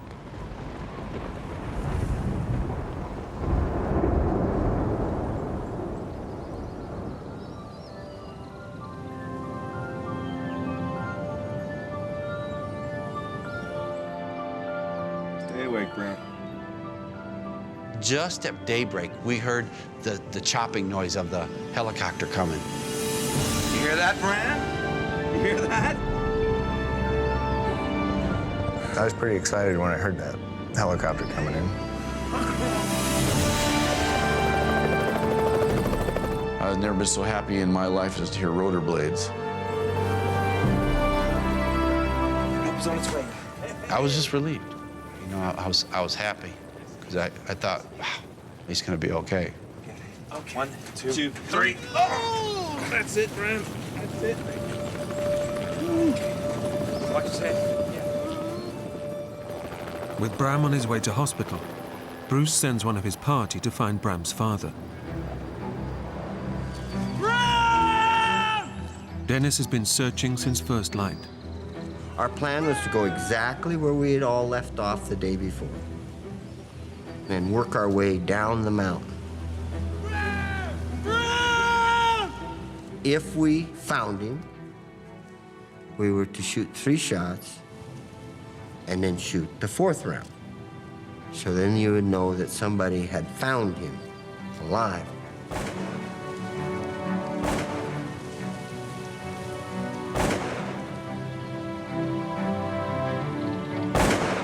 Jubilation. Tears run down my face, and we're literally running down the mountain. You're just so happy he was alive. It took 18 days for the doctors at Billings Hospital to save Bram's life. Miraculously, they also saved his leg. I was pretty happy to see it when I woke up, that's for sure. I feel very grateful for all the angels on the mountain, Bruce and his boy and Doc Wolf. Those people really done us a great, great favor by taking care of our son. I'm not a hero, I just did what I had to do. I just know that I did the right thing. And to this day, I care about him a lot, more than he thinks I do.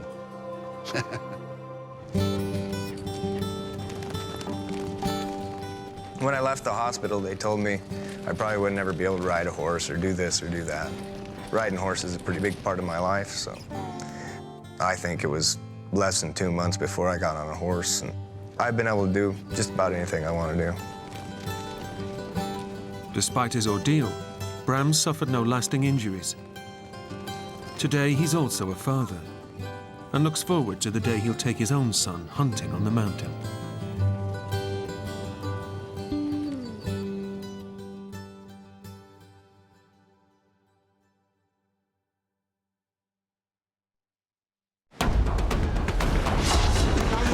Best friends Troy Driscoll and Josh Long are only minutes into a fishing trip when a violent riptide drags them out to sea.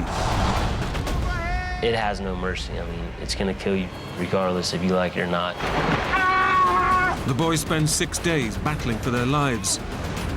And without food or water, they're pushed to the limits of survival. I just simply asked Josh to kill me.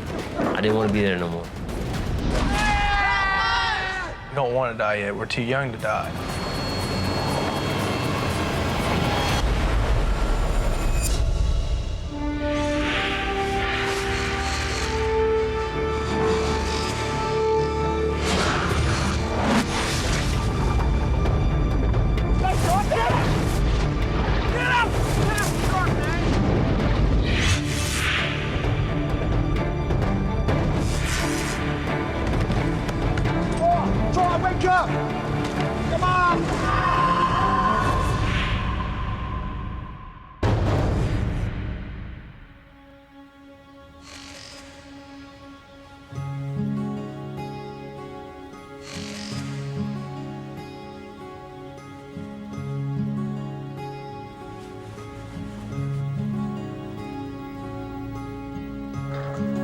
When we woke up, we were bored, you know, didn't have nothing to do. It was actually my idea to take the boat in the ocean. We can paddle it, I'm sure. You know, what can go wrong? Josh! What? Let's take the boat out today. In the river? Screw the river, man. Let's do the ocean. Shark fishing. Troy, shark fishing? Troy was just, you know, like a younger brother to me. You know, he stayed probably the whole summer at my house. Come on, man, be great. Get your new pole, get in the boat on the sea, catch a shark, you're set. The best thing about Josh is he'll always be your friend. Once he commits as your friend, you know, he's gonna have your back. He'll never leave you. Let's go fishing. What's the matter with you? Well, here she is, my baby. First time I saw the boat, I laughed because I was expecting, you know, something a lot nicer. It's a project, you know, it floats. She's looking good. Troy, do you want to go fishing or what? Yes, I do.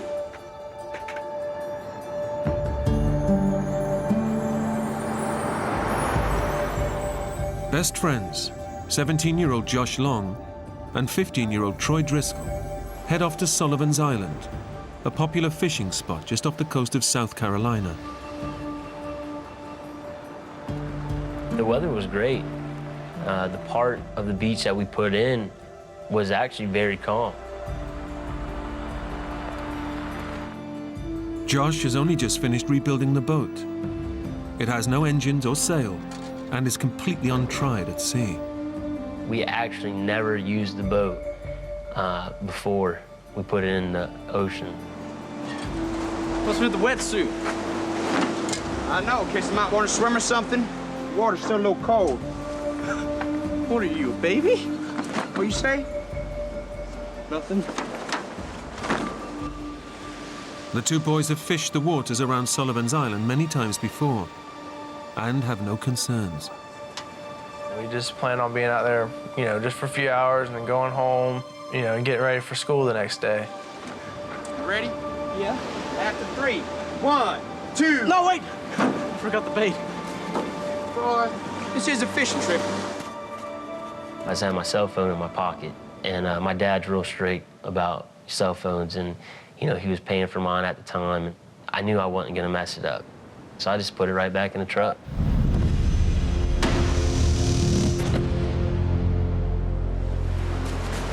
You ready? Yeah. 1, 2, 3, pull!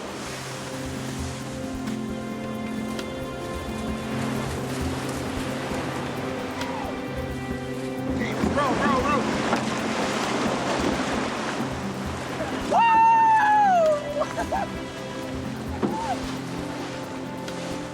We kind of got an idea of, hey, let's go paddle between those sandbars over there.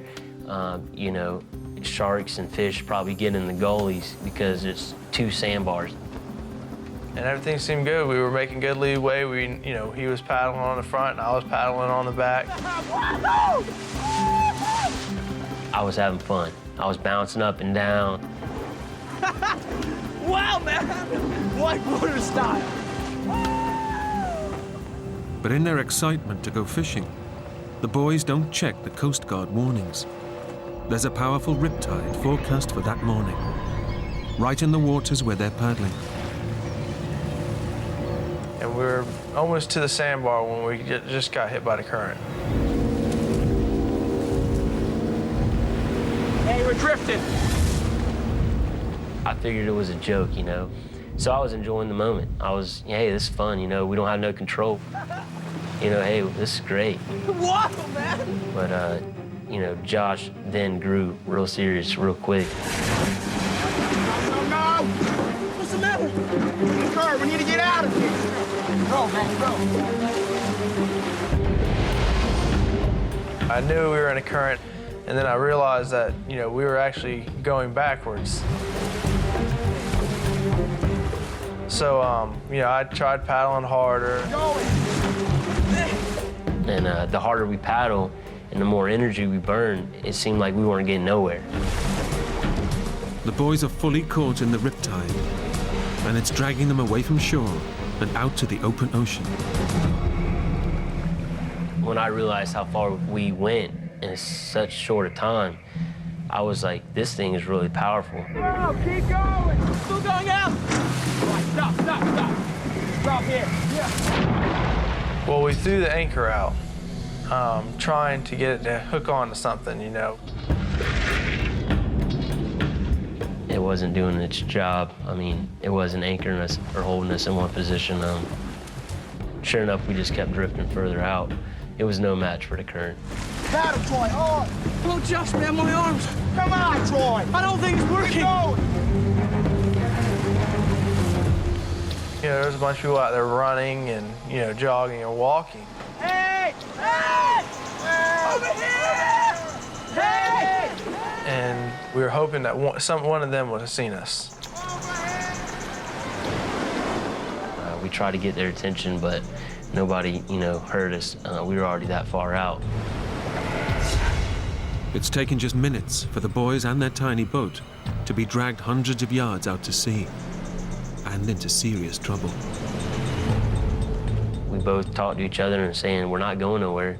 This isn't helping. We got to do something different. We got to come up with a different plan. We gotta do something. Stay here. What do you do?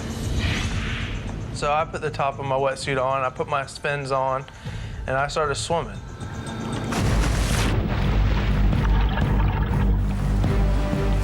Josh's plan is to swim to the sandbar with the anchor rope and then pull the boat to safety. In a panic, Troy also tries to swim for the sandbar, but straight away feels the force of the current. John! John! I was almost there, and then I look back and see Troy struggling. Feels like something's trying to just pull me under. You know, I just feel all my energy being sucked out of my body. And once you run out of energy and you can't swim against it, it has no mercy. I mean, it's gonna kill you regardless if you like it or not.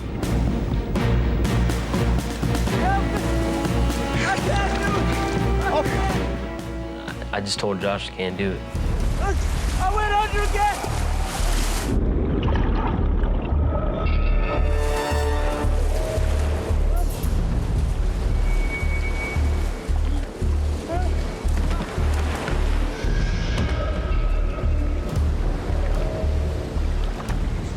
We were being pulled out to sea at a very fast pace, and couldn't do anything about it. Just 20 minutes after setting off on an innocent fishing trip, the two schoolboys' day out is going badly wrong as they're dragged out into the Atlantic Ocean. Alone in a tiny boat, they have no water, food, or mobile phones. And their ordeal has only just begun. John, get him! Just kill him.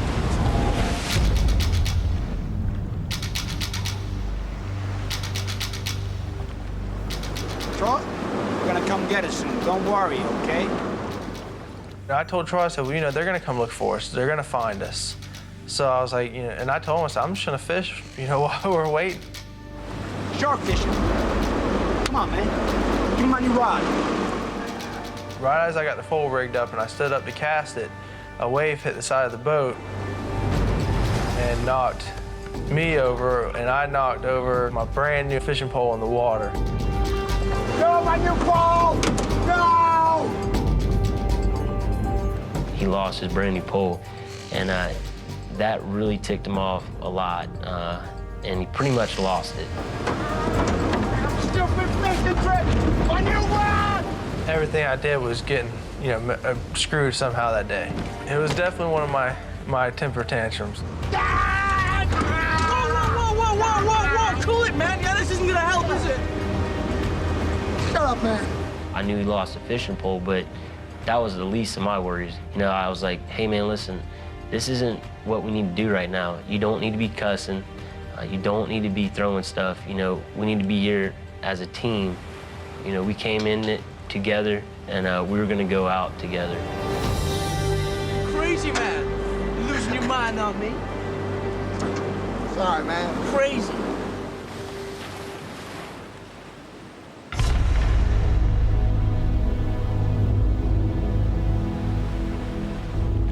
As dusk falls, and with no sign of rescue, the boys begin to take stock of their situation. Josh? What? When are they gonna come? I don't know, Troy. How will they find us? I don't know. But they don't know where we are. What's gonna happen then? Are we just gonna drift around in the ocean at night? Yeah? Shut the hell up. You know, I was telling him, I was like, Troy, we've only been out here for, you know, one day. I said, they're gonna realize tonight that we didn't come home, and they're gonna be out here the next morning. Okay. Okay. I knew it wasn't good, you know. We don't see land, we don't have a cell phone, and we don't have food or water, but it's the first, you know, couple hours into the trip, so somebody's gonna realize, okay, the boys are not home, something's not right, and we need to go look for them. They're coming. I know they're coming.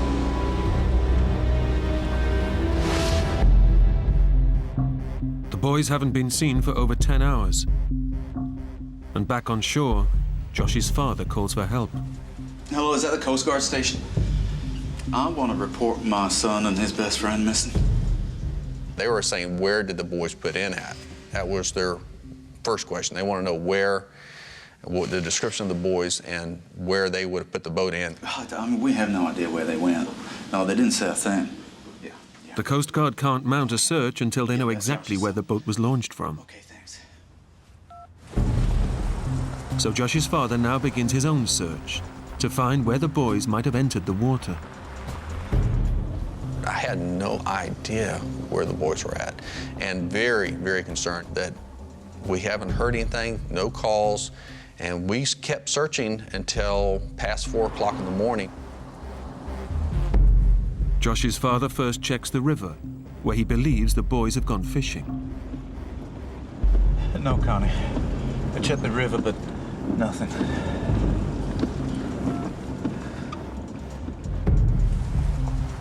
Finding nothing there, he also checks the ocean shore, close to Sullivan's Island. I went out on the beach. I walked until I stopped probably about 100 yards from where the trailer was. But his car was black. So, I mean, I drove right past it, didn't see the car. With no sighting of where the boys have launched, no search is mounted that night.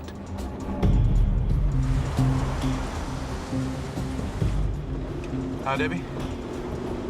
What? What, they're not going to launch anything tonight? Or anything at all?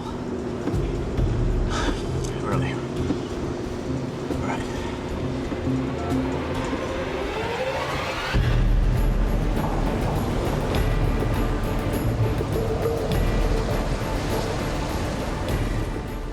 Out on the ocean, the two boys are still drifting in their tiny boat.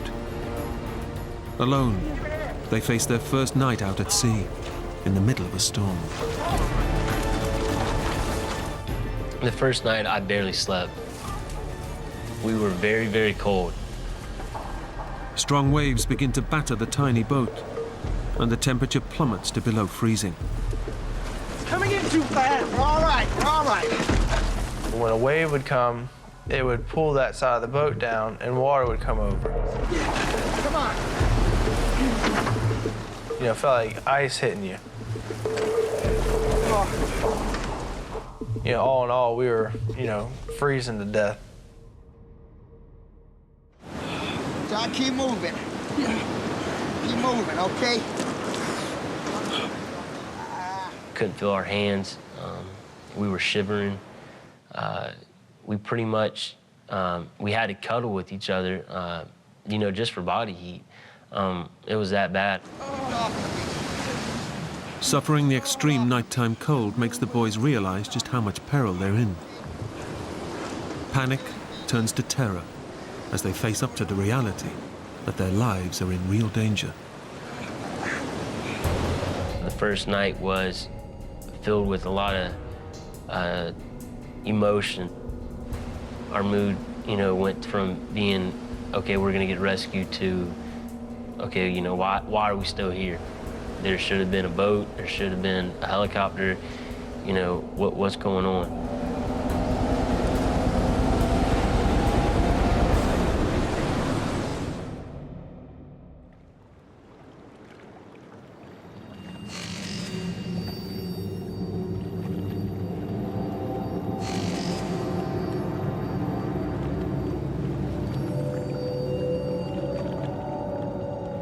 You know, when we looked out that morning, there was nothing. We realized that we were, you know, so far off that we were gonna, you know, the land was now out of the option. I did a 360 as I twisted around. I saw nothing but waves and ocean, and there's nowhere to go.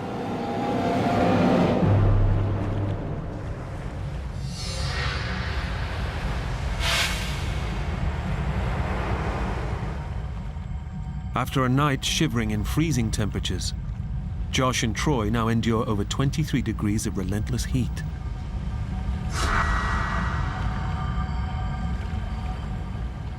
We had no shade.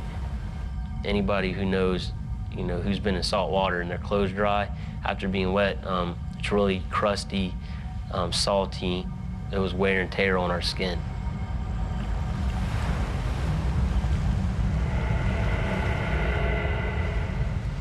Every so often, I would get in the water.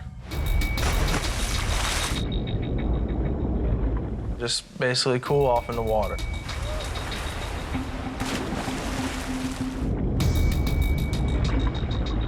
You know, we swim around. It got our mind off of, the situation. So cool! Oh, yeah. But the boys are swimming in waters notorious for sharks.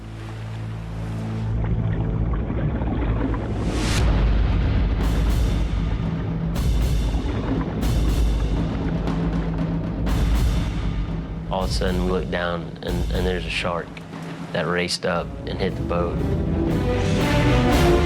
The boys realize their predicament with seconds to spare.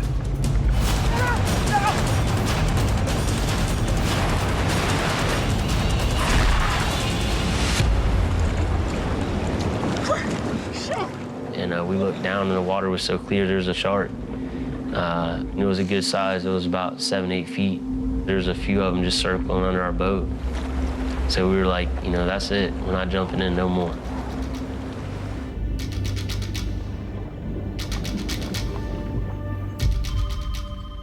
Back on shore, Josh's father receives dramatic news from the Coast Guard. Hello? Hi. We got a call, I believe it was around 10:30, telling me they had found Joshua's car. Well, where was it? Sullivan's Island, but... And then my heart immediately dropped. I knew they were on the ocean, my worst fear. Right, yeah, I'll meet you there. Okay. The Coast Guard has been searching for the boys' truck and has found it right on the ocean's edge. Drove right past. We need the key, sir. Sure, sir. They opened up the glove box, they found both their cell phones and their wallets. Knowing where the boys entered the water, the Coast Guard is now able to mount a full-scale search. A church down the street had opened their doors, and they allowed us to come into their recreation center, and we pretty much started to congregate there. The press started to show up, all of their friends started to show up, people from around the community. I mean, it was literally hundreds of people started to show up at this church. Now, we have people on land, we have boats in the water. How do you know they're actually in this area? Sir, let me show you. Okay, what we've done is we've taken our computer models and we calculate that the boat could not have gone any further than here. I was concerned, but I was very confident that that day we would find them. That, you know, with all this effort, with all these planes, with all the helos out there, that we were going to find these boys that day. I just almost had no doubt that they were going to be found that day. But the boys have already drifted 90 miles further north, beyond the Coast Guard's search area. Out at sea, Josh and Troy are battling the elements. They've drunk no water for over 24 hours. So thirsty. And are experiencing severe dehydration. Their bodies have lost over 3 pints of fluid, causing muscle cramps, headaches, and extreme disorientation. They're desperate for something to drink. Very hot. I mean, there's pretty much no clouds in the sky. As the day progressed on and it got hotter, the water was very clear. Our mouths became drier and we were just thirsty. So it was almost tempting to drink.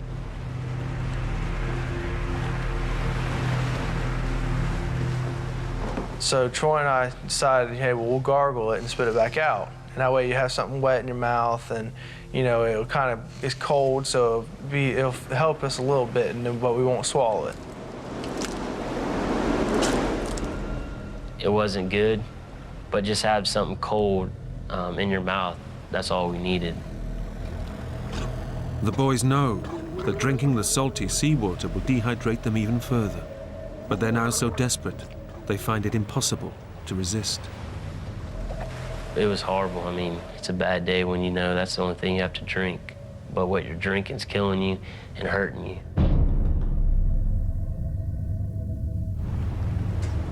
Weakened by dehydration, the boys are also suffering extremes of weather.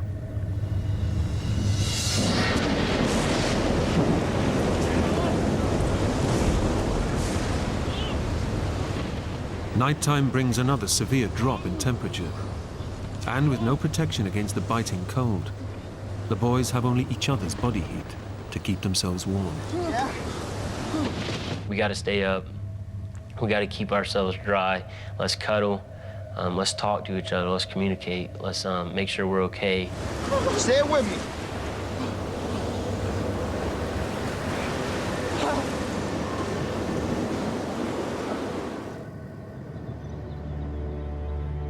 In the church, Josh's father is keeping an all-night vigil for his boy. Any news? Nothing. The Coast Guard? They're back out in the morning. You look tired. Why don't you try and get some sleep tonight? Hey, I am not sleeping whilst my son is out there. But you're gonna be no use to the boy if you fall over exhausted. Yeah, okay, come on. Let me lock up.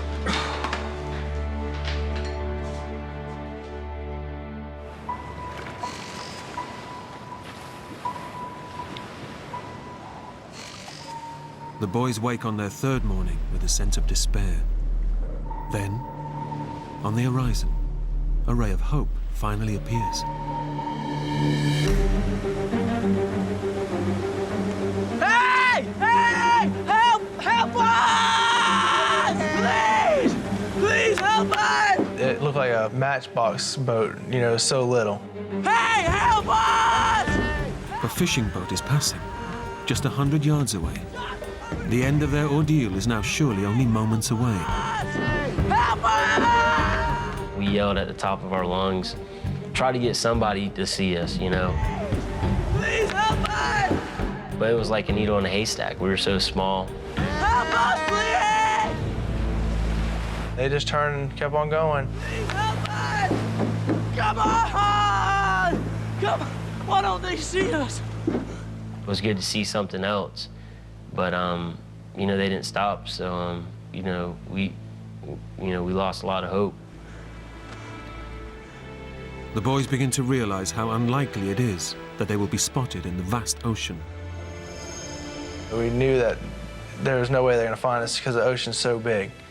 And if they hadn't found us yet, they weren't going to find us. And how helpless their situation now is.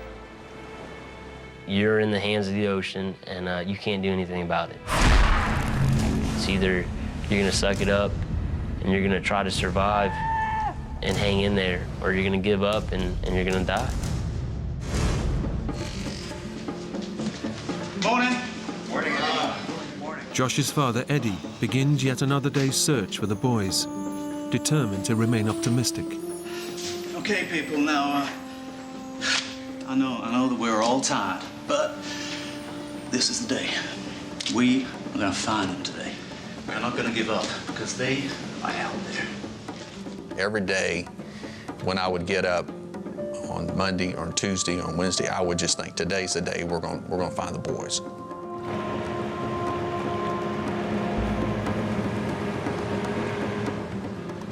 As well as the Coast Guard search, Eddie also keeps up his own lookout on the ocean. Well, the search got bigger every day. I mean, because we knew we had more distance we had to cover. The boat could have traveled more distance every day. Despite a massive Coast Guard and community search, there's still no sign of the two boys.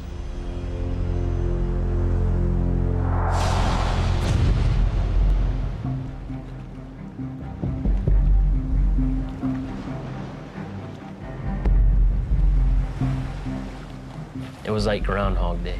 Every day was the same day. You know, you wake up, there's water. There's nothing else but water. They're suffering from extreme dehydration. Only their youth and good health are keeping them alive. Well, when you have nothing to eat or drink, you know, for days, you know, it starts to really hurt, like wear on your body. I really didn't understand the meaning of starving or parched or, you know, dehydrated until then. The dehydration is now life-threatening. The chemical balance of their bodies is undergoing serious change, and they require urgent medical attention. But despite the desperate need for water, all Troy can think about is food and how hungry he is. I noticed my hands were peeling pretty bad because it was so hot. I was so dried out. So, you know, I decided to take a little piece of my skin off my hand, and I balled up and put it on a hook we had left over in the boat.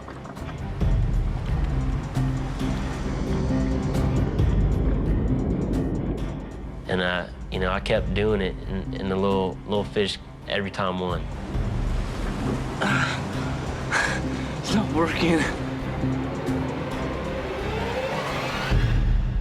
The boys failed to catch any fish. But Troy is now so desperate, he's prepared to eat almost anything. You know, I had to have something in my mouth, something that had texture, some type of meat. Troy, what you doing? Nothing. Why you got the knife? I'm gonna do it, Josh. I just need something to eat. What? Don't be sick.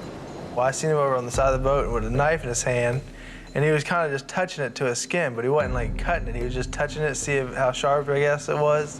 What the hell are you doing? What's the matter with you? Can you do it? What? Do it, Shut please. up, man. So I asked Josh, you know, can you please cut my finger off, you know? With me looking away, just go down on it as hard as you can. Please, shut up. Please do. You ask me that again and I will knock you out. Do you understand? You crazy? Cut your own finger off? What's the matter with you, Troy?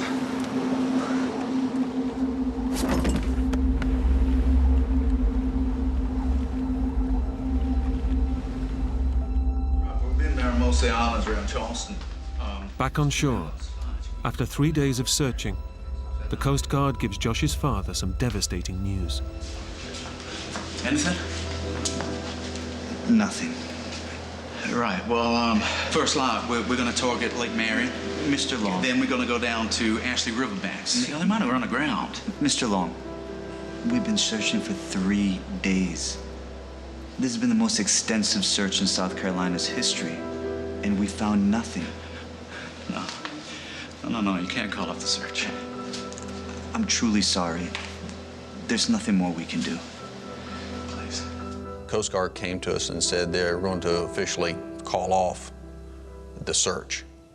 And now they're going to switch it from a rescue to a recovery. I'm sorry.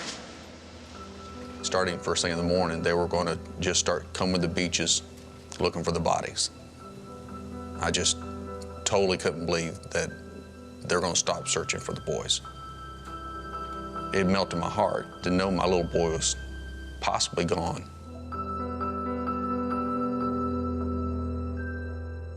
Knowing the Coast Guard has now called off the search, Eddie is left with little more than his faith. How are you, Edward? They're still out there. I just know that they're still out there. Throughout the whole thing, I just had to rely on prayer. I just realized that this was going to be, you know, in God's hands to bring these boys through. Out at sea, the boys are facing up to the reality that they may never be rescued. You okay? Yeah. I didn't think I was going to ever have a future. I thought my 15 years on the earth was it.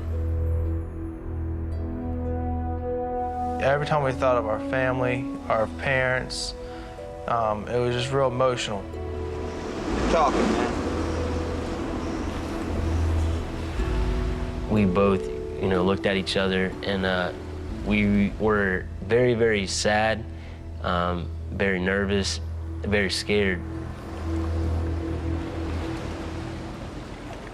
We were both trying to doze off, and I fell asleep, and he was already asleep. And next thing I wake up to a sound of an engine.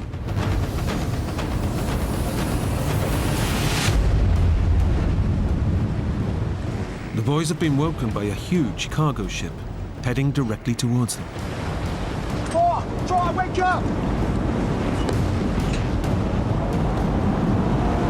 I've never been close to something that big. It was stories upon stories high. At the same time, it was so close, it seemed like I could touch it. Hey! Hey! Stop! Stop! Stop! Just as the boys had given up all hope of being rescued, it seems help has finally arrived. But the enormous ship doesn't stop and is now about to run over them. Come on! Hold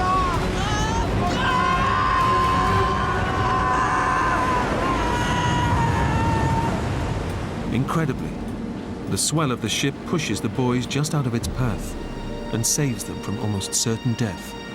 Come back! Come back!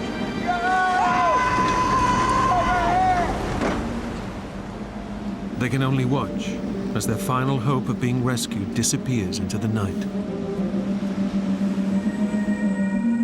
If they're not going to rescue us, we're only feet away from them.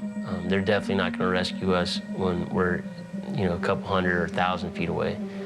It just wasn't going to happen. We were simply a needle in a haystack.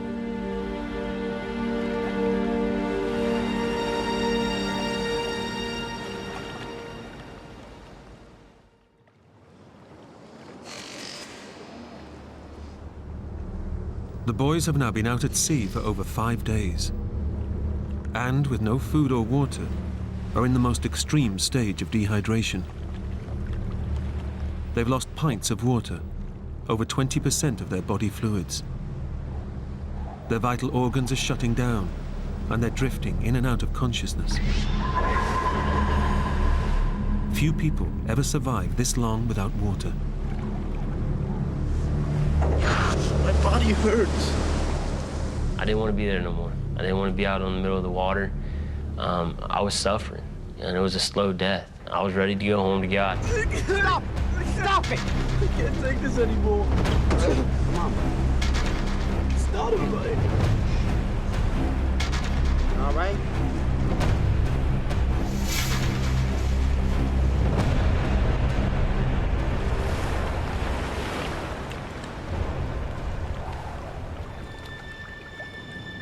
Even though Josh tries to stay strong for his younger friend, he's also battling his own demons.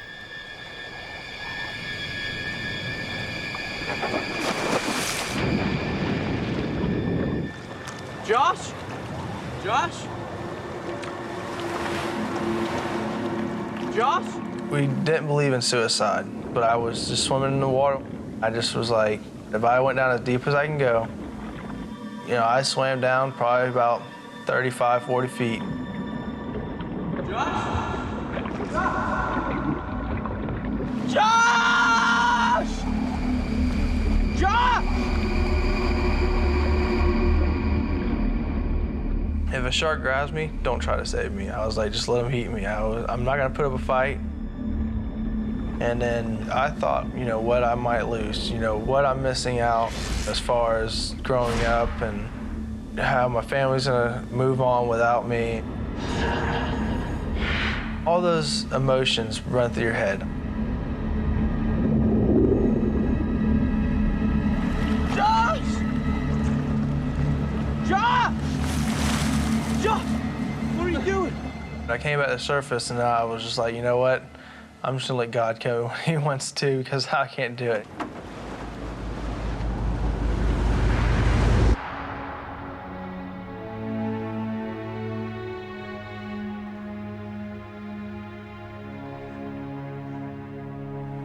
I would go back and forth the whole time to hang on to hope, but also realizing that they might be gone. And that was a struggle, and not knowing they were out in the water, knowing that if they're out there, what is the condition? If they're not out there, and if they're gone, how long before we can bring a closure to this?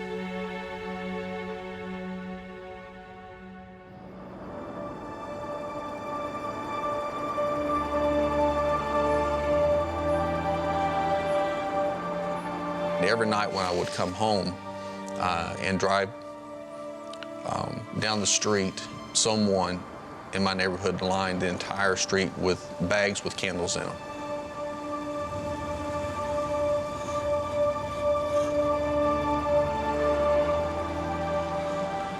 So when I drove home, It took me right up to my house. The bags and the candles were out every single night. I was going to have to get ready for what I thought would be the memorial service once the bodies were found.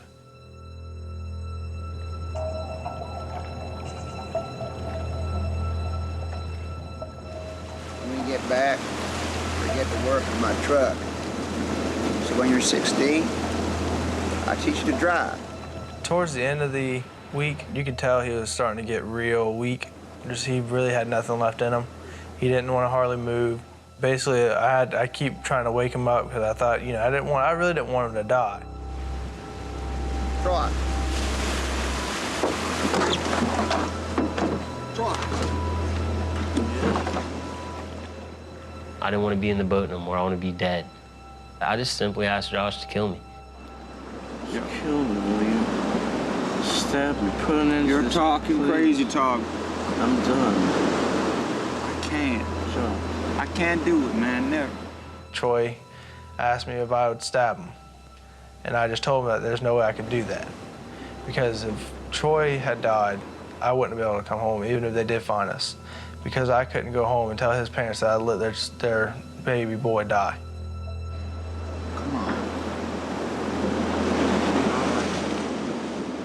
Troy has now completely lost the will to live. His best friend won't kill him, so he tries one last desperate attempt to put an end to the ordeal.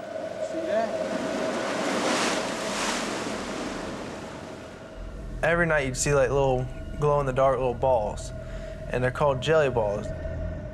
Troy now sees the jelly balls as not only something to eat, but a possible way out. If it's poisonous, you know, and it kills me, hopefully I die a peaceful, you know, a peaceful death.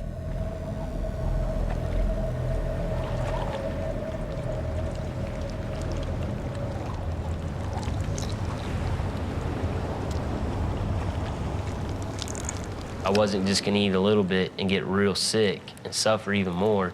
I was gonna eat a lot, and if they were poisonous, you know, I was gonna go out on the first hit.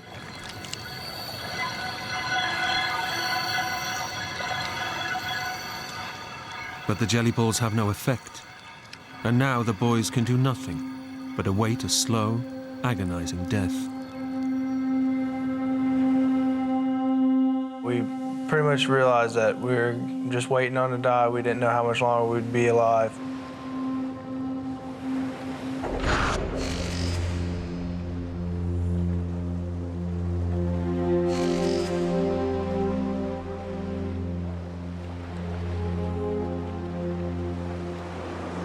Be over soon. Of course, we both cried, saying, we don't want to die yet. We're too young to die.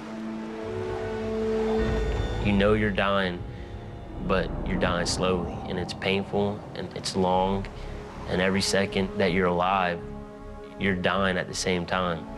I knew I didn't have much longer.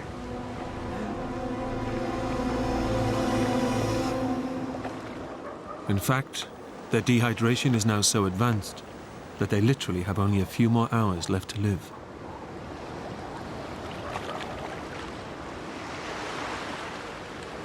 You should write something down.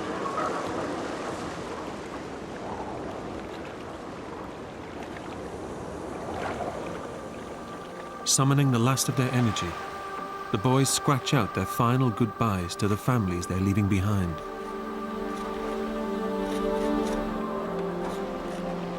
We loved them and we're sorry, and I thanked everybody for their support. And basically just said that I'm sorry for what happened.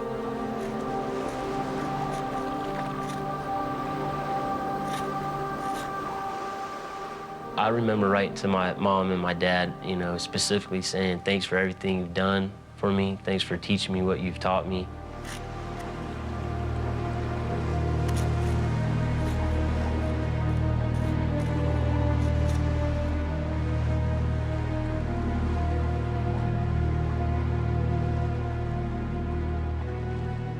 The two schoolboys are staring into the abyss.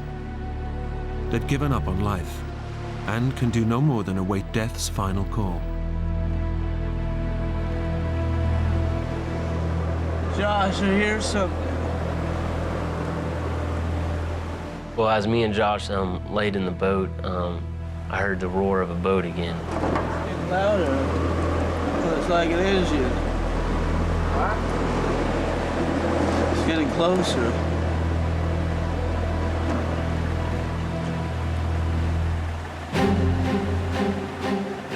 I see this huge fishing boat coming straight at us. So at that time, I, jerked Josh. I was like, you gotta get up. Josh, help us! Hey, help me! Help us! Please, help us! I was crying, but at the same time, it was like I wasn't crying because I had nothing to cry. I was just screaming, hey, please help us. Please, we need help. Over here! Help, come on! Over here, please! The two boys are just a speck in the ocean.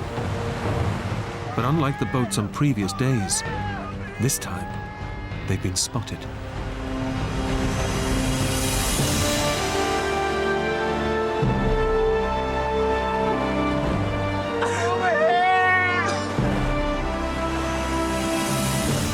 So basically, we knew they saw us. We kind of just started, basically just gave each other a huge hug, and we're like, this is a miracle, I can't believe we're actually getting saved.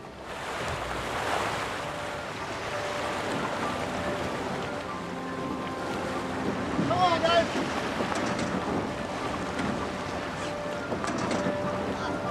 One at a time, one at a time. The captain reached over and, pulled me up because I barely had any energy to get up. And, I flopped on the deck. Need some water. Any water? Get you up here.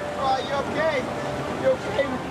I couldn't understand them because they were whining, whimpering, happy, sad, the whole 9 yards.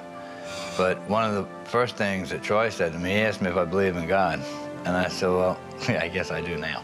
Because miracles happen. Some water with you. Some water. Thank you, man. Thank you. Got you, man. You're safe now. You're safe. So lucky. Yeah. Better now, huh?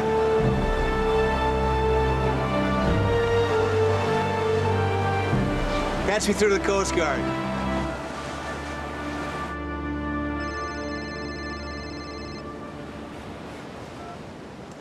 Hello? It was the Coast Guard. And he said, we have your son. Would you like to speak with him? And I said, put him on. And when I first heard his voice, it didn't even sound like Josh. It sounded so weak, and he was so incredibly weak. But he started saying, Dad, I love you. And to hear his voice, it was a true miracle. There's no doubt in my mind that it was a true miracle. Doctors believed that the two boys were within hours of death when they were rescued. He looked so thin and so exhausted, but he just, from the moment I walked in the door, he was just, Dad, I love you, I love you. I love you too, darling. It was hard to believe that we made it out alive. We were expecting the worst. Troy and I knew we were just waiting on dying. And I couldn't believe that we got a second chance. Josh has used his second chance to become a family man. He married his high school sweetheart and now has a baby boy. Troy has gone on to fulfill his lifetime ambition to become a firefighter. I have a lot of faith in my own self now. If I ever face anything that, might be difficult, then I'm not going to give up.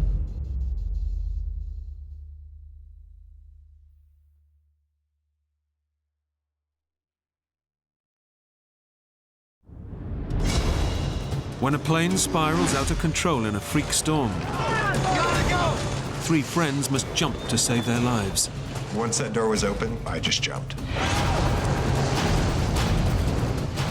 Without knowing the fate of his friends, Will Slattery faces a terrifying ordeal. He battles strong currents, the threat of deadly sharks, and of being driven to the edge of insanity. Death was imminent and very, very close.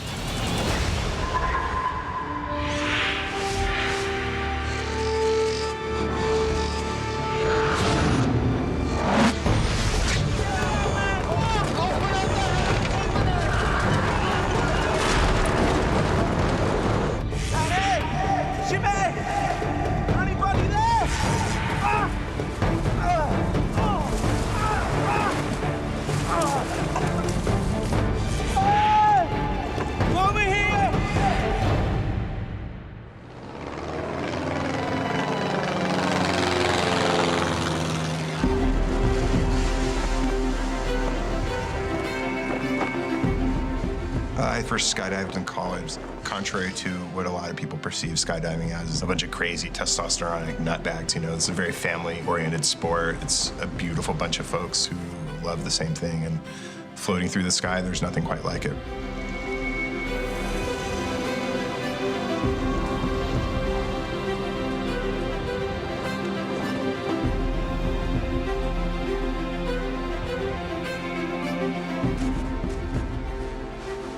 Will Slattery and his two friends, Jimmy Simplicio and Manny Sanchez, are on a dream vacation, skydiving in Costa Rica. Costa Rica is a great place to jump. The sky down there was absolutely gorgeous. It was blue, clear, beautiful. We were all jumping in shorts. It was just amazing, you know, really comfortable skydiving. Just a really good vibe down there. A perfect time away in this exotic tropical location.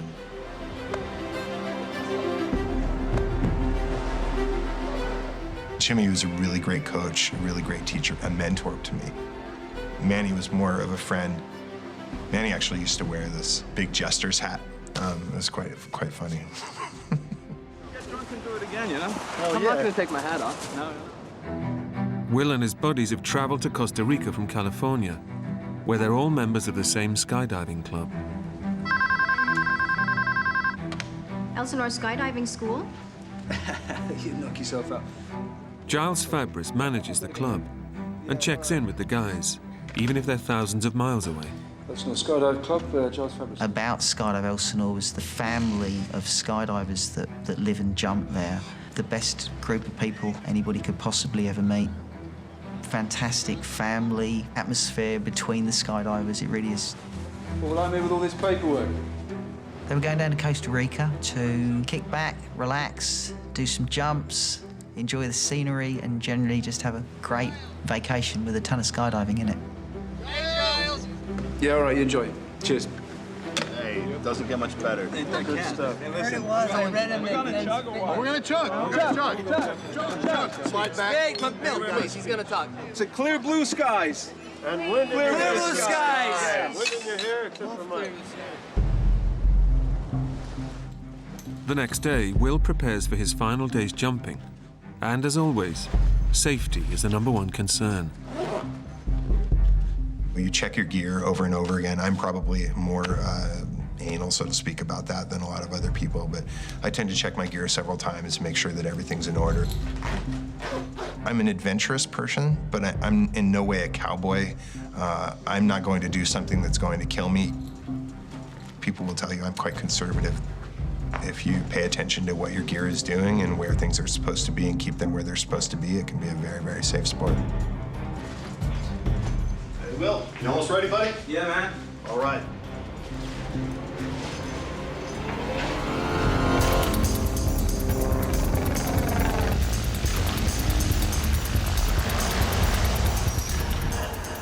The guys have delayed the day's jump until the afternoon.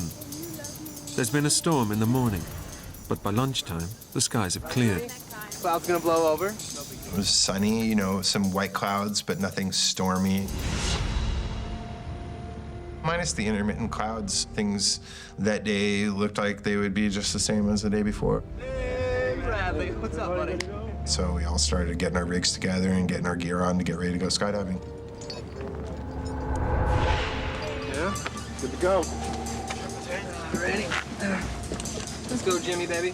The plane we flew down there was a Cessna 206. It was a small airplane, smaller than probably most cars. All right, my man.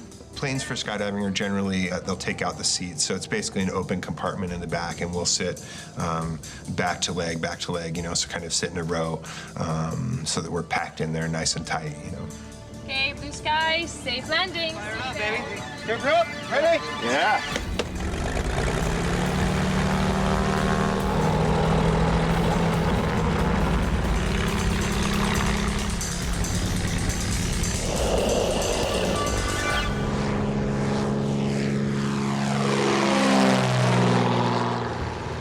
Nervous, man? You look nervous. A little bit. The atmosphere on board is light-hearted. I was there. But as the plane climbs, the weather begins to close in. Within 5 to 10 minutes after we took off, we actually entered the clouds. And from that point on, for probably 20 minutes, we were in complete whiteout, meaning all around the airplane was white. We couldn't see the land, we couldn't see the ocean, we couldn't see anything. Pretty thick, huh? Freaky. A little bit unnerving, you know.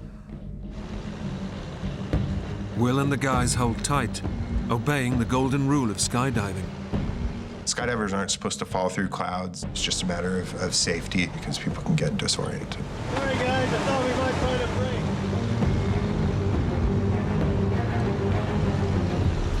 We were expecting at some point to come out above the clouds, but we just never did. With no break in the clouds in sight, the guys decide to turn back.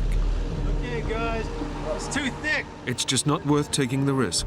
We were a little disappointed, but we all skydive a lot, so it wasn't a big deal, you know, we'd get over it. We're used to clouds and, you know, you don't jump through clouds generally, so it was fine. But as the plane turns and makes its way back to base, they hit serious trouble. Within 20 seconds after we started going into minor turbulence, God, I hate this car. it just got worse and worse. Okay. Then the plane started going into massive turbulence. I was definitely not a happy camper, you know. I didn't want to be in a little tiny plane flying crazily all over the sky. No.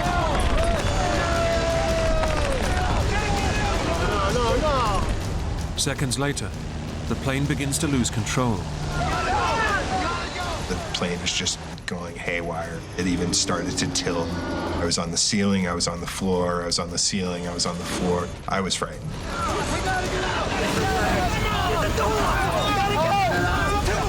At that point, there wasn't much we could do except ride it out or jump out.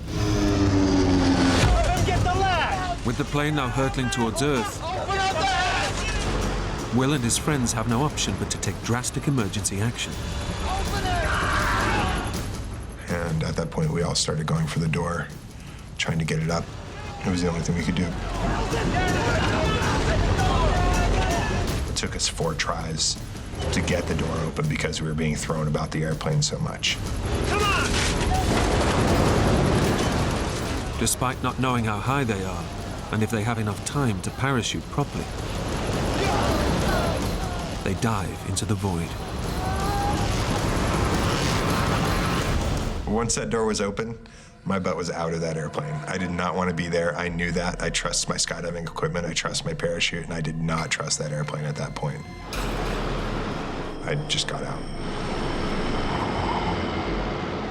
5 to 8 seconds later, my automatic parachute went off, which means I was going at a very fast velocity at about 700 feet.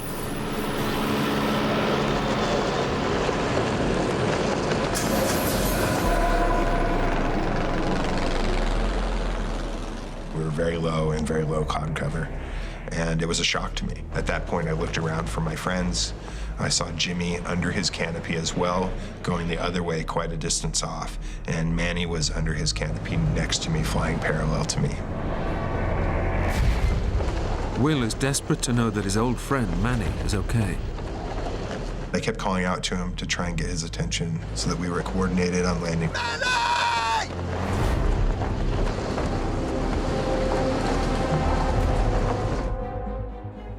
But he never answered. He was just kind of limp, you know. His head was hanging down, and my assumption at that point was that he got hit by the airplane coming out. It occurred to me that he might be dead. Just seconds after jumping, Will is now hurtling towards Earth at 40 miles an hour, with absolutely no idea where he might land.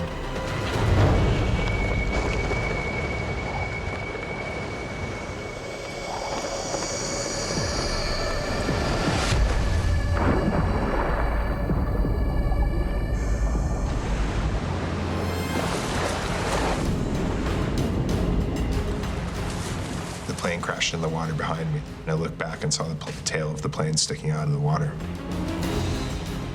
I was in somewhat shock at that point. Will has hit the ocean still attached to his parachute rig, and he must act fast to avoid drowning.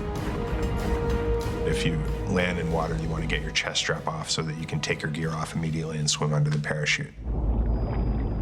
At that point, it was really about focus and trying to do the right thing, so if there's a chance of survival, that you survive.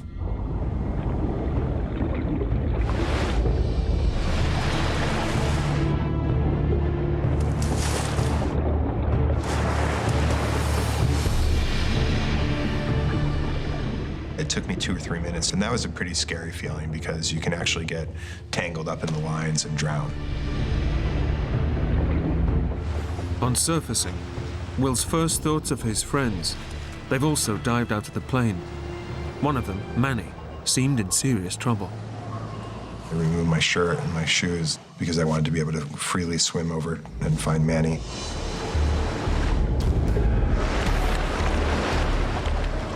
I felt the need to act fast because if Manny was unconscious, then it was important to get to him and keep his head out of the water. Manny!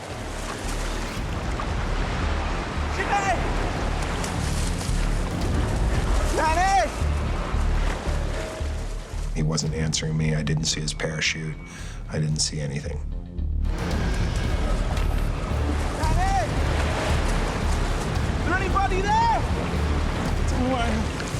So I swam around toward where I thought he would have landed.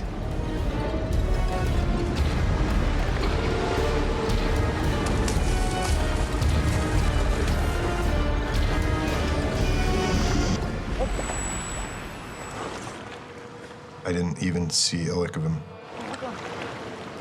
With his friends gone, Will quickly has to face up to his complete isolation.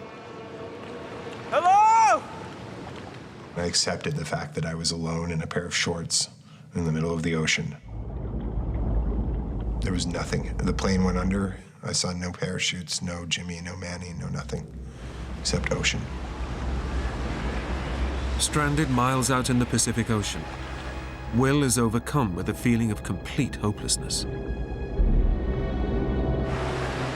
And he can see no way out. I couldn't see land. I saw no boats. I didn't think there was any way I was going to last overnight in the ocean. If I'm going to die, why couldn't I have just gone in with the plane instead of have to struggle out here until I drown? If there's a chance at life, I'll fight, you know? But if I'm going to die no matter what, why stretch it out, you know? Give me instant death. Will knows he's landed in shark-infested waters. I had remembered what I'd known about sharks being able to smell blood and realizing that I was vulnerable in the middle of the ocean. If they want you, they can find you from very far off. But he begins to replace his fear of sharks for a feeling that they may actually offer him a quick way out.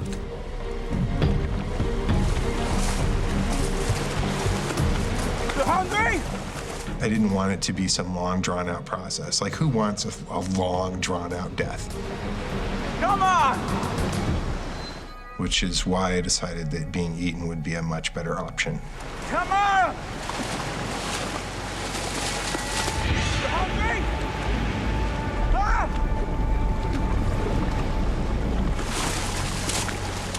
Come and get it, come on!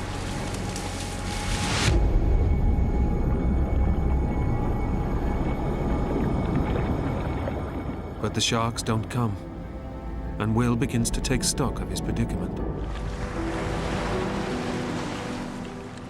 If I'd been off the coast of the States, there would be Coast Guard and other boats looking for me within a short period of time, but this was a third world country. So I thought, you know, don't be a spoiled American and think there's going to be a boat coming to get you. You have to survive this or not. Just enjoy the view. Alone in the ocean, with night fast approaching, Will decides to fight back. I started to have to make decisions about what exactly I was going to do. I had to do something. I didn't want to expend all my energy treading water when I knew that if I just laid back, I could float. The most important thing out there was retaining calm, not panicking, because panic I knew would kill me. Staying calm, and that required a faculty that was born anew in myself, that I think I've certainly never experienced before.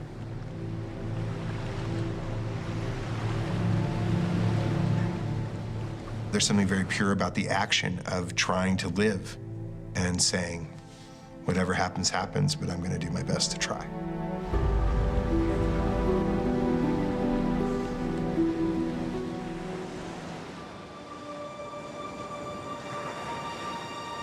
The ground coordinator, Tanya Handel, is waiting for the guys to land at the agreed location. My stomach started to turn when I arrived and there was no skydivers on our drop zone. Even if they'd landed somewhere else, Milt Burton, the owner of the skydiving school, knows to call her. Okay, guys, we're all good. Remember, Milt, call me when you land. Blue skies, safe landing.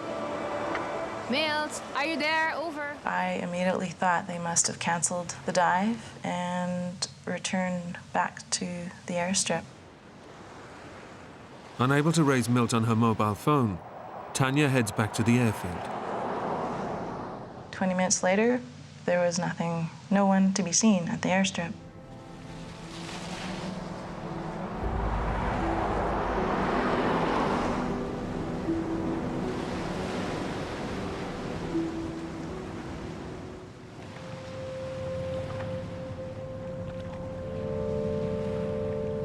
Out in the ocean, Will has been struggling to stay afloat for 5 hours.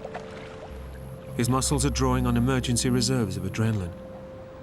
He's beginning to suffer acute exhaustion, and he's in complete darkness. I could scarcely see my hand in front of my face. It felt like I was in a dark, dark place, a dark world. It was very isolating. I don't think that I've ever felt more vulnerable.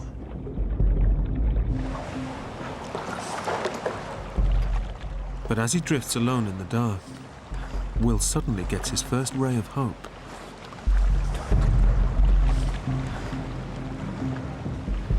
I saw 5 or 6 lights spaced out across the land. I had no idea how far they were. I knew they were lights and therefore human, and I was pretty convinced that was where the land was. It's the glimmer of hope he's been waiting for, and Will makes for the shore. I had to go slow, calm, collected, cool. I would do maybe 20 to 30 backstrokes and then stop. It was a great thing I knew where the land was.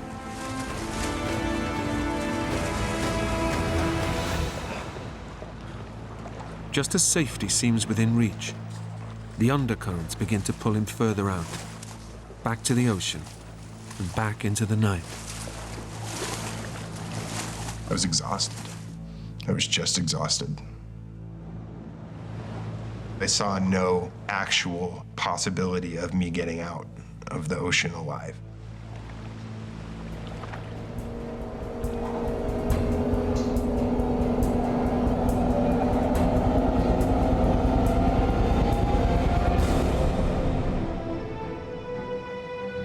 Back at the airfield, Tanya is waiting for the plane to return to base. It's been missing for 6 hours, and there's been no sighting of the aircraft. Tower, any sign of them yet? Over. She needs to check the plane hasn't diverted to another airstrip before alerting the emergency services. We were all just praying that they were sitting in some cantina with no cell service and alive. We were just praying that they were alive. We didn't care where, just that they were alive.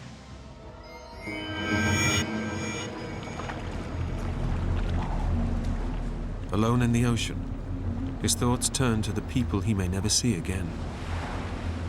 I thought about family, about friends, people back home, about Jimmy and Manny, certainly. I wondered how they were.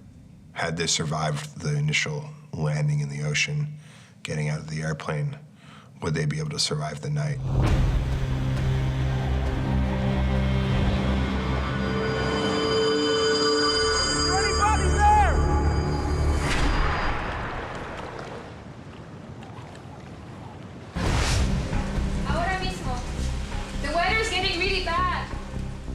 On shore, Tanya now realizes that something has gone badly wrong.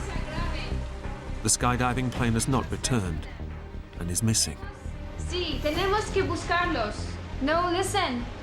Escucha. The plane has not landed.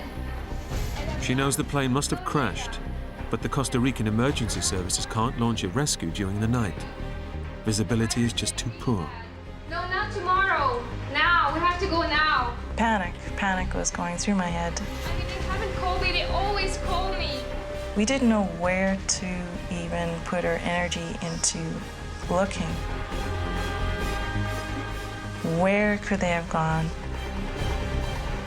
North, south, up the coast, down the coast, in the mountains, off the coast. We had no idea where to even start to look for them.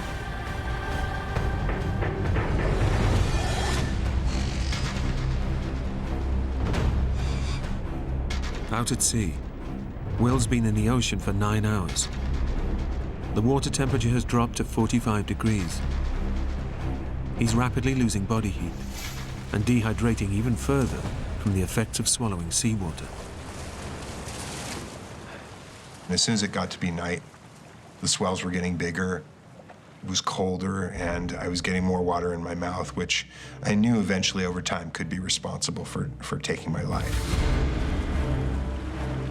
No search has been mounted, and he's fast running out of hope. I saw no boats. It was dark. I didn't think there was any way I was going to last overnight in the ocean. No boats, no planes. I'm dead, man.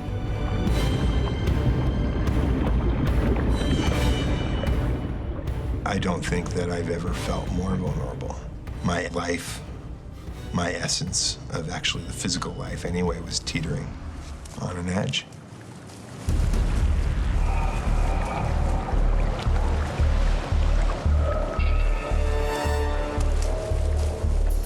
Just when it seems things can get no worse, Will comes under attack from beneath the water.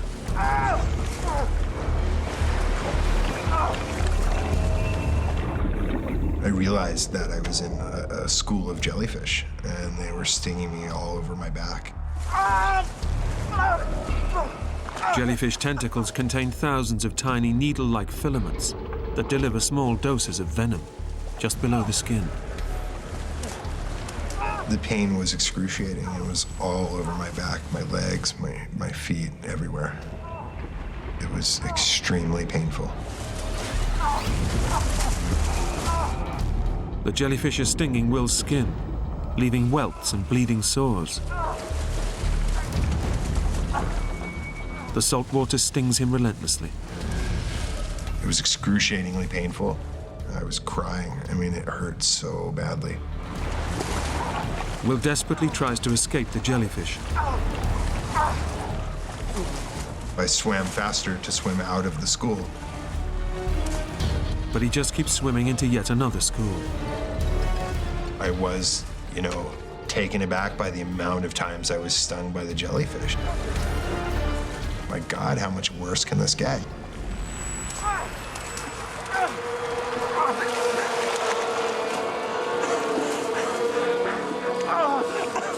Come on! It was excruciating. The relentless stinging causes Will's mind to wander. What else is in the water, waiting to attack him? Sharks hunt at night, and do I splash around until a shark comes and eats me? It seemed a horror. It seemed...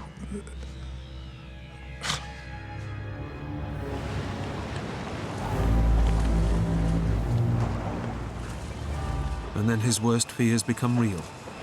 There is something in the water, and it's heading straight for him. And I saw something floating in the water. And be it shock, I don't know, but I thought, oh, it's crocodile. As it moves closer, Will is about to find out if a deadly nighttime predator is about to get him. Thought, oh, great, I'll get eaten and drowned at the same time.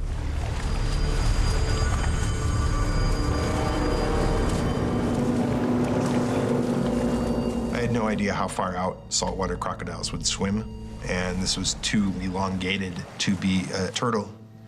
So I thought, oh, it's crocodile.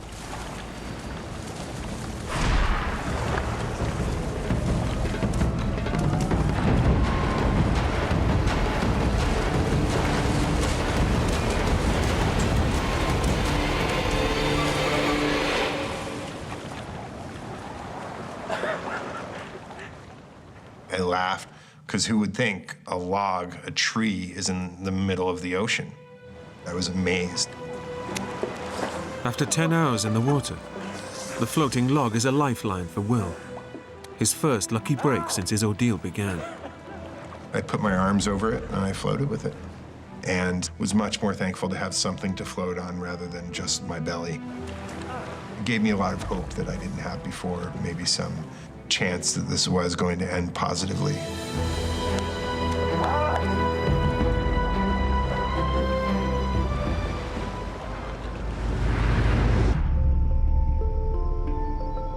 News of the accident reaches Will's skydiving club in California. Giles Fabris here from the club. I know it's late. His friends fear the worst. Will's plane's gone missing in Costa Rica. The first thing I did was the difficult task of contacting relatives and loved ones of the missing. That was one of the most difficult tasks I think I've ever had to do. Even though they're 3,000 miles away, they do all they can to help.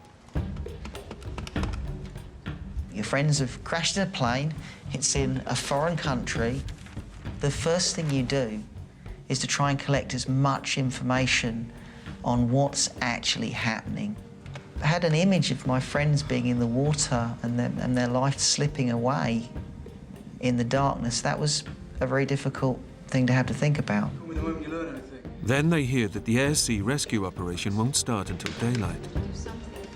I don't think anyone's organising a search of the coastline, so we're going to do it, okay?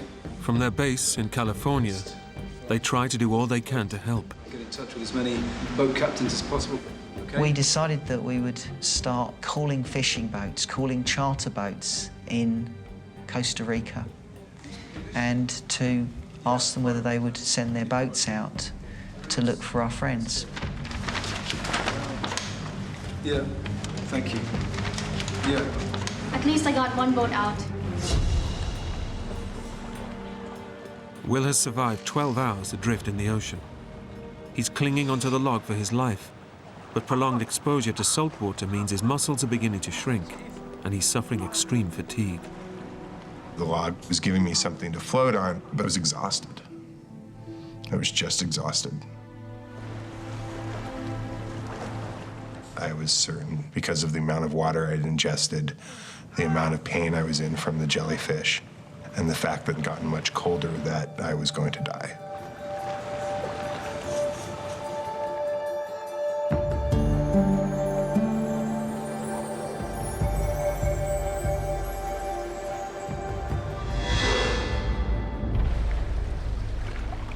"15 hours after crash landing in the ocean, Will has made it through the night. I did fall asleep on the log. I only know because I woke up on the log. I have no idea when I actually fell asleep. I'm sure it was just through pure exhaustion. Morning brings with it a tantalizing sight. It was daylight, and I could see the beach. Oh, my God. Oh.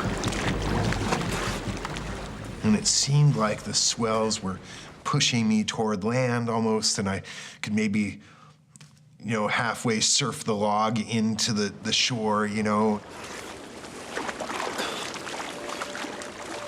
I knew that if I landed right at the right place, there would be a bar right there. I could pull up, I could grab a beer, I could call for a ride, There was a lot of hope at sunrise, my personal sunrise.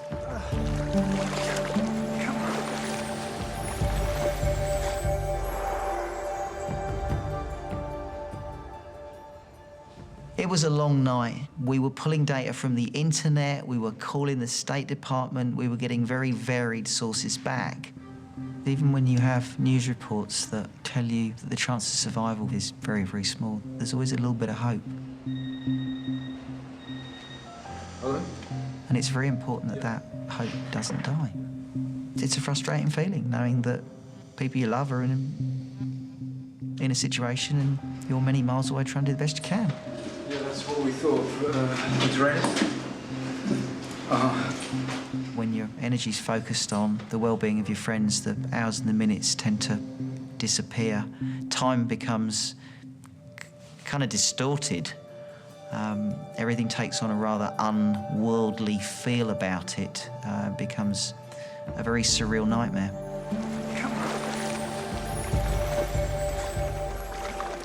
Will rides the ingoing tides for over an hour.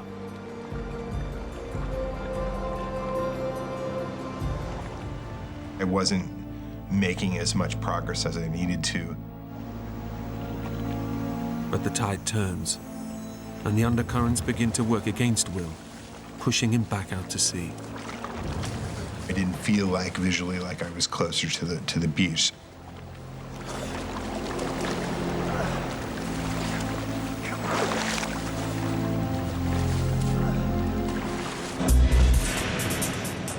His only hope is the Costa Rican rescue operation, which is now underway. But the currents have taken him miles from where he crash landed.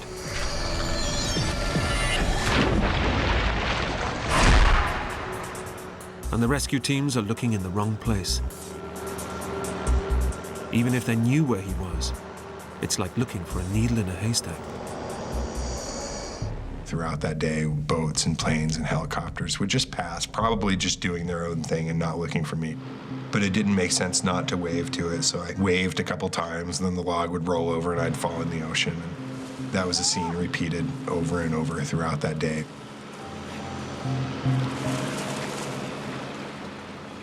To have other human beings virtually so close, yet literally so far away, both gave me hope and was disheartening at the same time. Hello! I realized how insignificantly, physically, visually small I was in the ocean and how virtually impossible it was going to be for any of them to see me. Hey! Oh, man!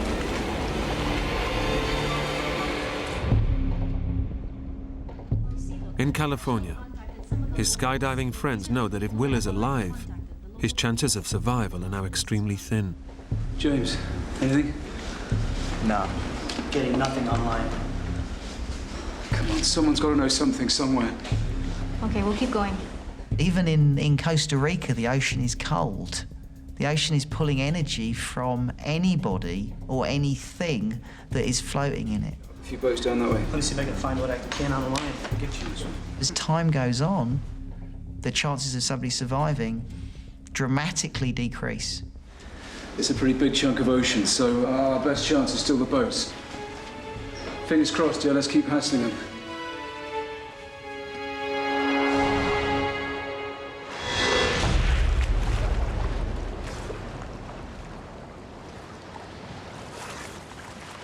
Since the log was the only thing floating, I wanted to keep it with me. So I would try various techniques of pushing it forward and then swimming along to it and then pushing it forward. But despite his efforts, Will knows he's still getting no closer to shore. Initially in the morning when I woke up, I thought by noon I would be on the beach. And later it didn't quite seem that anymore. Clinging to the log for 13 hours, Will realizes his last remaining lifeline is fast becoming a burden. Instead of pushing him towards land, it's riding the undercurrents and pulling him even further out to sea. I thought that pulling and pushing the log along was really not increasing my progress. It was giving me something to float on, but it wasn't really getting me toward the shore. The log that so far saved his life could also end up killing him. It was the only floating thing I had besides myself. I mean, I'd slept on it. That tree saved my life. He faces an agonizing dilemma. Should he let the log go and hope he has the energy to reach shore? Or should he hang on, praying for rescue?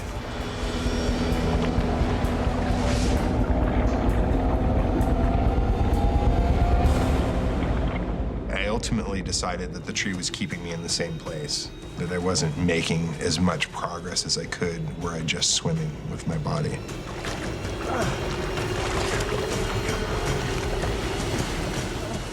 It was extremely difficult to let it go.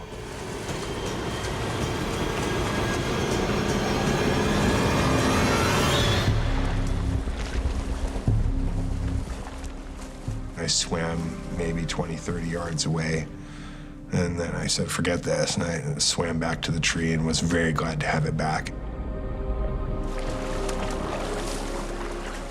To let it go was tantamount to saying goodbye to the one floating thing I had besides myself. You know, it seemed like it could be a very foolish thing to do, to let it go. You're never gonna make it. Let it go. Just gonna let it go. Come on. Will's hopes that the log will push him to shore are crushed. Even though he's totally exhausted, he knows he must let it go. The third time I let it go, I just watched it go over the swells and go away from me. Having let the log go, and with nothing to float on, Will's energy quickly runs out. He swallowed a dangerous amount of seawater and is now suffering from extreme dehydration. The biggest threat at that point was my lack of ability to breathe any longer. I was very short-breathed, just and I knew that I could not last very long like that. The effect of dehydration means Will's blood pressure is rapidly increasing. His pulse is racing, causing severe heart palpitations. If his body loses any more fluid, he could slip into unconsciousness and even die. I'd taken on more and more and more seawater the whole time, which definitely exacerbated the effects of dehydration, as did the sun coming out, as did simply not having water. Jesus. I was thinking that within the next few minutes I was going to drown.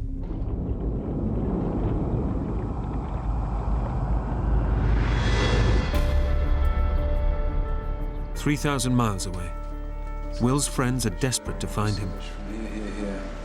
I really wanted to know any piece of information that might give us an advantage in helping our friends. We found basic maps of Costa Rica and we looked at the weather data, and there'd been a large storm in the area. So it really told us that if the plane had crashed in turbulent weather, it had crashed in the ocean. Now, we reckon with the way the current's going, they may even be further down the coast. We've got boats coming out here, and here. So far, none of the boat owners they'd contacted has spotted Will. And after nearly 24 hours in the sea, he's running out of time. When the sun came out, dehydration really set in, and I started hallucinating pretty heavily. I noticed a severe deterioration in my mental state to comprehend reality versus fantasy.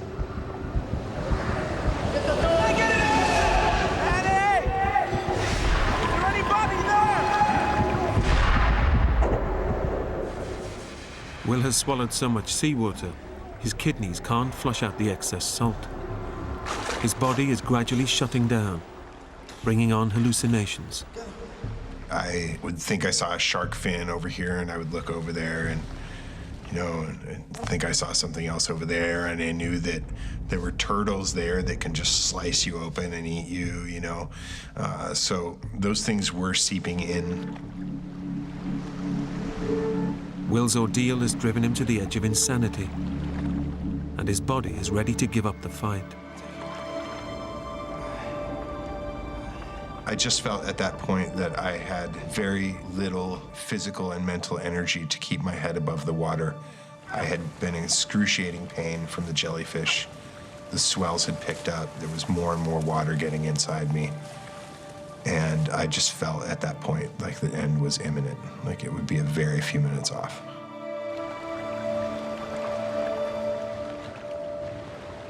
He begins to say goodbye to the family and friends he thinks he will never see again. I felt alone from other humans. I felt that I'd left, you know, the other humans, the other people in my life behind. That part of my existence was over, and that I was going to die, and, you know, that I hoped that I'd done well in life, that I'd shown compassion and kindness to people, you know, and that they felt that love, you know.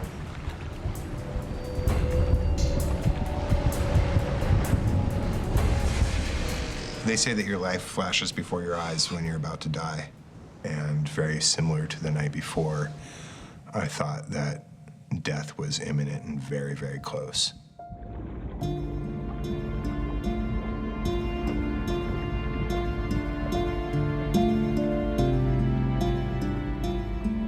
I felt that I'd left the other people in my life behind.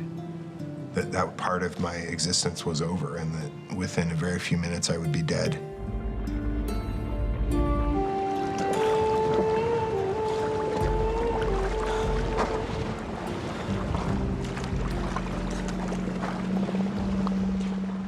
I went vertical and I thought I saw a boat, but I was by no way sure.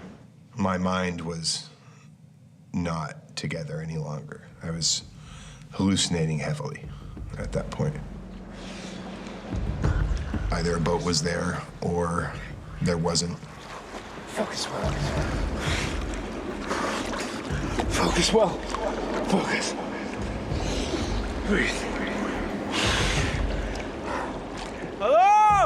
I waved to them and yelled in Spanish as loud as I could. Hello? Hello? For them to have seen me was unlikely, so I laid back down in the water to await either drowning or rescue. Having used up his last scrap of energy to wave at the boat, Will collapses in the water and awaits his fate.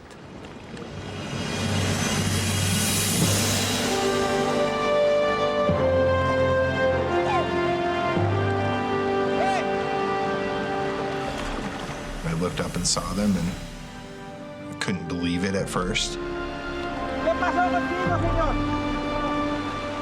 Will has drifted miles from the search area, and by complete chance, he's finally spotted by passing fishermen. He's so close to giving up. His rescues come in the nick of time.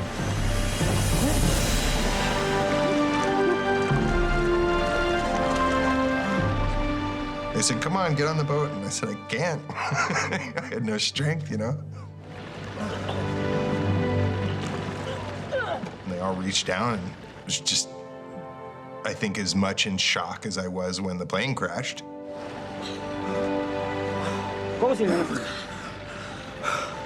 Oh my God.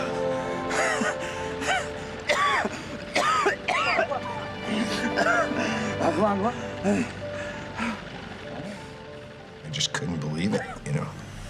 It crashed in the middle of the ocean, and my fat, pasty butt made it through 24 hours in the ocean. When I found out Will was alive, that brought a lot of joy. Hey, guys. Guys, come here. It's him, look. It's Will. He made it. Wow, yeah. Yeah. Awesome. Come on. See? How did you do that? Oh, look. He didn't just survive the crash, he survived the crash and he survived the bloody ocean. I just literally said, "Oh my God, I'm invincible." And I collapsed onto the boat and held onto this guy's leg until we got to shore. Unfortunately, the search and rescue operation was looking in the wrong places. There were some Costa Ricans that were looking in the mountains. Others were looking in different parts of the ocean. So when they found me, they had a better idea of where my friends were going to be. A report was made that there were more survivors found. As it turned out, that was misinterpreted information on the radio, and that there were no survivors found. Over the next few days, the bodies and plane wreckage are pulled from the ocean. Will's friends, Manny Sanchez and Jimmy Simplicio, along with the pilot and remaining passengers, all perished in the crash. Will is confirmed as the only survivor. Manny was this amazing, almost cartoonish, almost childlike, beautiful human being. And Jimmy really is the same, an enigmatic, amazing character, you know? Kind of a hard ass, but a really beautiful soul at the same time.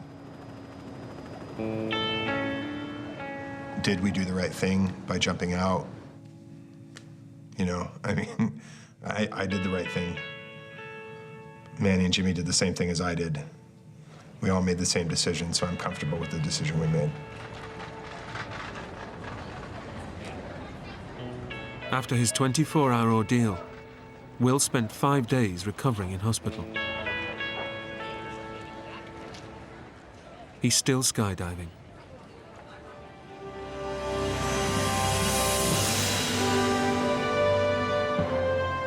I love skydiving.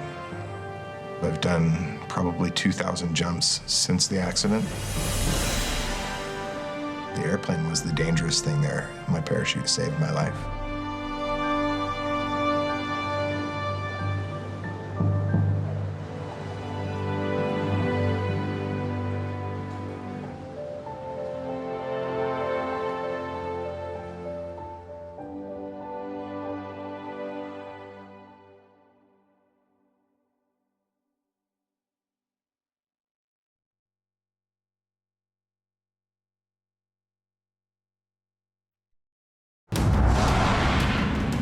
An amateur treasure hunter's first holiday after life-saving heart surgery becomes a living nightmare when he gets lost in the Australian wilderness. They're not going to find me. You idiot! I was finished. He's at the mercy of a hostile environment, deadly predators, and his own mind. I was actually wishing I'd died. Without food, water, or his vital medication, he edges closer to death with every step.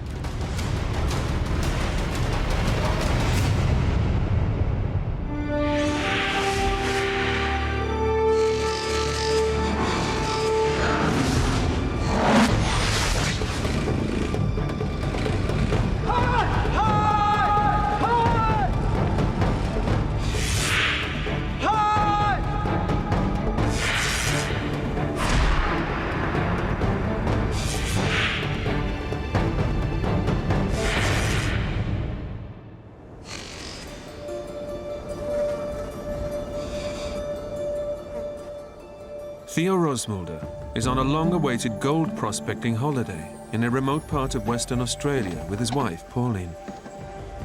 Hi, love. Can I get you anything? No, thanks, love. Feeling lucky? Yeah. Today might be the day. You had your pills? Yeah. Had him earlier. See you, love. The treasure hunting trip is a reward for Theo, who's recovering from triple bypass heart surgery. To survive, he needs daily medication to regulate his heartbeat, and Pauline has come along to keep an eye on him. I don't enjoy the same enthusiasm of Gold Detective as Theo does, but I do go, as your good wife does. It was an eye-opener to me as to how remote and desolate Western Australian bush is. Once you'd lost sight of that caravan, you didn't go any further. You turned and came back because, I mean, you got turned around and I was lost. You know, it was very, very easy to get lost.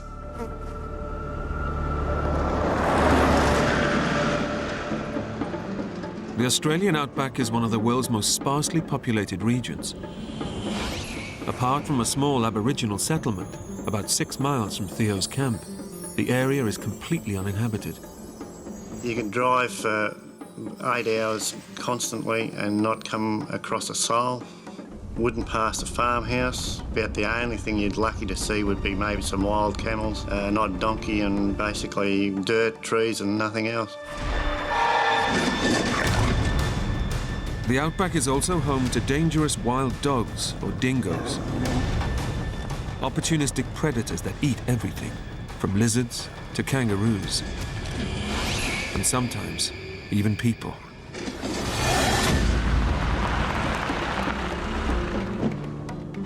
Theo and his two friends, Doug and Brian, focus their search on a remote region peppered with old mines from the 1900s gold rush. After 2 weeks gold hunting, they feel they know the area so well. We really need this today? They leave their handheld GPS in the back of their vehicle. Back here, 5:30 then? Yeah. Be lucky, boys. To be honest, if I look back, I was getting pretty cocky. I'd been out so many times by myself and thought I knew the area like the back of my hand. The men will guide themselves back to their vehicle using the sun, as the outback has few features to navigate by. We're only going to go out for an hour or so at the most. We decided we weren't going to walk around any great distance.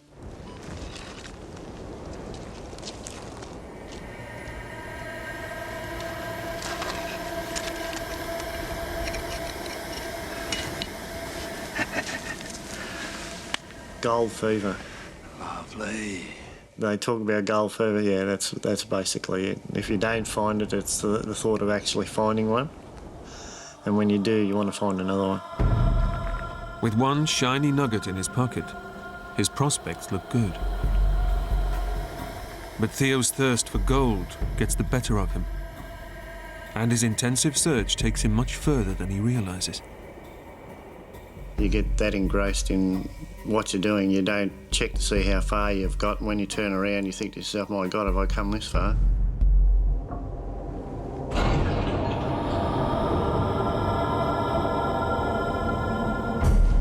While Brian and Doug return safely, Theo's not only late, but he's lost his only way of finding their vehicle. Heavy clouds have rolled in, presenting him with a serious problem. I looked up at the sky and there was no sun to speak of because of the cloud cover, and the cloud cover was exceptionally thick. I realised that, this is getting serious. Theo had planned to retrace his steps to the vehicle using the sun. Without it, or his GPS, he has absolutely no way of navigating.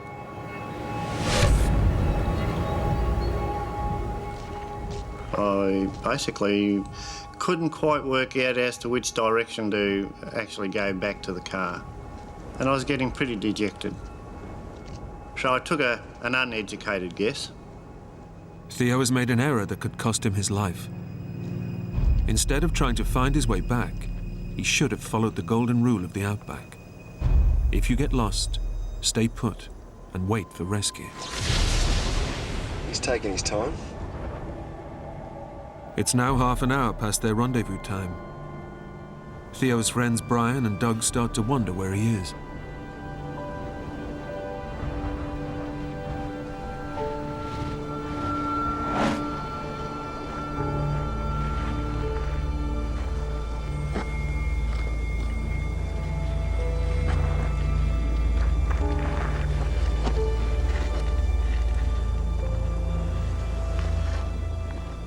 I got myself totally disorientated to the point that I didn't know where left, right, up, down, north, east, west was.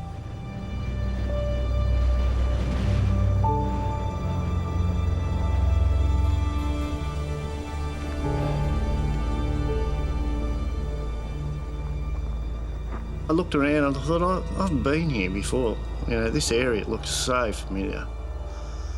But I realised that it didn't matter where I was. It all looked familiar. Theo was in one of the world's harshest environments. A vast and featureless desert, devoid of food and water. Without a compass, and with light fading, Theo is totally lost. How the hell am I going to get out of this? It was getting just on dusk. I knew by then that I'd be spending a night out in the open if I didn't find my way home. Then, in the last minutes of daylight, he stumbles on a fence, a lifeline in the middle of nowhere. We were told that if you find a track or a fence line, if you follow it, it'll take you back to the Aboriginal community. I've got to try and work out from here which way to go. Theo's decision may mean the difference between life and death. One way will lead him to the Aboriginal settlement and safety, but the other will take him deeper into hostile wilderness, miles from help, food, or water. Lost and alone, Theo has to make a stark choice. Left or right?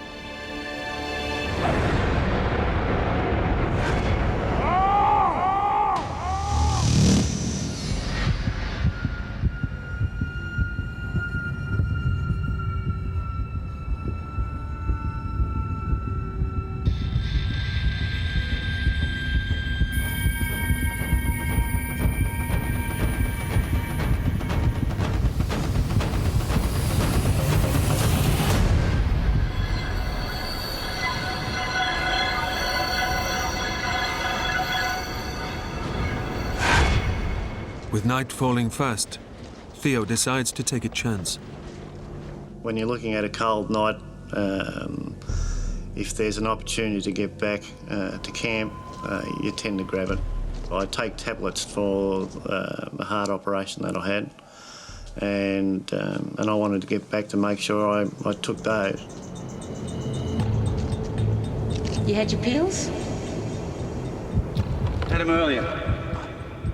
Theo's medication is essential to maintain a steady heartbeat. But he left his pills in camp. Missing doses can send his heart out of control and put his life in immediate danger. Back at camp, Pauline is increasingly worried. He can nearly talk himself into palpitations if he doesn't have his tablets.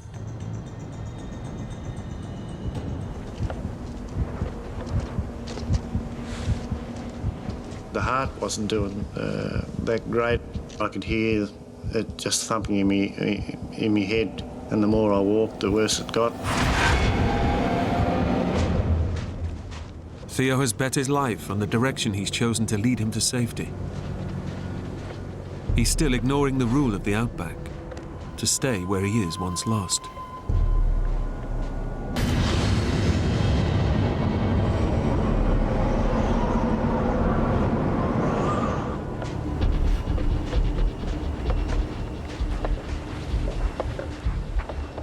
I took off, followed the track, did that for probably an hour.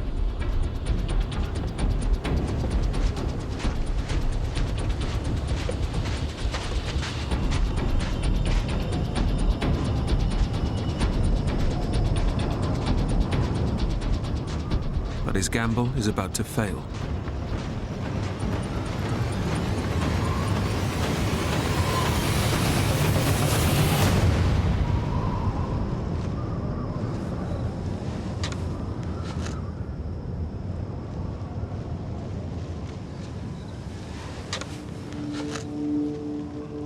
When the track ran out, I thought to myself, well, that'd be right. The only track I picked to follow, and it's the only one that ran out. Theo has walked miles in the wrong direction.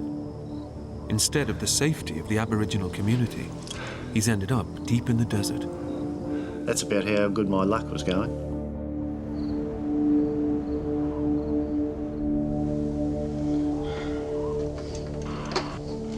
Hello, Theo? Pauline here? Yeah, Pauline, we're just packing up and Theo's not back yet. You what? By this stage, it's dark. Really was cold. We found our way out there to where they were. Theo's wife raises the alarm, but a full search can't begin until daylight. Without his medication, that could be too late.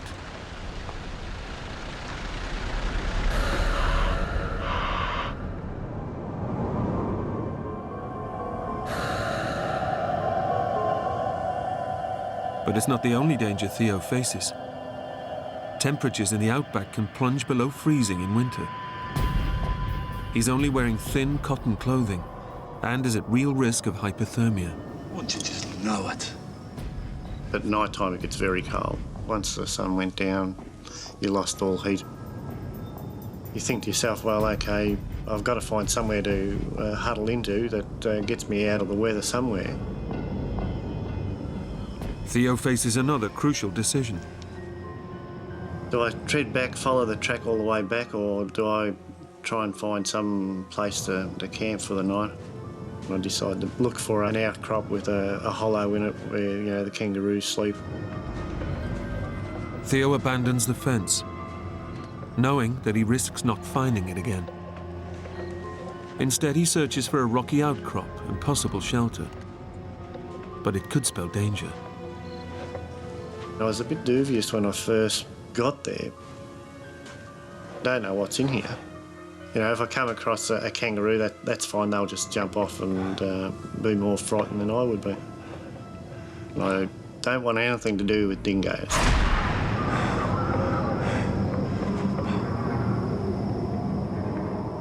Dingoes often sleep in kangaroo hollows and will attack if disturbed.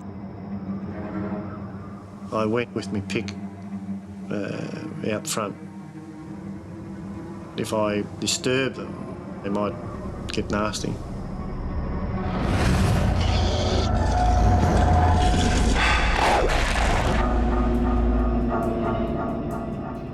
He has no option but to cautiously enter the shelter.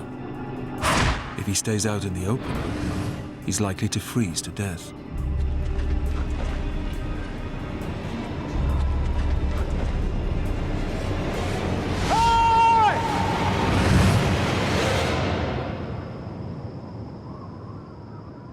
The cave is empty, providing shelter, but little comfort. The fact that I was only wearing a cotton shirt, jeans, I was just freezing cold.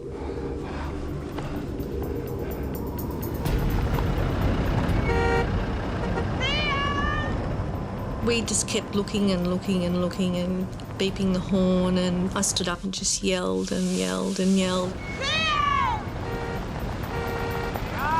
And then we thought, well, this is getting really serious. As night draws in, there's still no sign of Theo. So Pauline and Brian turn for help to the people who know every inch of this terrain, the local Aborigines. Can I help you? Yeah, we've lost a fellow of ours about 8 k's up the track. Does he have any water on him? No. Derek, go and get some of the boys.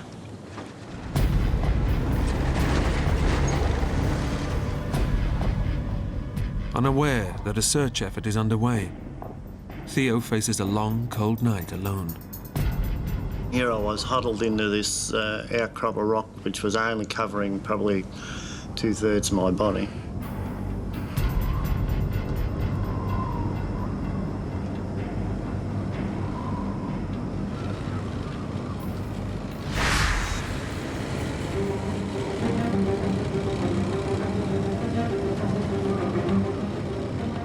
I heard a motorbike, and I sat up and looked out to where the noise was, and I could see somebody.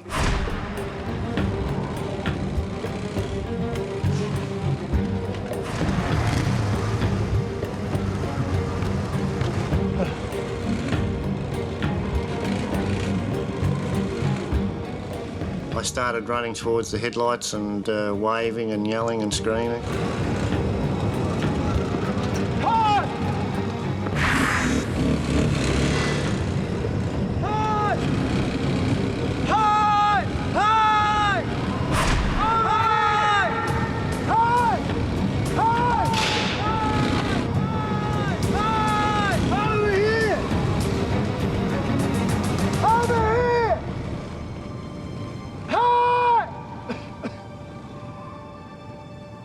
The motorbike was too loud and they couldn't hear any yells or anything that was going on, and they just kept going, and I lost sight of them.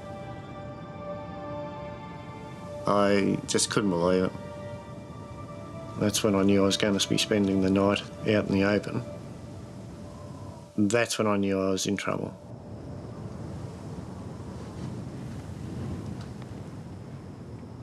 Theo knows what a night exposed to the outback will bring.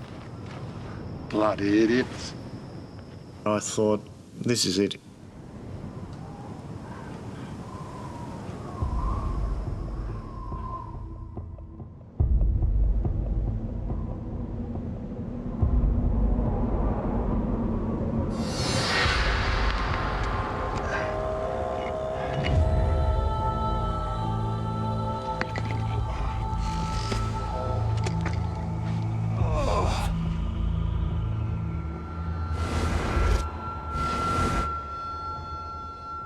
Theo has survived an ice-cold night.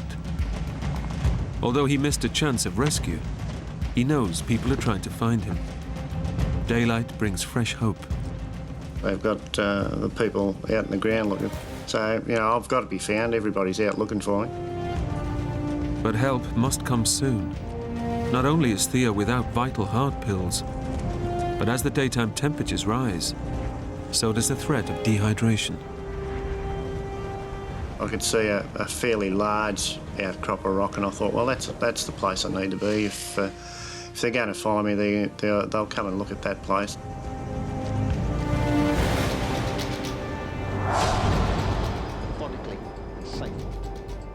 Theo's gone a full day without vital medication. But now, a search and rescue operation is underway. Pauline, rescue plane will be here in an hour.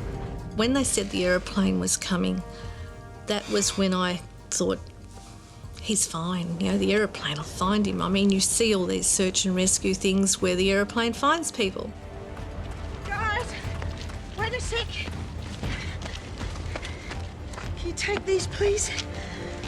What are they? They're his heart pills. He needs them. He really needs them. Without those, the heart goes into spasm and have another heart attack. With police and volunteers helping, the Aborigines can now share their renowned tracking skills. But finding one person in such a vast terrain is like finding a needle in a haystack. Theo has had neither food or water and gone 24 hours without vital medication that regulates his heartbeat. His chances of dying are increasing with every hour. I know my energy levels were dropping dramatically because I had no fat to burn whatsoever. I mean, I've only been out of hospital for 12 months. Finally got to the outcrop of rock.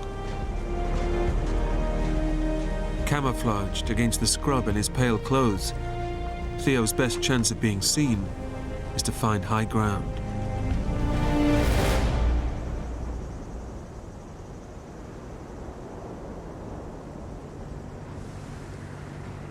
I heard an engine going.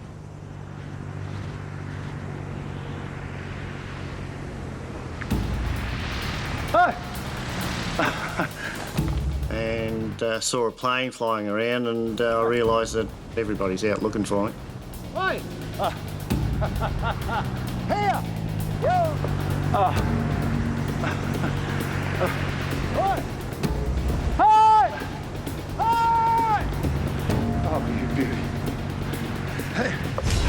Here! A spotter plane is heading straight for Theo. He's certain rescue is just moments away.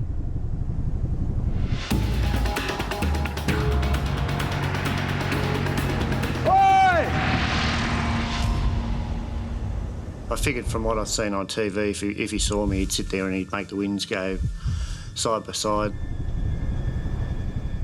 Figure, oh, well, I'll look for that if that's the case.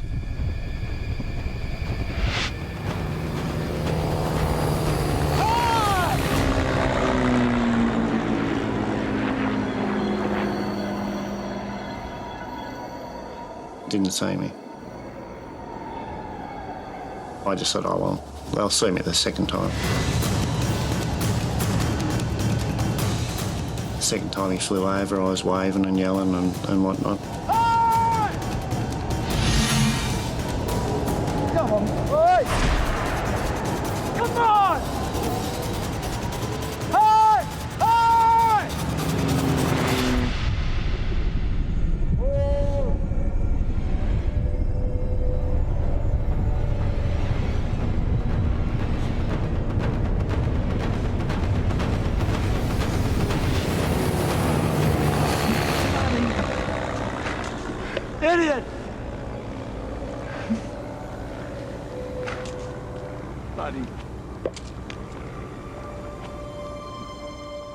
Despite flying directly overhead, the pilot failed to spot Theo against the scrub.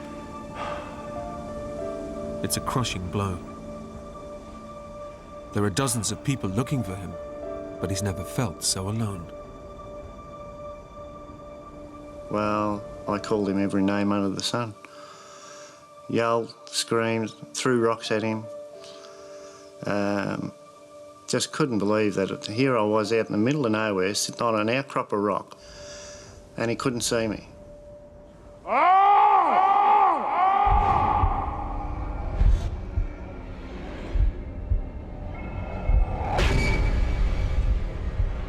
Theo's situation suddenly worsens. Now, his body, weakened by his recent heart surgery, reacts to the frustration and physical strain of his ordeal.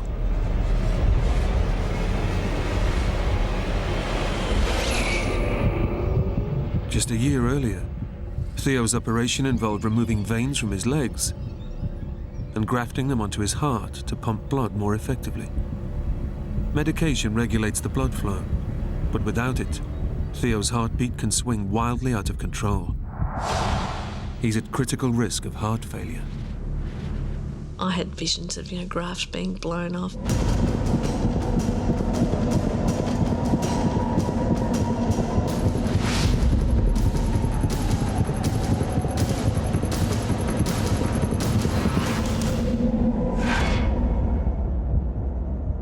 Theo Rossmulder has been lost in the outback for more than 24 hours.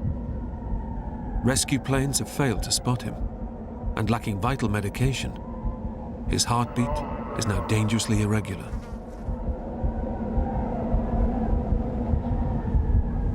The heart was going haywire, and I have to wait for it to calm down.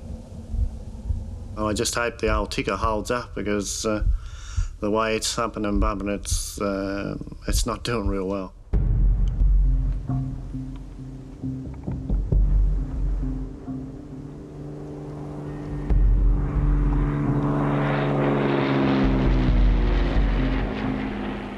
With my battery on the detector, I knew it still had a bit of power in it.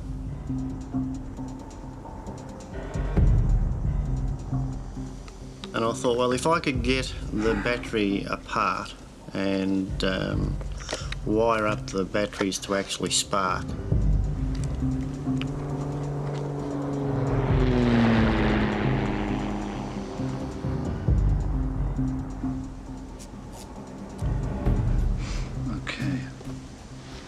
And have some bark there where I could actually try and get it going.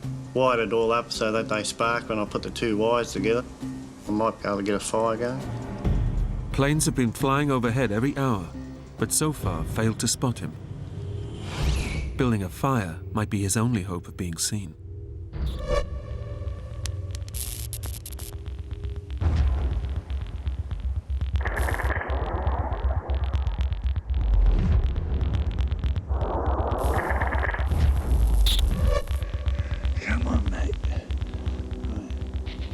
I'd put a lot of effort, probably most of Sunday afternoon, and I was putting all my hopes into that.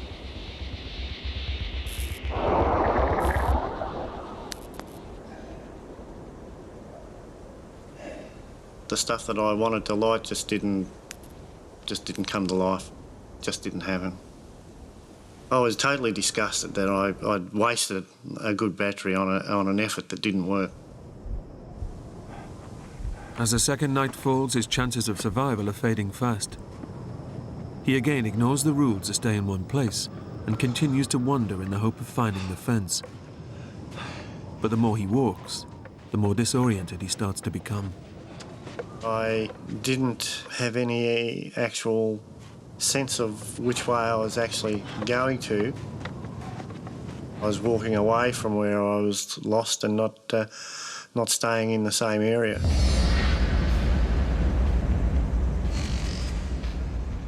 Alongside Theo's heart defect, 48 hours without water is now becoming life-threatening. A healthy person could go 3 days without it, but Theo is not healthy, and he hasn't had a drop to drink in 2 days. Severe dehydration pushes him closer to death with every hour. When the body starts shutting down, it's not pleasant. Every part of your body hurts. You can't sit down without the part that you're leaning on. It just aches. When you start walking, your legs hurt, your arms hurt. It had gone from being saved and rescued to trying to survive, and the idea that there's a possibility you were going to die. I was getting so weak and thirsty. My throat was constantly dry, my lips were starting to get swollen. I had nothing to drink, there was just no water about whatsoever. Theo's body is losing 2 to 3 litres of fluid per day, causing muscle cramps, headaches, and extreme disorientation. Desperate for fluid, he makes an uncomfortable decision.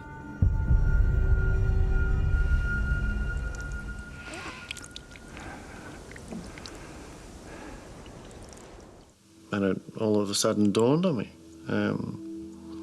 Hang on a minute.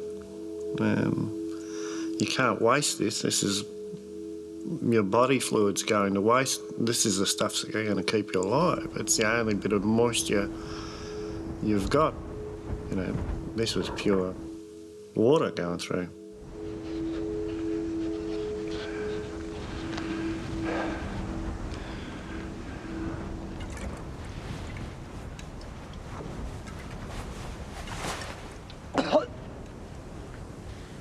When you decide that that's what you've got to do to survive, that first mouthful's bloody terrible.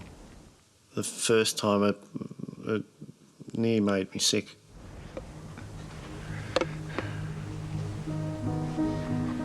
I'm thinking to myself, well, you know, I've come down a few pegs on the ladder, having to do that. Each time Theo drinks his urine, it becomes more concentrated and less hydrating. The more times you put it through the system, the stronger it becomes, which in turn makes it taste even worse. I couldn't drink it. It was just too vile. I was just withering away, and it was just an ordeal. It's like trying to run a car on an empty fuel tank. Some 70 rescuers are combing the landscape, trying to find Theo before it's too late. Based on where he was last seen, the police have defined the search area, but Theo keeps wandering in and out of it. I was starting to lose hope, I think. They would come back and, you know, I'm sorry, Pauline, I haven't found him.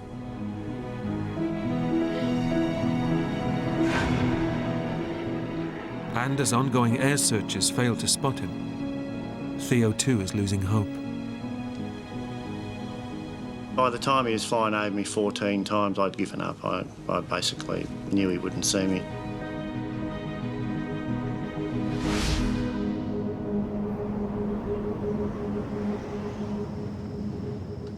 Theo faces a third night lost in the outback. Lacking both food and water, his energy is rapidly draining away. It was just lonely, cold, and then all sorts of things go through your mind because you've got nothing else to do but think. And yeah, and it wasn't pleasant. I just, you just don't want to go there. It's, yeah, it was just terrible. Suddenly, he hears the terrifying sound of a deadly new threat. The dingoes and the wild dogs were watching me constantly. You really start to think, well, I'm not going to get out of this.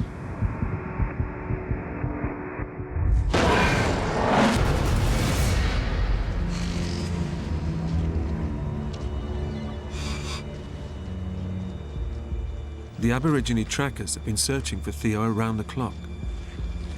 Have a look at this. They finally make a breakthrough and find one of his prints. Yeah. And he's got company. But they've also spotted another print alongside Theo's. The paw prints of a predator, the dingo.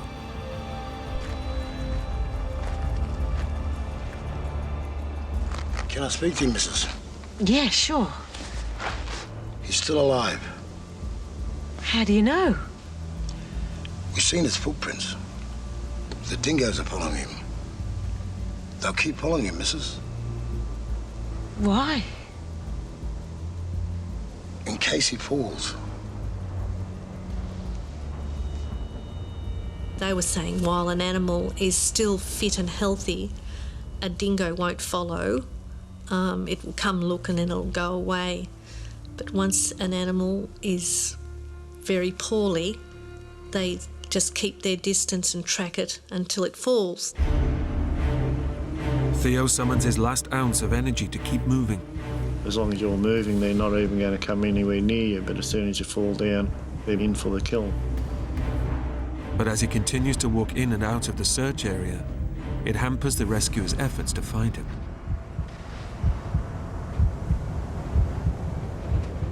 Theo's mental reasoning has now become so clouded that he clings onto his expensive metal detector, but drops his pick, his only defense against the dingoes.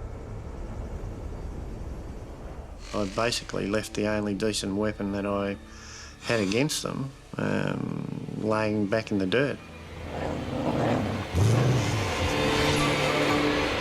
I thought to myself, well, I'm going to be dead within 24 hours. And as his energy levels hit rock bottom, Theo was also losing his mind. I was hallucinating. I knew I was seeing things.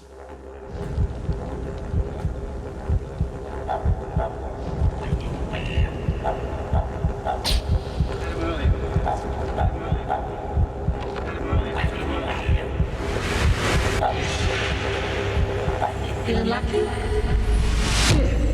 Today might be the day. Theo's physical and mental decline means he had little energy to walk.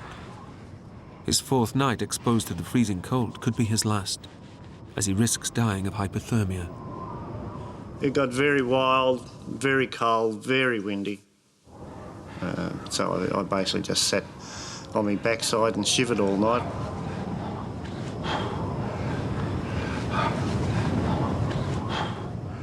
You were shivering all the time, you were cold, you couldn't lay down, you were aching all the time. All you're waiting for is the sun to come up so you can just start getting warm again.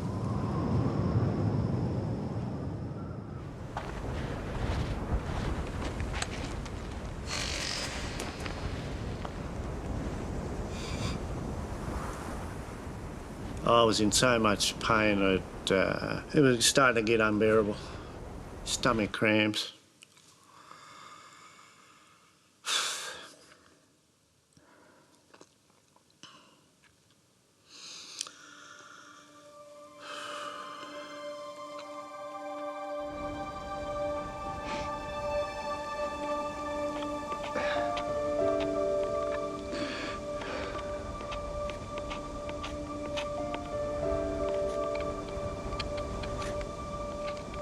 I was starting to think I wasn't going to survive. So thoughts of the wife, kids, friends were certainly coming into your mind. I was thinking I was going to die, so I might as well write notes to everybody on the back of this oxidised piece of tin, which I did. This is my last message. Haven't got any energy left, and just carried on from there. I love you all.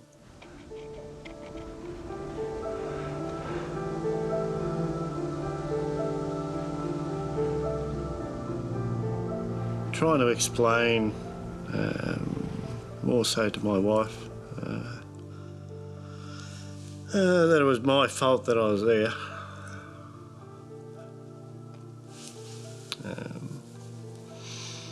Because I told her I was bloody stupid. Yeah, and it shouldn't have happened.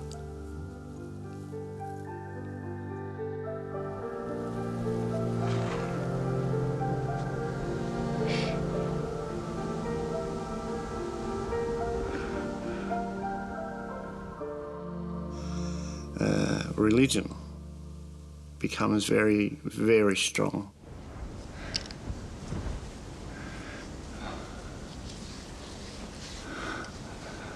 Dear God, can you help us out, mate?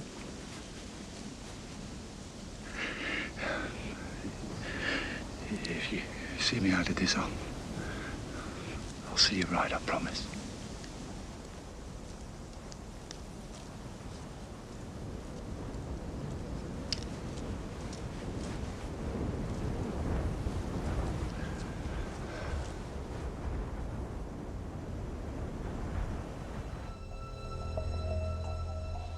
Hi, love. It's Mum. There's something I need to tell you. It's your dad. Theo's wife, Pauline, has been waiting on tenterhooks for news. Until now, she's resisted phoning their 3 grown sons to tell them their father's missing. He went detecting with Brian and Doug, and he didn't come back. Don't worry, I said, as soon as the moon comes out tonight, he'll find his way back, honey. It's okay. I said, you know, it's okay, Mum. He will be found, it's okay. And I'm crying and crying. And I didn't tell them that how vast an area we were in. And I mean, you could not imagine it. Your dad's a fighter, isn't he?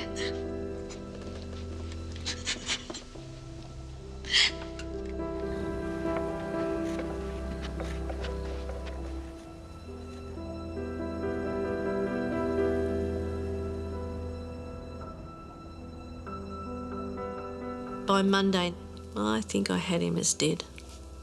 I really did. I couldn't think that someone of his weight and health could live that long without food, water and his medication. I really didn't.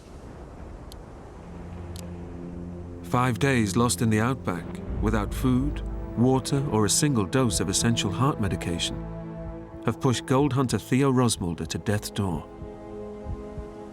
There was nothing left in the tank. I was finished. I was actually wishing I'd die. Theo is no longer looking for shelter. He's seeking protection for his corpse. He doesn't want his body to be eaten by dingoes. If you're in a situation where you don't have any choices, bar one is how you're going to die, you start to think that, well, let's make it as best as possible.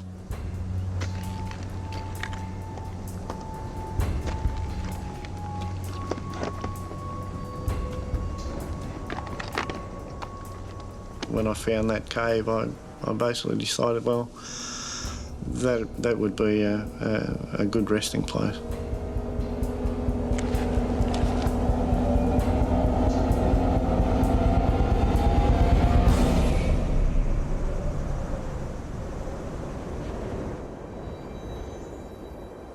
What I'd planned on doing was basically crawling into the hole and bricking the front of it up. You know, I just didn't want to be a dog's dinner, basically.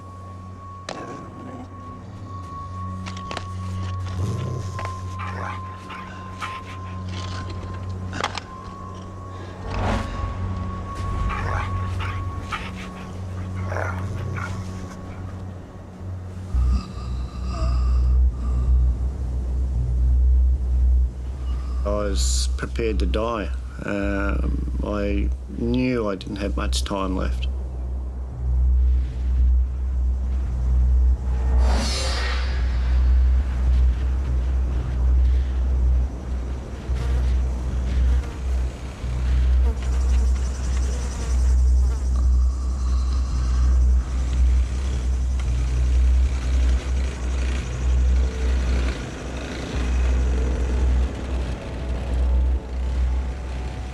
I heard a motorbike going off in the distance, and I looked over and I could see this motorbike, and I thought, oh, you're seeing things.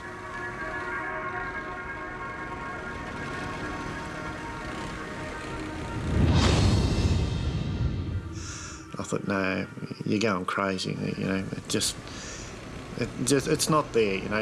You've seen things before, and that's just not there.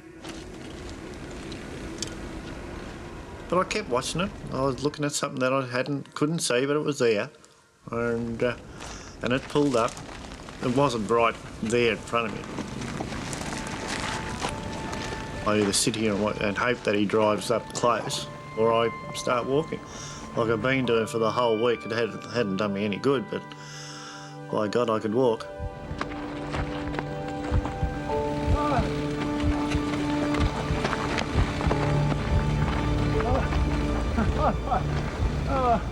I started waving, but I mean, it was taking such an effort to even stand up and wave.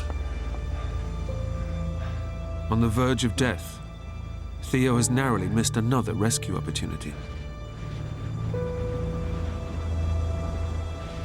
I'm going to turn around and go back. That was it. If I was going to die, that was the place I was going to die. I picked it.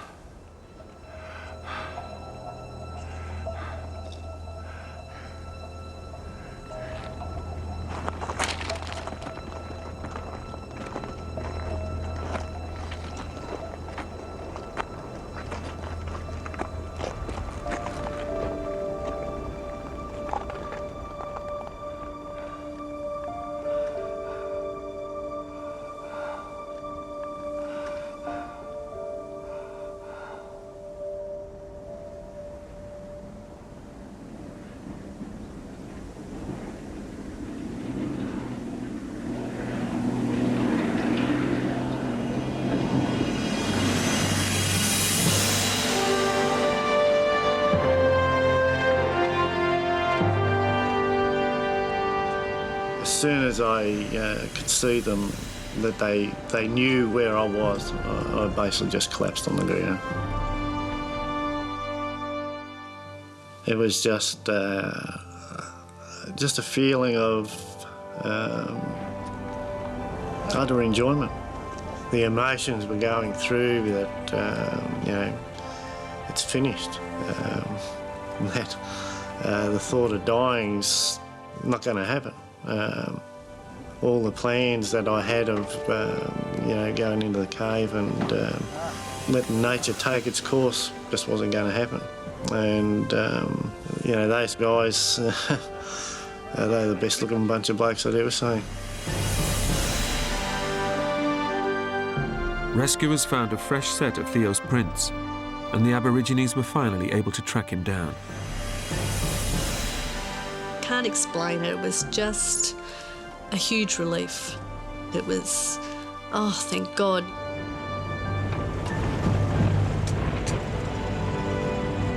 After 5 days in the outback, Theo Rosmulder suffered from severe dehydration and lost some 35 pounds. Yet his heart survived the ordeal without major complications. He now knows that had he stayed put on day one, he would likely have been found within hours. I thank everybody involved for the effort they put in. If it wasn't for them, I wouldn't be here. And like I've been telling people the whole way through, if you get lost, stay put. I mean, once you move away from where you're actually lost, you are lost. And it could cost you your life.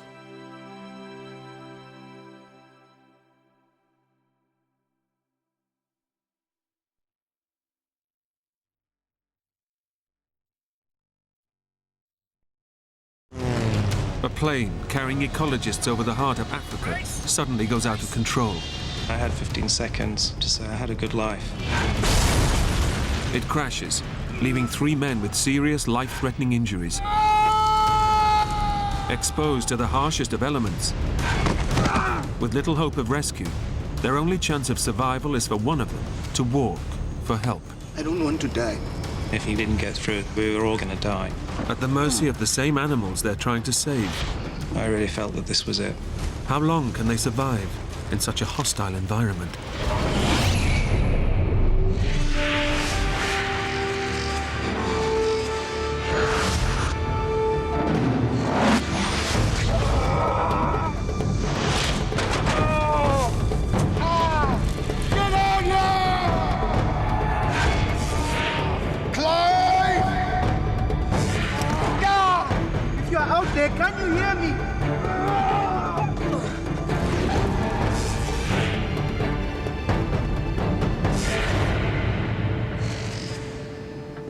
It's early in the morning, and a group of ecologists are about to go on a special charter flight.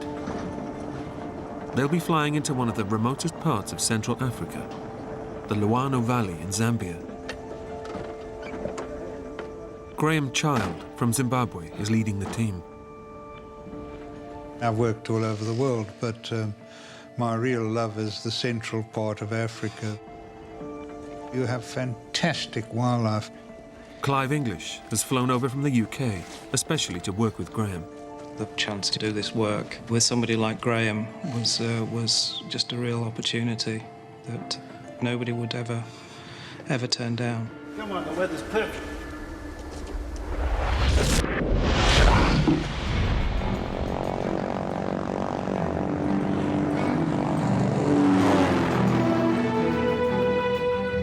Good morning, Tower. This is Romeo Delta. It's great.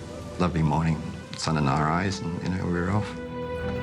The team has hired pilot Adam Pope, who knows the region well. It is very spectacular. It's very remote and kind of pristine wilderness.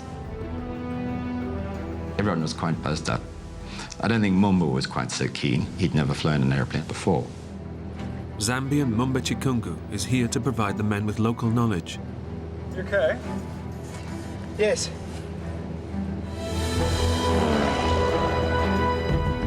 The men are planning to establish a conservation park in the area. And the aim of this morning is to spot large herds of buffalo.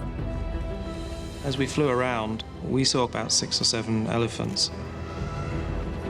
We were really looking for buffalo. They are usually quite plentiful, but I wasn't finding them. Okay, take me down. Let's have a look down there. He said, let's go in and see what we can find. They're flying towards a wetland area where buffalo might gather.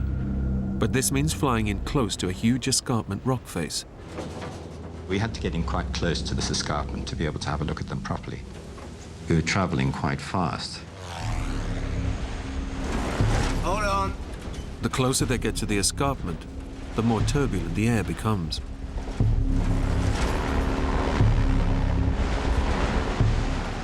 I noticed that the airplane seemed to be descending.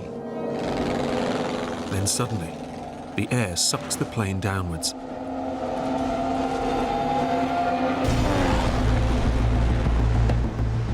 You get these vortexes that come off the ridge, and we'd flown into one of those. At full throttle, Adam attempts to pull the plane up over the oncoming escarpment to escape the vortex. I was trying to keep the airplane going at maximum revs to keep the nose up. The stall warning came on. This is bad news. I know this is really bad news. We were in serious trouble. It seemed like we were not going to get over the top.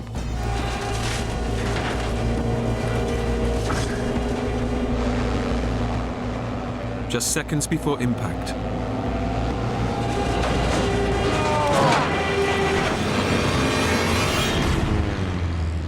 Adam manages to bank the plane. I managed to get the wings level, but we were going down. Going in! We're going in! What happened is that we just lost it. Going in! We're going in! Brace! Brace! I had about 10 or 15 seconds to say I had a good life. Brace!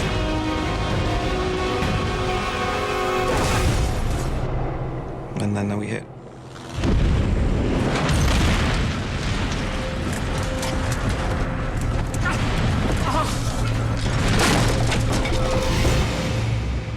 The plane is shattered on impact.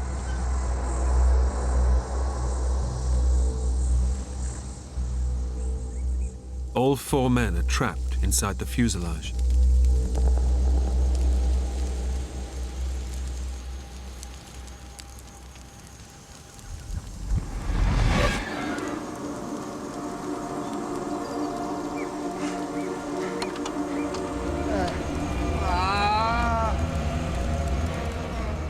I woke up, and the first thing I knew one had to do with these situations is get out of the airplane.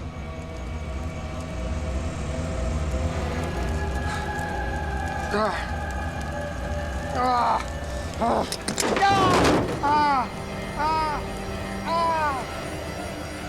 up. Get up. I wasn't really aware of where I was. I must have been somehow aware that the right way out was on my right.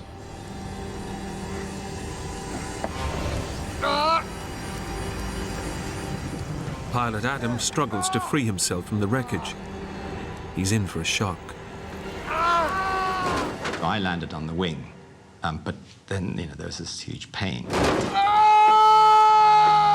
Shoots through your whole body like an electric shock. And I immediately knew I'd broken my back. Adam has escaped the burning fuselage, but he's now helpless on the wing, where the fuel for the plane is stored. Fire! As fuel leaks closer to the flames, we still had a significant amount of fuel on board, and I was lying on it. The smallest drop could ignite the fuel tank, turning the plane and all 4 men into a fireball. Fire! Get out! Get out! Mumba scrambles clear, but Clive is still inside the wreckage. I remember waking up. First thing I saw was Adam lying on the wing. I smelled aviation fuel. I thought I had to get out of here. Get out! Get out now! It was hot and it was horrible, and there was just carnage everywhere. There was a very steep slope, and I just rolled down the hill.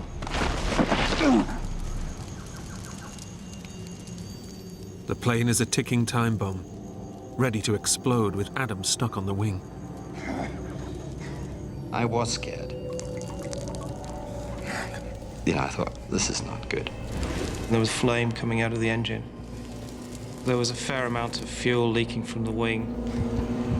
Fuel is very, very explosive stuff, and the slightest spark or flame, the whole thing fireballs.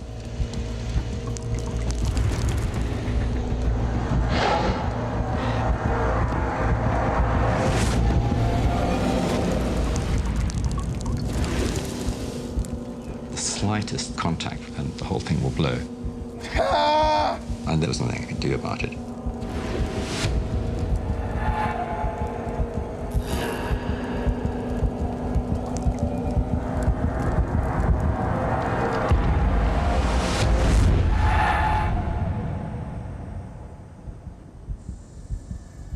Miraculously, the fire burns out. The most immediate danger is over.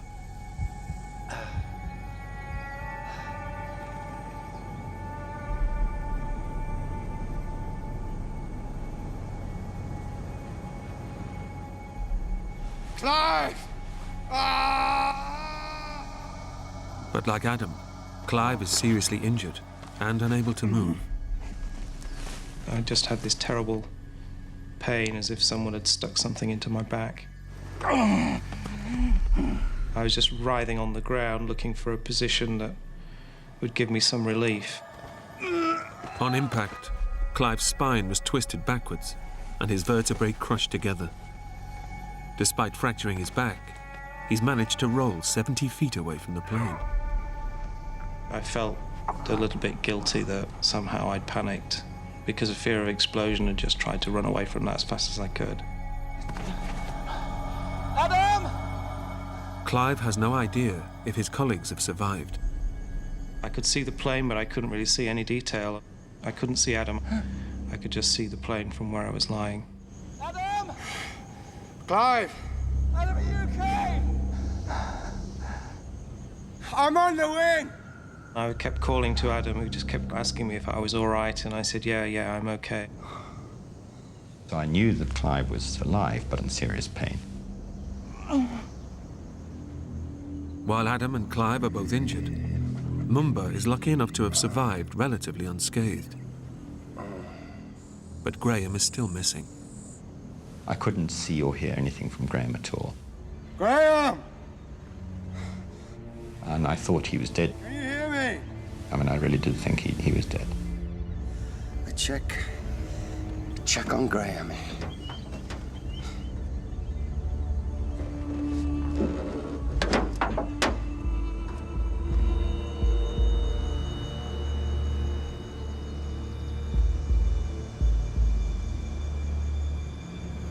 Mumba, is he okay?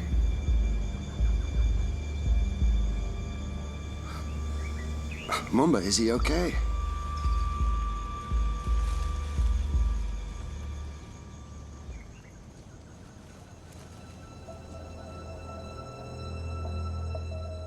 Graham has taken the full impact of the crash.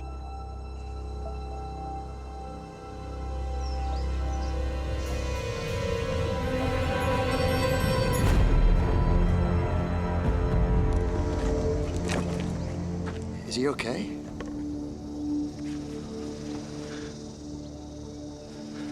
It's his foot. His foot is hanging off. But he's alive? Yes, he's breathing. So that was a huge relief. Graham is the most severely injured of them all. In shock, he doesn't grasp the full horror of what has happened.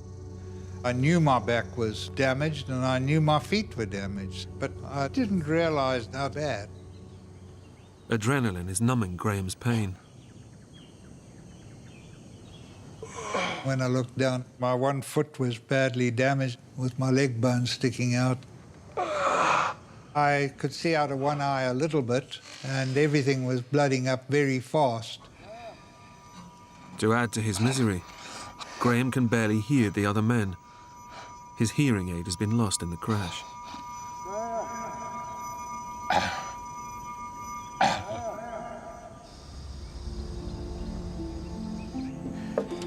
You hit bad.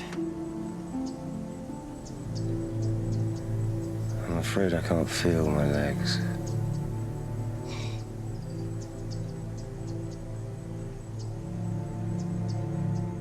I couldn't move my legs. And then I realized that I was paralyzed.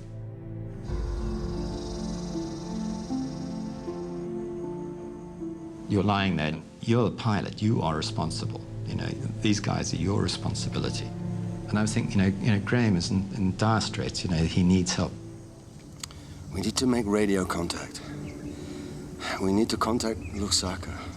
Okay. Remember, you need to switch the radio on.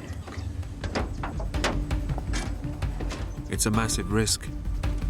With the plane soaked in fuel, one spark from the radio's electrics could trigger an explosion and kill them all. But it's their only hope.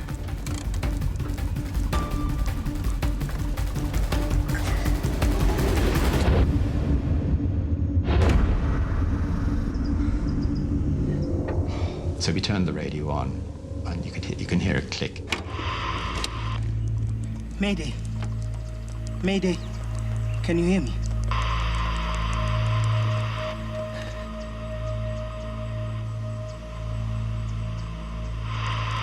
Mayday.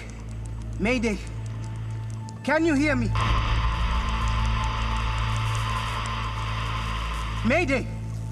Mayday, can you hear me? If you're out there, can you hear me? I was lying on one wing. Graham was lying underneath the other thing. And we would have been fireballed. Mumba, turn it off. Turn it off now. Now. I said, this is crazy, we've got electrics flying around and let's turn it off, forget it, it's not going to work. Their only means of communication is damaged beyond repair. The four men are now stranded in one of the remotest areas of Central Africa, with no idea if anyone even knows that they've crashed. Would anybody be missing us? Is anybody going to come and look for us? And how would they ever find us in this place?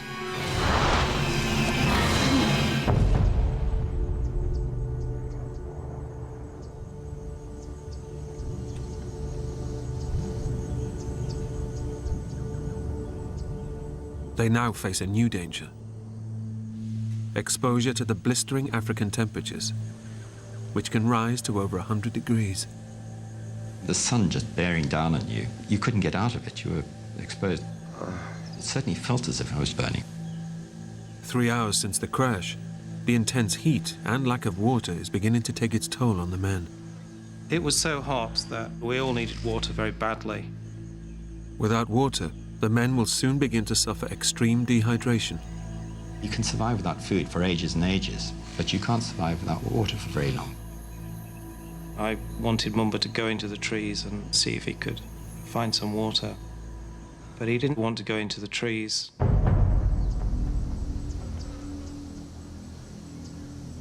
You need to find water, okay? Water. He was definitely afraid. Almost certainly he was in shock and traumatized. Need to get some water. Going in! Going in! Grace! You're the only one that can move. Please, Mama.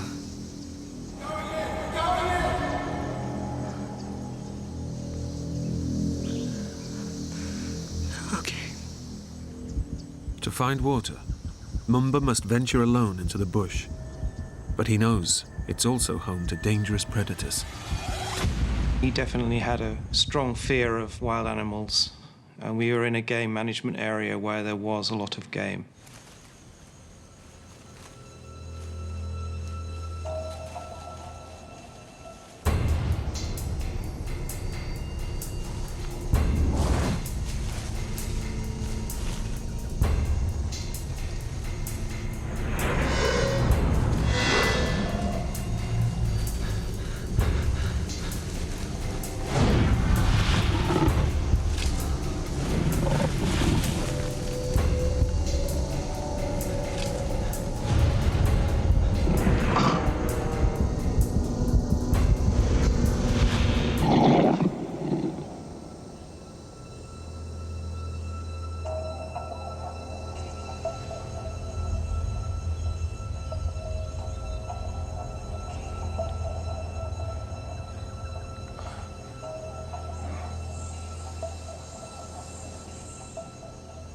I was sort of left in the clearing by myself and sort of listening for him.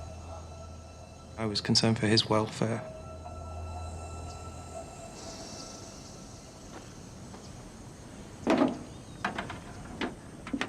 Eventually, Mumba returns.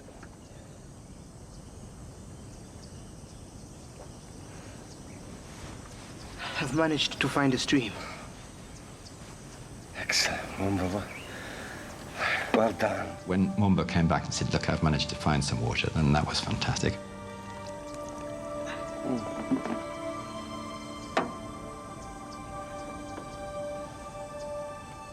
Mumba was the hero of the moment. I mean, he really was. Oh, that is good. That is so good. The water brings only temporary relief to the men. As the sun goes down, it's no longer the heat that's the danger. Now it's the African night, where temperatures can rapidly drop close to freezing.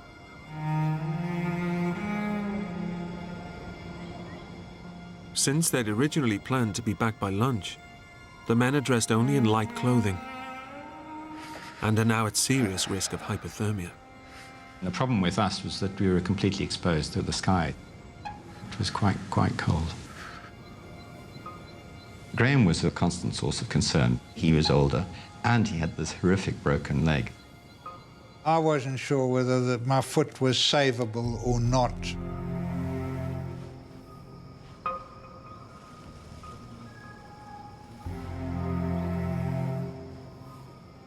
Graham is at real risk of developing gangrene in his severed foot. And his pain is so severe, he's drifting in and out of consciousness.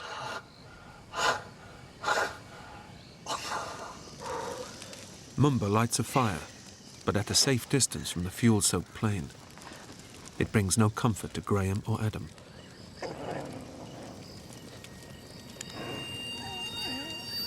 What was that? There were animals around.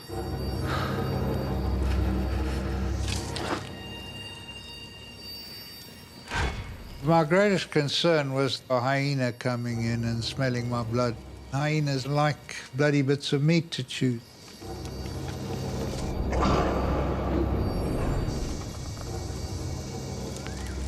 There were quite a lot of noises.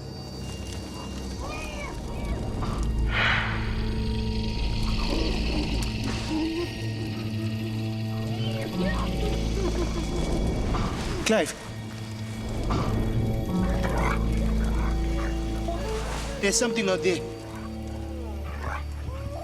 Adam?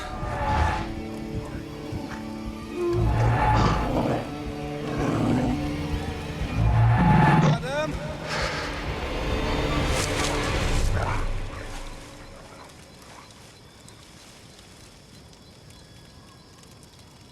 And then it suddenly shot off.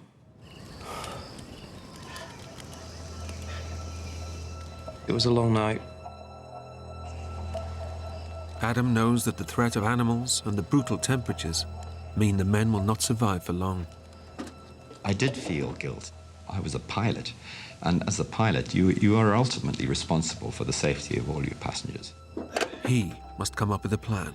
I was thinking somehow you've got to get them out of here alive.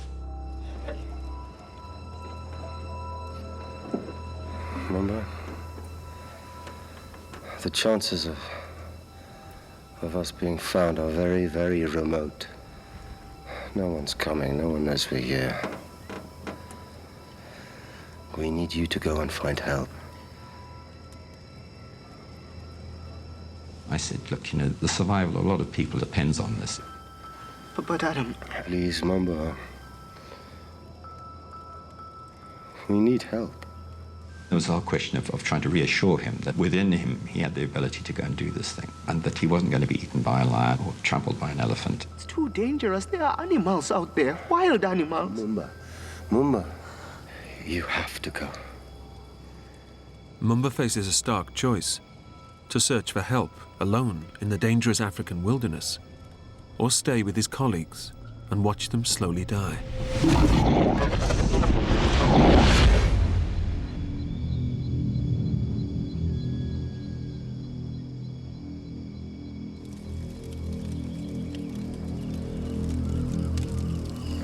Adam has asked me to go and look for help.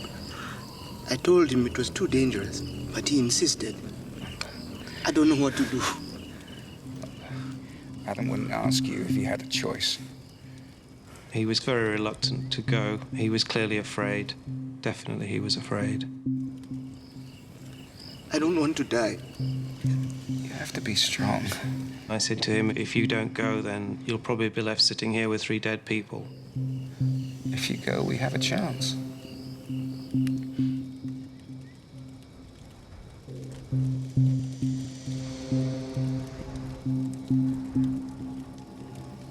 Okay. Get some rest. I don't know how I'm going to sleep tonight.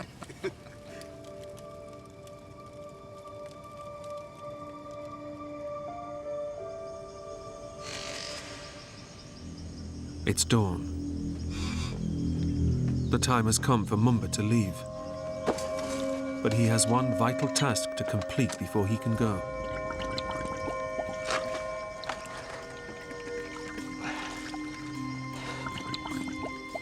Every drop of water he can collect could be the difference between life and death for his injured colleagues.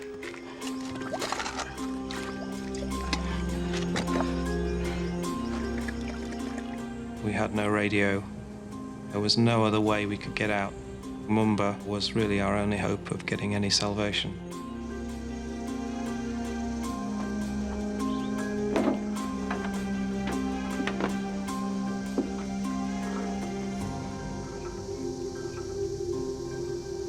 Thanks, Mama.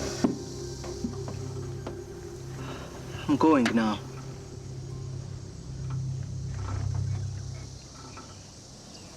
It's a brave thing you're doing.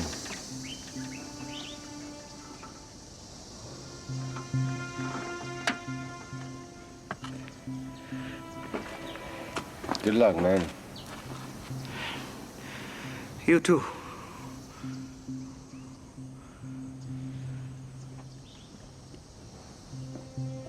I wasn't at all sure that he was going to have enough courage to go through with it. I thought that he'd come back again and say that, you know, he just couldn't.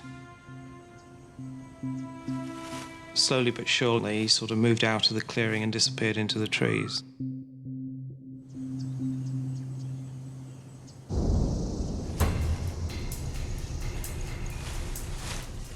Adam has directed Mumba to where he believes there's a village. I thought that if he just followed that stream, he'd find habitation, that there'd be people there. If Adam is right, Mumba may be able to reach help in a matter of hours.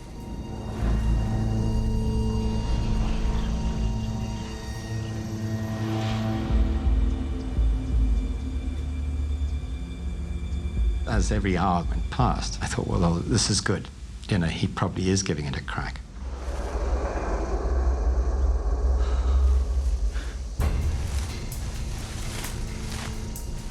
But Mumba is unaware that he's actually heading in the wrong direction, deeper into the African bush and further away from the village.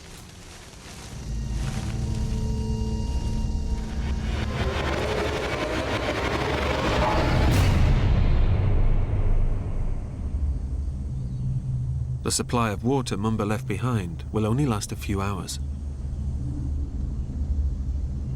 Once it runs out, they'll have no means of collecting any more.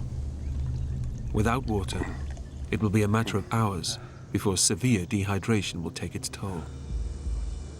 Their survival depends on Mumba. There was no response for the whole of the day. I was wondering, had he passed out along the way from exhaustion or something like that? After 5 hours, Mumba has still not returned. The men are on their last few drops of water. You know, your lips are cracked and sore, and your tongue tends to thicken. Water was absolutely fundamental to our survival. In these conditions, a healthy person will die within 3 days from dehydration. But having experienced extreme physical trauma, the weakened men are even more vulnerable. It's now only a matter of time before they'll die in the unforgiving African sun. Well, with Mumba gone, I realized I would have to try and find where the water was. I would have to find a way to move. But with fractured vertebrae, Clive has been unable to move since the crash. I really didn't know how I was going to do that.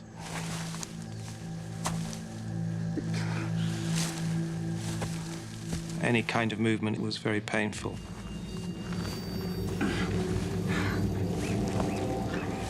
I started to wriggle along the ground and just sort of pushed my way through the vegetation, literally. That was extremely painful. He doesn't realize that with every movement, he's risking permanent paralysis.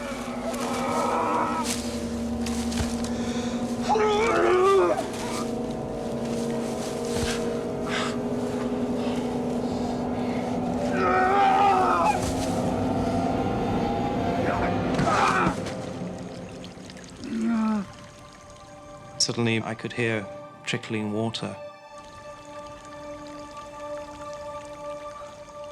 I found a cool, clear spring of absolutely crystal clear water.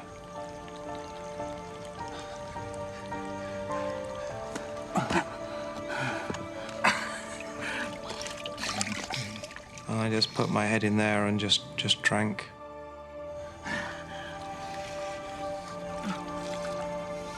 It was absolutely magical.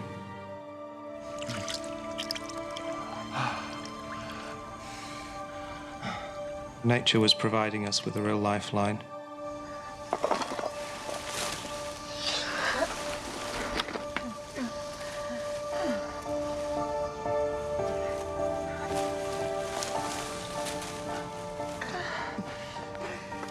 Clive finally reaches Graham.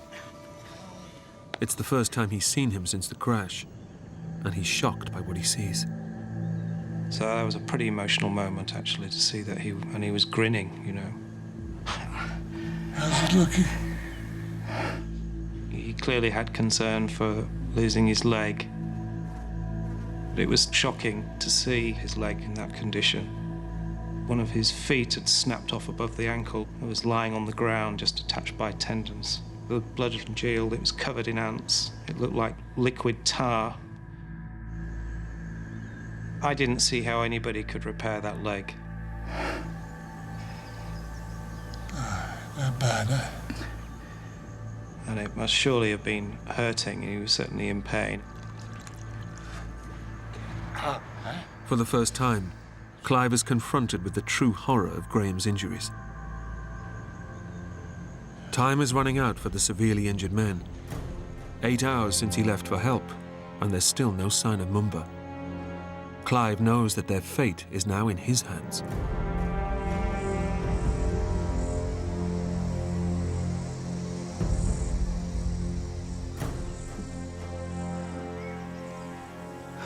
don't think Mumba made it, yeah. Doesn't look that way. He'd be back by now. I knew that there was every chance that Mumba might not have got through. I sat with Adam and we discussed the options. I decided that we would have to do something other than rely on Mumba.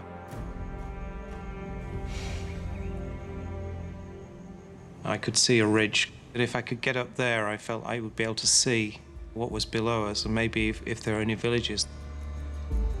If Clive can see a village close enough, he could attempt to reach it, despite his fractured back. I grabbed a pole and then tried to stand.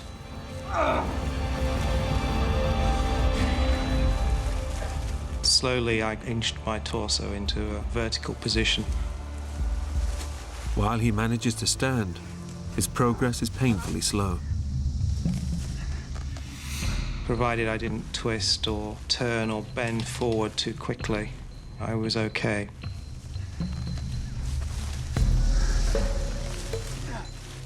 Climbing that hill was just really very, very difficult.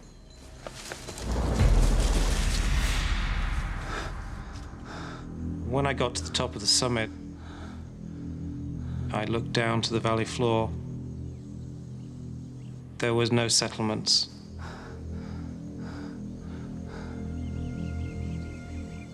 There was absolutely nothing. And a very steep descent to the valley floor, which would have made it extremely difficult to even get down there, let alone across it and find people. With no village in sight, Clive realizes that in his disabled state, he has no chance of reaching safety. As I stood on the ridge, I just suddenly was aware that I'd put the silver survival blanket in my top shirt pocket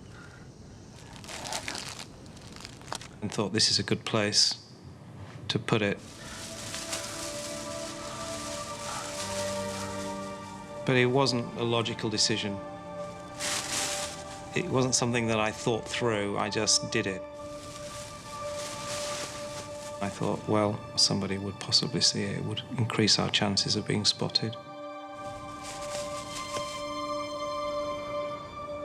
36 hours since the crash, and time is running out. The condition of Clive's colleagues is worsening as they face another bitterly cold night. Adam had physically deteriorated throughout that day. He was very weak. It was a very cold night, and he just seemed to go into uncontrollable shivers. Adam doesn't know it, but he's now developed pneumonia. His lungs are inflamed and filling with fluid.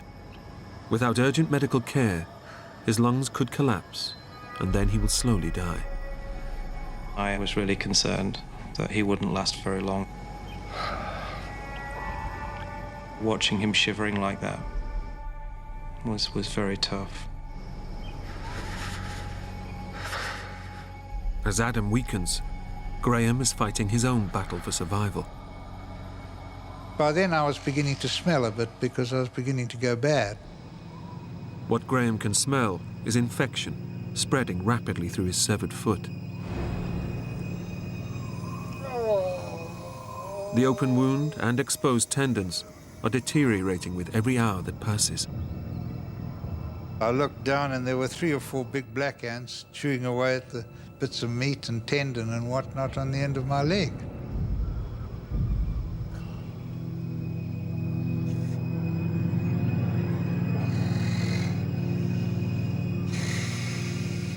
But there wasn't much I could do about it. I couldn't even brush them off. I'd done a calculation that after another night of cold, I didn't think Adam would survive that.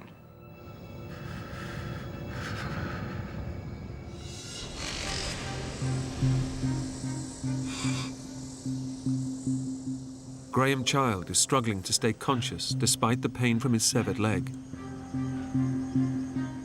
Pilot Adam Pope is suffering from chronic pneumonia. Adam was beginning to get a lot weaker. I was beginning to lift his head to assist him with drinking water. It was quite distressing to see him deteriorating the way he was. I was really concerned that with the heat of the day, he would really suffer yet again. Clive makes a desperate decision. He will attempt to reach safety despite his fractured back. He has no idea whether he's even capable of making it. I wasn't really sure whether I could do it, but I was absolute agreement that I would rather try to do something like that than just sit there and watch these two guys slowly deteriorate. I'd sort of thought about it, but I kind of wanted it to be their idea, because leaving them in the plane and walking away from the plane was almost breaking every rule in the book. But I couldn't see any other way, and as it turned out, neither could they. We'll be waiting for you here. It was quite an emotional moment.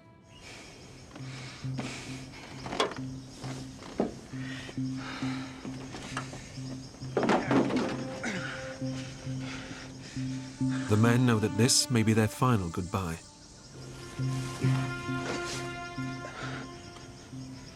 I'll see you soon, Adam. All I remember was looking back at the plane. No one there to get them water. No one there to help them with anything they may need. They were just going to lie there, and if I didn't get through, they were just going to die.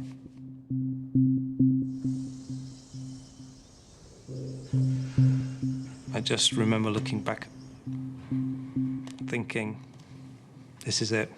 I might never see these guys again. That was a tough time, very tough time.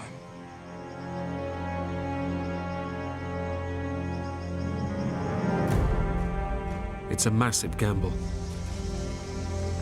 Clive is not sure which direction will even lead him towards a village, or how far he will get in the dense African terrain.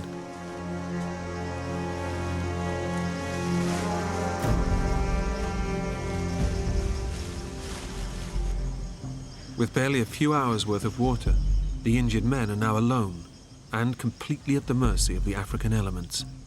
As soon as Clive went away, I knew that this was the last act, really. We couldn't survive much longer. Adam and Clive are now clinging on to life. All they can do is wait and pray for rescue. There was nothing else we could do. I don't know that we even communicated with each other. We might have shouted to each other once or twice during the day. But that took energy. We were both completely vulnerable. We were on our own. We couldn't move. We couldn't do anything. We couldn't collect water. And we were vulnerable to any kind of foreign thing.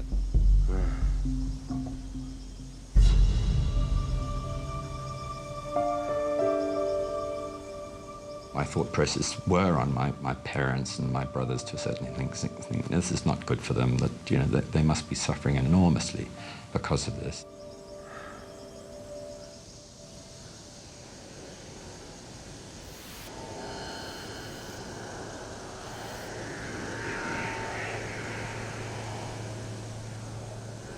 Graham, can you hear that?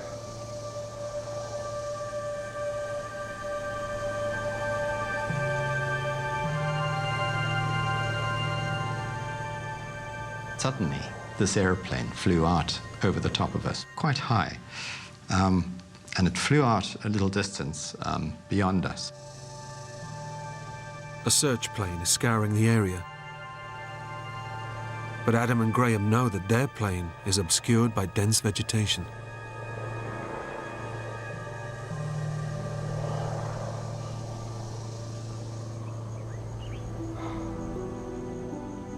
And eventually it flew off.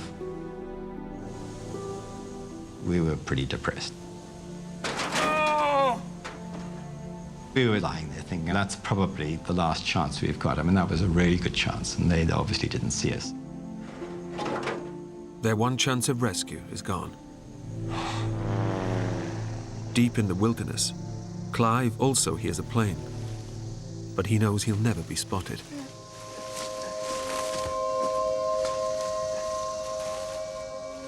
I walked for the whole day through different kinds of vegetation, crossing gullies. At the top of every ridge, you were convinced that at some point you'd get to the top and you look down and there would be the village that you were waiting for.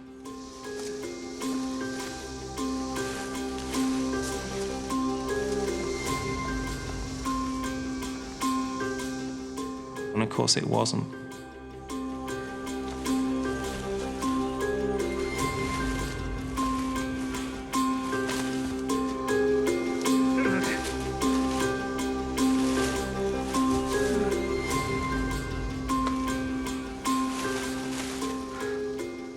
I began to get more frantic that the next ridge had to be finally the one I was looking for.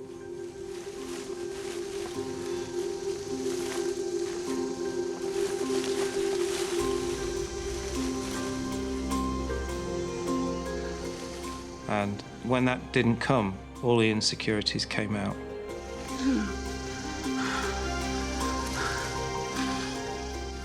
Am I in the right place? Have I gone the wrong way? I just thought, I failed. I haven't got through. Clive's last ounce of strength deserts him. He can go on no further.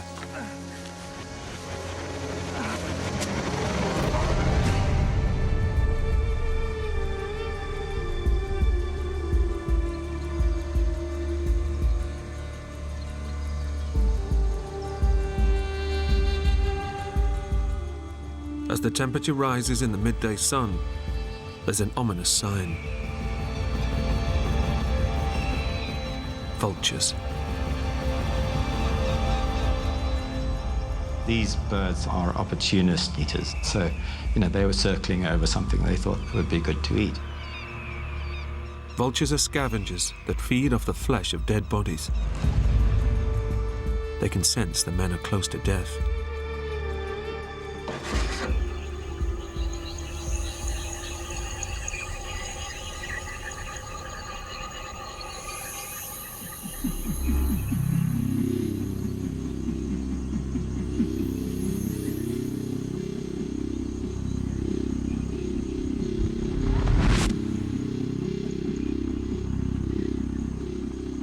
Hear something in the distance.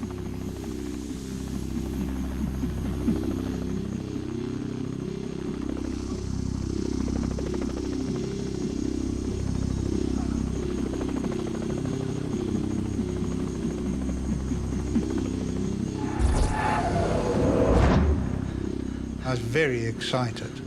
I think the adrenaline was probably pumping as fast then as at any time.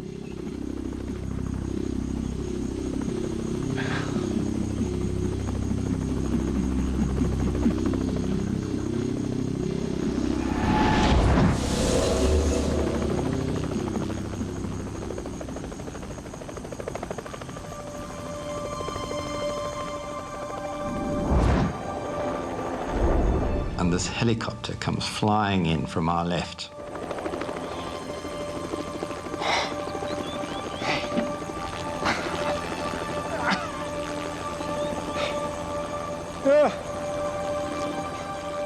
The silver space blanket that Clive laid out was spotted by a search plane.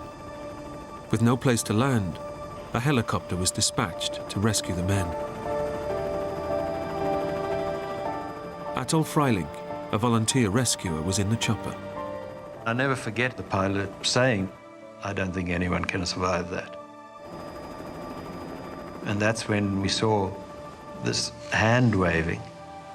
And I said, no, there's somebody alive down there.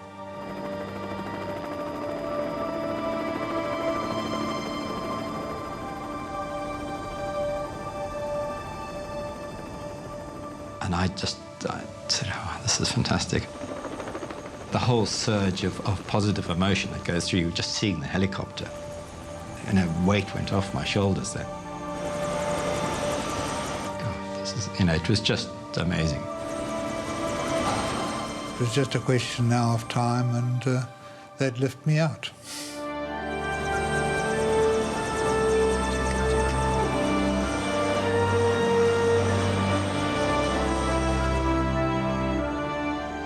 Mumba finally reached a village, a day after the men were rescued. He later died of an unrelated illness. Completely unaware of the rescue, Clive English spent a night alone in the bush before he was finally rescued. He made a full recovery. Graham Child underwent emergency surgery on his foot. Remarkably, his foot was saved, and today he has full mobility. When I saw Graham in the oxygen tent, I just could not believe that he still had his foot. It was just extraordinary that he'd sort of come through this the way he had, and he still seemed like somehow he would just survive. And he has. He has. Adam Pope spent 72 hours paralyzed on the wing of the plane. It took him 5 years to learn to walk again. You know, when I was rescued, there was a sense of regret that a great adventure was ending. You know, that whole kind of experience was now going to be fragmented and shattered, and, you know, you were going back into the real world.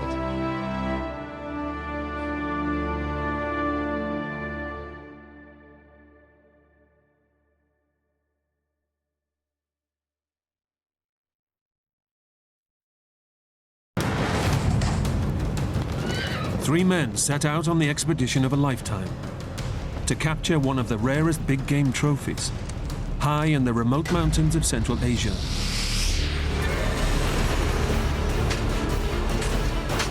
But instead of returning home in triumph, a raging blizzard traps them at 10,000 feet. That was one of the worst feelings I've ever had in my life. And just when they think their nightmare is over, their rescue helicopter goes out of control and crashes into the mountains. Stranded, they face frostbite, starvation, and death in the icy wilderness. If I don't walk out of here, these 100 people are going to be gone. You don't live through these kind of things.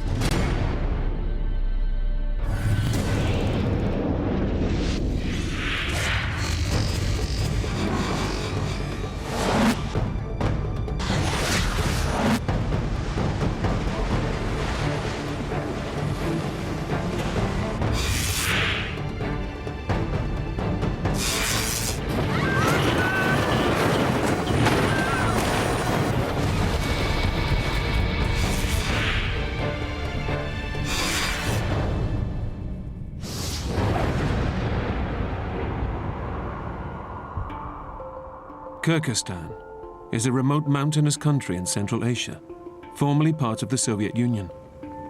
It's here that three hunters have come on a trip of a lifetime in search of the rare Marco Polo sheep. The Marco Polo sheep is probably the most majestic ram that you would see anywhere in the world.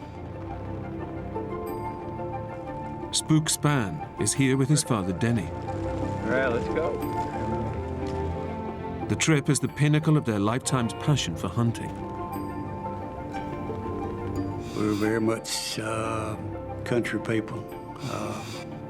Grew up hunting, fishing, running up and down the creeks and the rivers. Hunting often takes them away from their home in Tennessee, but this is their most adventurous journey to date. I really didn't know anything about Kyrgyzstan, just that it was mountainous. I did know that. Hey, let's have a little wait for the camera, guys. Joining the father and son is Spook's Canadian hunting buddy, Clay Lancaster. The biggest appeal with the hunting part is the adventure. I mean, a lot of people think it's all about just shooting something, but it's not about that. It's about getting away from cities, telephones, people, getting into the high mountains.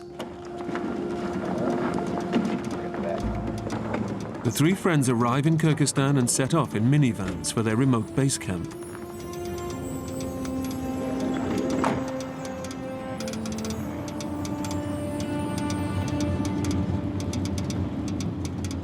It's a whole 36 hours drive. The journey out to the camp was the hardest part. It was a long and tough drive, really was.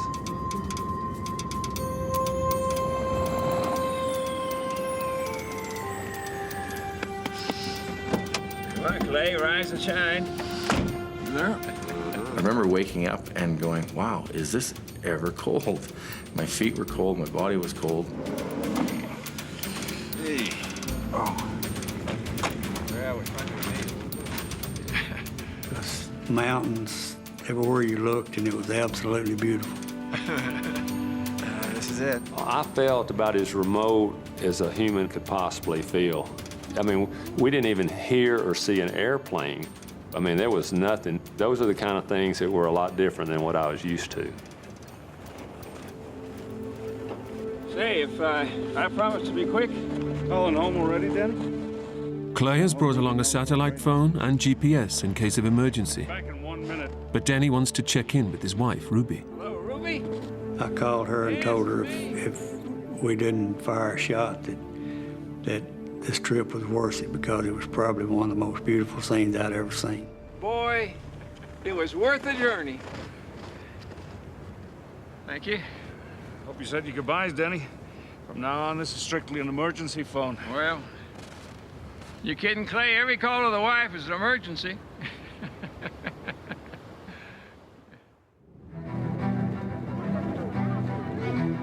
The hunters are on a tailor-made VIP tour, arranged in America.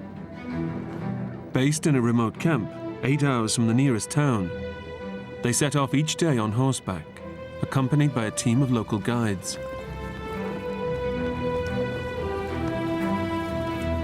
They were extremely friendly, extremely proud of their country, and they really wanted to teach you stuff.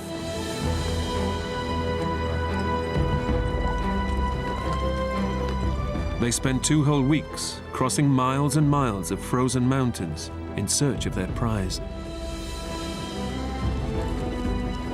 They are a real challenge to hunt, because there's times when you're in, snow waist deep. Just days before their trip is over, the hunters get a sight of what they came for. Seeing that ram, I felt like I was dreaming. I didn't even feel like it was real. It was something that I dreamed about for years and years.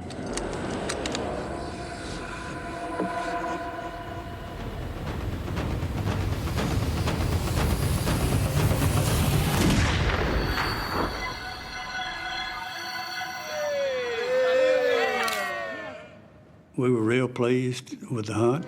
We'd taken 2 real pretty Marco Polo sheep. So that night we had a special dinner to celebrate. It's the final night of the hunt, and the locals are determined to send the guys off with a bang. I don't drink, so I was having a hard time. I told them no, no, no, no, no. Well, they just wouldn't accept no for an answer. So when they counted to 3 and they all threw it back, I just took the glass and threw it by the side of my ear and poured it out behind me and slammed it back down and shook my head just like it about killed me,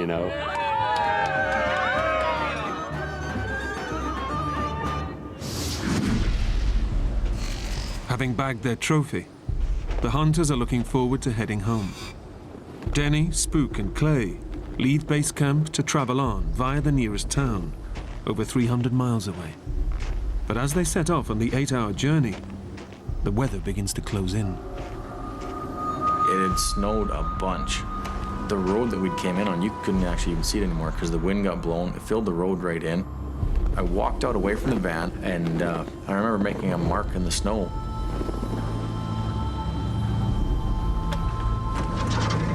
What'd you do that for? I said, that's about as far as I think our Volkswagen van's gonna get. I hope not. I don't think we realized how deep and how bad it had got until we started.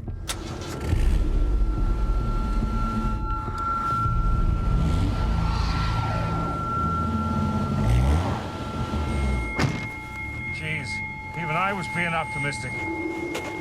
The snow is far too deep for the minivan, but the local guides now decide to carry on down the mountains to try and beat the oncoming blizzard. And then that's when they said, oh, you have to get in this other truck. And I remember thinking, surprise, surprise. It was an old military type vehicle. It was wide open, the wind's blowing right up your tailpipe. It wasn't real comfortable in the back of there. This was supposed to be, quote, VIP hunt, and that was part of what's supposed to make it so special. And we'd make a little joke about it, just having fun with it. You know, it didn't feel like much of a VIP treatment. The truck heads off from base camp, but almost immediately, the snow from the blizzard begins to engulf their aging vehicle. But we didn't go a mile till we got stuck really bad. We had to get out and shovel the whole thing out, and we kept shoveling and getting the truck out.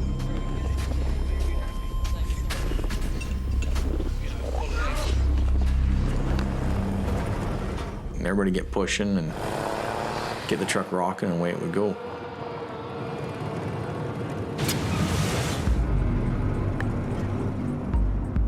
Been driving a truck since I was, just a kid, and I guess I made the comment that I thought I could drive the truck through the snow.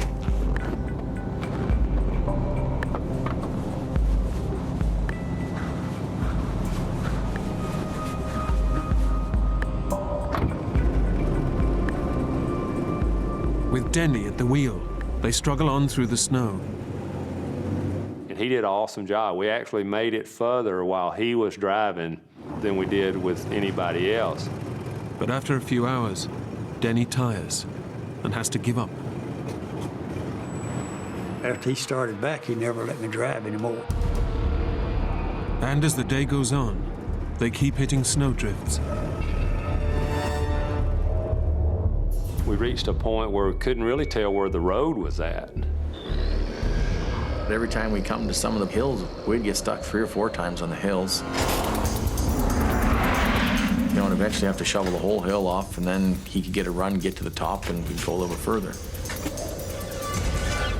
It just snowed and snowed and snowed and snowed, and it got deeper. By late afternoon, the hunters have come too far to turn back. And the weather is getting worse. Well, it started to get completely white, where every rock was covered.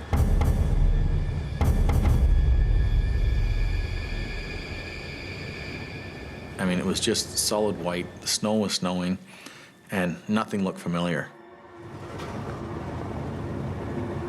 You're in this huge, vast valley.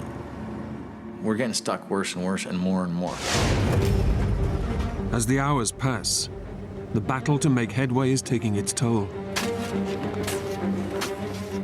The snow got so deep, you'd shovel it out and you wouldn't go 10 yards. We were just too exhausted to try to dig out anymore. I kept thinking, this is starting to get to be a bad situation.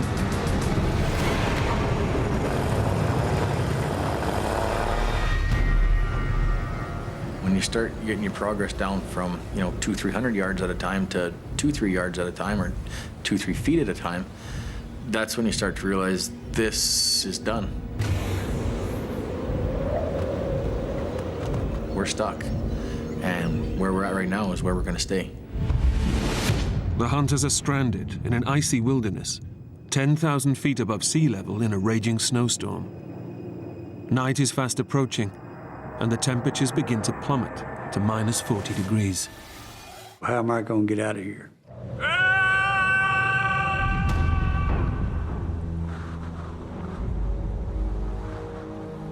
We decided just to stop and spend the night and wait and hopefully figure out a way to get out. That's when you're beginning to get a little bit apprehensive about, how am I going to get out of here? The hunters know they have no option but to stay put in the middle of nowhere. It's gonna be one hell of a night for sure. It did get worse and became a real problem. As night falls, the temperatures plummet. Exposure to this extreme of cold can kill human beings within minutes. With just their snowsuits and a thin canvas, they have to huddle up to keep as warm as they can. mean, it got down to, you know, somewhere around 30 to 40 below zero that night. The back of the truck was very crowded and it was very cold. It wasn't a fun, comfortable night by no means. I was apprehensive, scared about the cold, being out of food. It was hard. Maybe some sleeping bags down there. Dad is very, you know, compassionate, always thinking of other people. Somebody else. And he was worried about were they going to be warm enough. We gave them whatever they needed, socks, boots, you know, jackets, whatever we had that we didn't have on our body ourselves, we let them use. It's okay. As night wears on, the locals sense just how dangerous the situation is. They're getting a little worried. They live there all the time. They realize that people don't go out of their way to come save them, and there's no such thing as a search and rescue or anything like that. Their behavior went from kind of being a jovial, you know, fun, laughing, joking, to now it was just a blank stare, desolate, concern, worry, disbelief.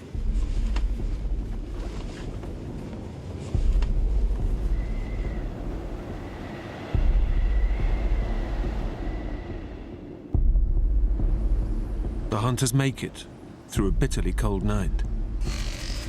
But dawn brings no let-up in the weather. And as Clay emerges from the truck, he's in for a shock. Overnight, the truck has been engulfed by a whiteout. Clay can now no longer tell land from sky. There was nothing to see anymore. It was just a solid snow landscape. You're in this huge, vast valley. Nobody really knows where they're at. That was a nerve-wracking feeling. To make matters worse, the local guides begin to turn to the Westerners for suggestions of what to do next. When you got them out of their normal routine, that they didn't have a clue what to do. And that was, I think, the part that got scary. And that's when we decided, look, they're not going to get us out. We're going to have to do something else. Seems like more and more they're starting to look to me what to do. I'm in a foreign country and I really don't know what to do. Clay knows that they're stuck and in big trouble. Using his satellite phone, he makes an emergency call to the man who they booked the hunting trip from. He was in Russia at the time, in Moscow. This is Clay Lancaster. And he kept making light of the situation. No, it's not bad, it's not bad. And I kept saying to him, you don't realize where we're at and what's going on right now. Like, we are stuck. Our truck is jammed in the snow. We can't take it out. Pretty soon he was to the point of, hey, I gotta go for supper right now. I'm busy, I can't talk to you. Hello? And hung up the phone and turned his phone off. Hello? At that point there, it's a good thing I wasn't around him. Can you believe this guy? I said, that's it. I'm not relying on people here. I'm getting a hold of my brother back in Canada. But the battery in Clay's satellite phone is already on reserve. It's just seconds away from dying out. These are our coordinates. It's north 42. It was a frustrating point. I was like, why did I let so much of that battery wear down? And it was the last battery that I had. Just as he's giving their exact location, 16. Hello? the phone goes dead. Hello? You think he heard you?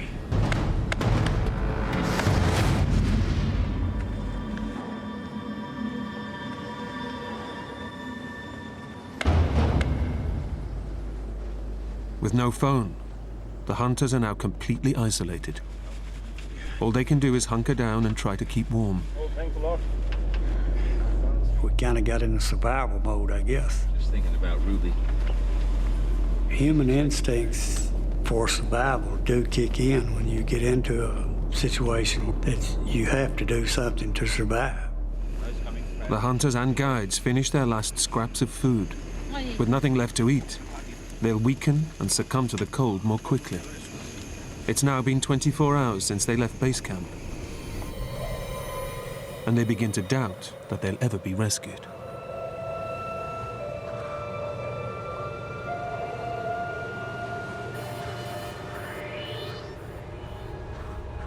At this point, you're wondering, are they going to come after us, you know? You okay, Danny? Just thinking about Ruby. She's expecting you back tomorrow.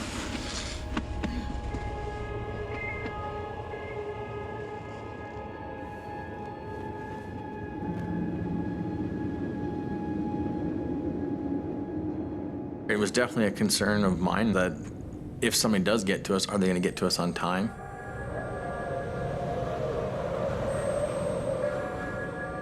You're thinking about your kids, thinking about your family, your wife.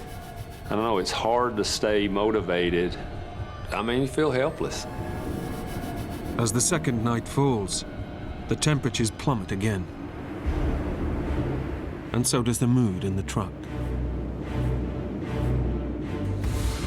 Having to be out there another night when it's 30 or 40 below and realizing that nobody's going to be there, it's just, I don't know, it's an undescribable feeling.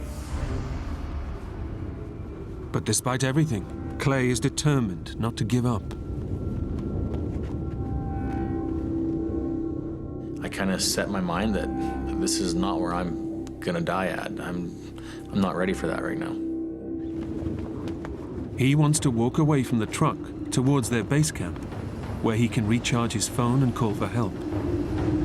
I talked to them guys and said, if nobody comes the following day, then I'm going to try and walk out of here. One way or the other, I'm not going to stay here and just wait. But leaving the vehicle breaks a golden rule of survival. You can't help but be just a little bit afraid of how hard that might be. What all the consequences might be if you started the wrong direction. There was basically no way to know exactly which way to go. The attitude from everybody else was like, we'll never make it. We need to stay with the vehicle. It's our best chance.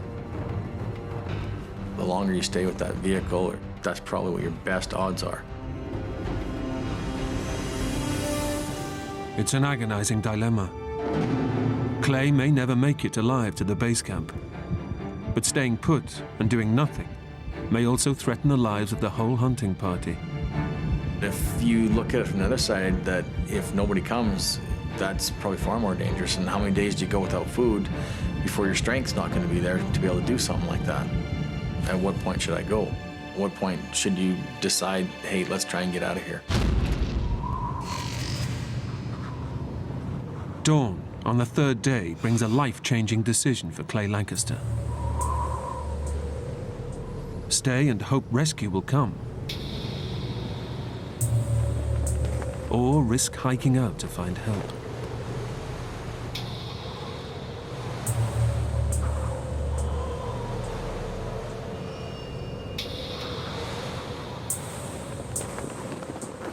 I thought to myself, okay, I'll give it to the end of today, and if nothing's happened by the end of today, then I'm walking. I definitely set it up in my mind that I was going to go. As the weather clears, Clay's decision to stay proves to be the right one.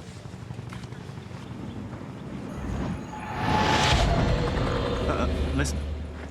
Now it's like, there they are. The helicopter, I know it is.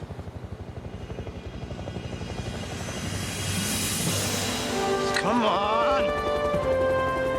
You know, it was a great feeling to see that helicopter come in.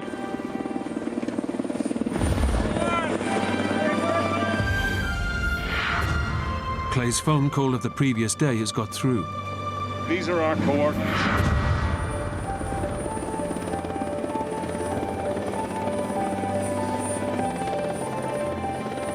You know, everybody was excited. It was a thrilling moment, feeling of relief. After 36 hours out in the cold, the party has finally been rescued.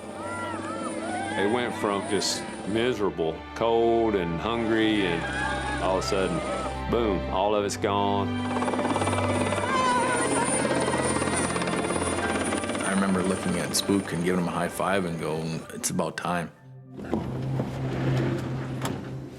They've only eaten scraps of food in the last 2 days, and they're ravenously hungry.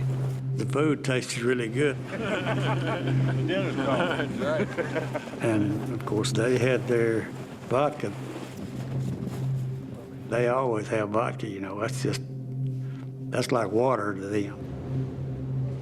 But no sooner has the helicopter landed than the hunters are astonished to see another unexpected sight heading towards them in the distance. Then all of a sudden, here comes 3 snowmobiles. We didn't have a clue who they were, where they were coming from. It was like something you would see in a movie and you'd say, oh, that wouldn't really happen. These guys pull up, and the guys were from America. They spoke English. We were kind of really shocked to see English-speaking U.S. Border Patrol guys on snow machines where we were at. The Americans are on a training mission to help the Kyrgyzstan army, and they've been diverted to rescue the men. And they said, we're here to get you guys out. And said, we'll do whatever you want to do, any way you want to do it. Clay, Denny, and Spook now have a crucial decision to make. Do they ride out overland with American military? Or take the much faster route? On board the local Kyrgyzstani helicopter. What do you think? About a half hour ago, and we got some birds in bad shape. We were kind of anxious to get home. It's gonna be fine now. Yeah, I think so. Yeah. The 3 of us agreed, no, we'd stay on this helicopter and fly directly back to Bishkek, because that's where it was going to. So it'd save us at least a day. Decision made. The guides load up the chopper. But Spook notices it's carrying an enormous load. As I get on the helicopter, and I just had a brief thought of, you know, that's kind of weird, you know. All our gear is just piled up in the middle of the floor in the helicopter. It's not strapped down, it's just kind of stacked up.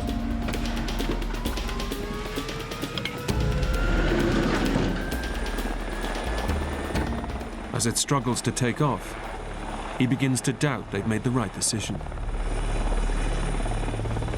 And I looked back at Clay and I said, do you think we're overloaded?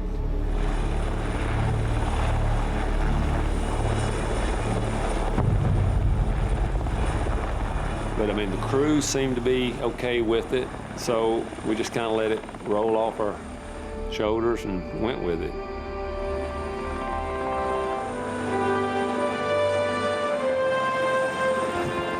The pilot gets airborne, and finally the ordeal is over.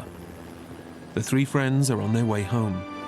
I thought, great, we're finally going home. Finally, we're heading out of here. Of the Turkish people that were with us on the hunt, they was talking about, you know, pointing and all this stuff and laughing. They'd never been on a helicopter before, so they were laughing about getting a ride. I remember looking out the window, just, you know, being one of those surreal moments where it almost didn't seem like what had happened had happened.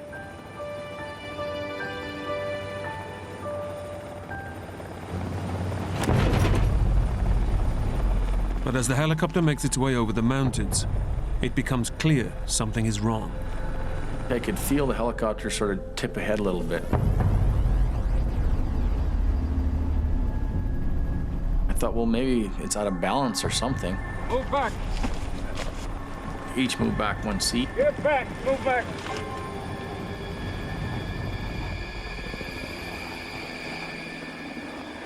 I remember looking back out of the window and still seemed like we were high up. And that's the last thing I remember. The helicopter suddenly spins out of control and plummets to the ground. I didn't even have time to put my hands up, and then my face flew right into the top of the roof of the helicopter. It's just a horrifying moment. The fuel tank was on top of me.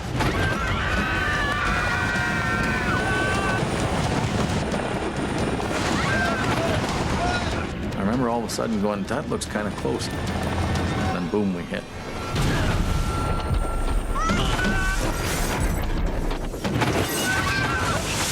We went sideways and we flipped 8, 9 times. People were screaming and hollering and stuff was flying in every direction. These drums came past me and hit me a couple of times. Then all of a sudden we came to a sliding sort of stop.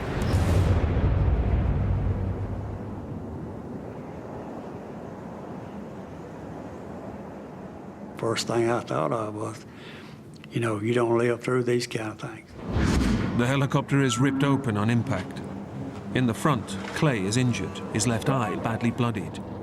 The first thing he hears are Denny's cries. Denny started hollering from the back. Where is he? Can you see him? Spook!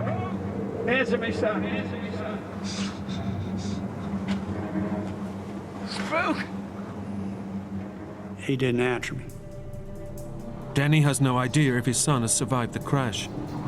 That was one of the worst feelings I've ever had in my life.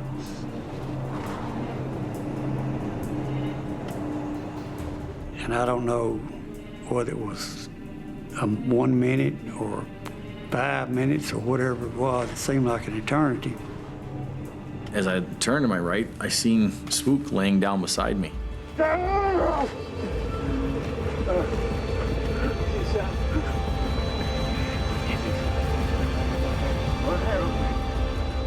I said, it's okay, he's right here, he's right here. I said, I got him. Spook! Spook is alive but badly injured. He's been crushed on impact and has broken 6 ribs. Easy, son. I had blood coming out of my mouth. I could actually feel 1 or 2 of my ribs moving when I would breathe. Felt like knives sticking in me. I've never been in that much pain in that many different places. Denny and Clay pull him out of the wreckage. It was like something that would happen to you in a dream. And all of a sudden, you just go deaf. It just goes quiet.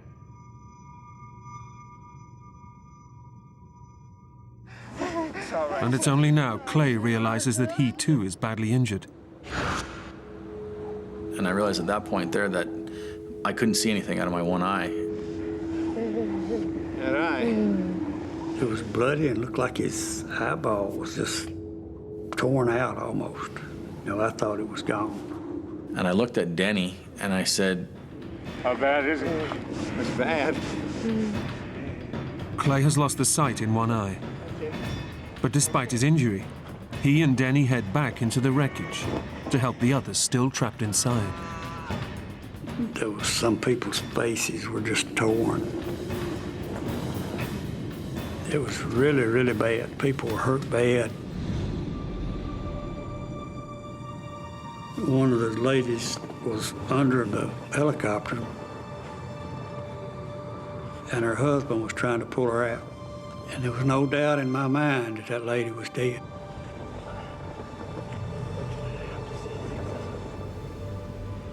I don't remember how much time had passed, but he put her in his arms, carried her out, and he'd got her way away from the helicopter, and she was actually alive.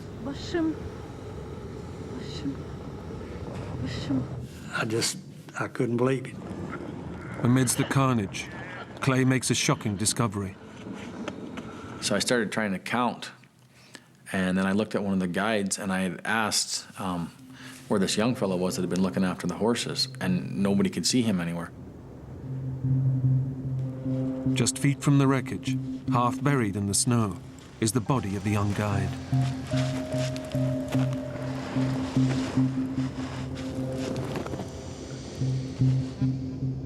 That was it, he was gone. It was a really weird feeling for me because 15 seconds before that, he'd moved into my seat. Everybody, move back. I've thought about it many times since then. I've looked back on it, wondering and thinking what would happen if I hadn't moved.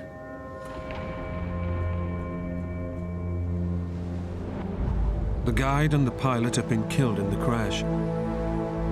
But the survivors are now in an even more desperate situation than before the rescue.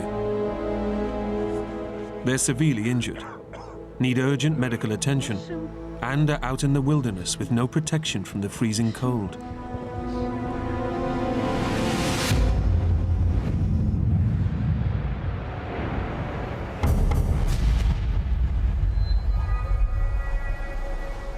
One of the ladies that was one of the cooks had a really bad internal injuries plus a broken pelvic bone. There was another fellow that was unconscious. He was breathing, he had a pulse and everything, but didn't seem to respond to anything at all. It was a sad feeling and knowing that people were hurting like they were, and it didn't seem to be anything that you could do. They're totally stranded.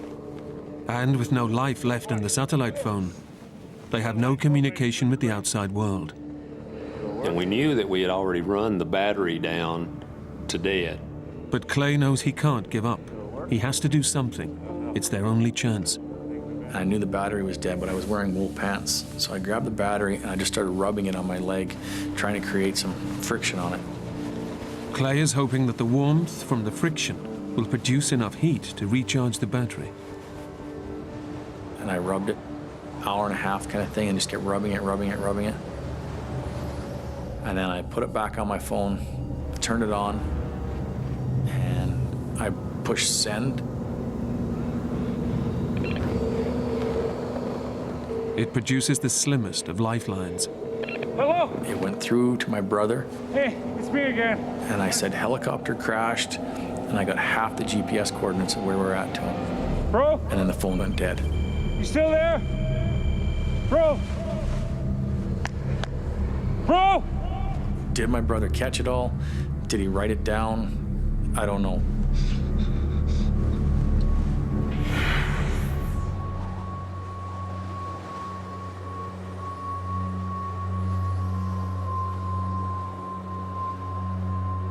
With no idea if the coordinates got through, they now face their third night out in the wilderness. And Clay realizes Denny is in extreme pain. You okay, Danny? My pain seemed to get worse as the nights went on. Okay. I had him lift up his shirt and could see a lot of bruising. It's my ribs. The adrenaline has been masking the pain until now. And I could tell his ribs were broken. And I was worried that, something was gonna happen to him, whether it was puncturing a lung or maybe he'd already done something. Maybe he had some bleeding inside too. I say you've broken a couple of ribs there, Danny. Yeah, well, maybe, but you don't look too good yourself. The temperature plummets, and exposed on the mountainside, they have no protection against the minus 40-degree cold. Several of the other people had gone and built a fire. And there wasn't really that much stuff to burn other than just stuff that was on the helicopter, The local guides turn to alcohol to keep warm and blot out their fear. They opened up a bottle of vodka, drank the entire thing, grabbed another one, chugged about half that. They really had the attitude, well, we're definitely not going to make it now. Nobody's going to come get us. I think people really believed they weren't going to make it through the night. Drinking alcohol may numb their senses, but it also dilates their blood vessels, causing their bodies to lose heat even faster. And there was a lot of people.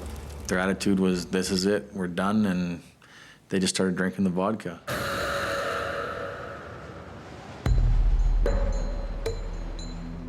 As night wears on, the fire begins to burn out.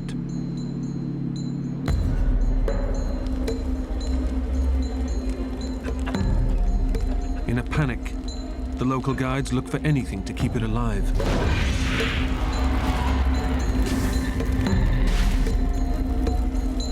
I see people start burning their clothes, throwing jackets in there and shoes and stuff. It was like crazy. They just couldn't cope with it. They didn't try to preserve anything for any later moments. I thought this is going to get really bad in a quick hurry. Clay decides he must act, or risk everyone dying on the mountainside. I'm not really good at sitting there and not doing anything. I don't really wait for anybody else to tell me what to do. I just go do it. But Clay himself is carrying an awful injury. I took a bunch of snow, cleaned off my eye the best that I could, and actually took some duct tape that I had there and just duct taped it up. He now realizes he has no option. Half blind, he knows he must leave the wreckage and seek help. This isn't good, you know. If I don't walk out of here, there's definitely going to be some other people that are going to be gone.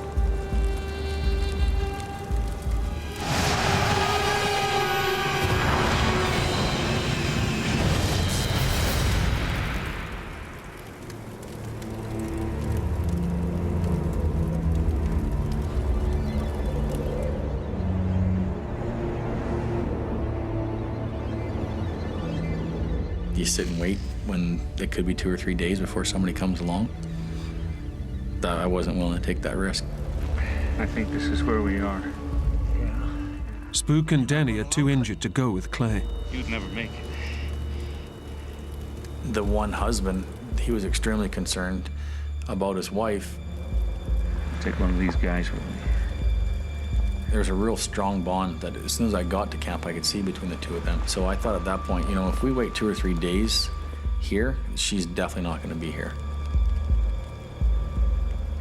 And that's when I said to him, I go, tomorrow morning, you and I are going to have to walk out of here. And he really didn't want to lose her. He was broke down pretty hard. So that's when we made up our mind the next morning that we were taking off.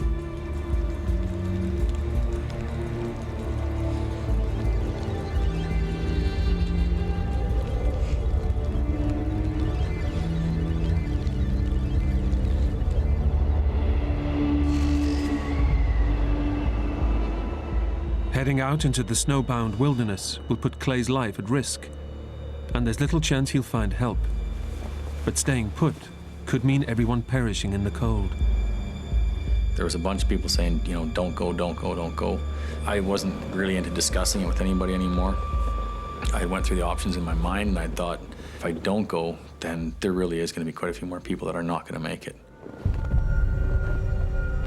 Clay makes up his mind to head out in search of rescue.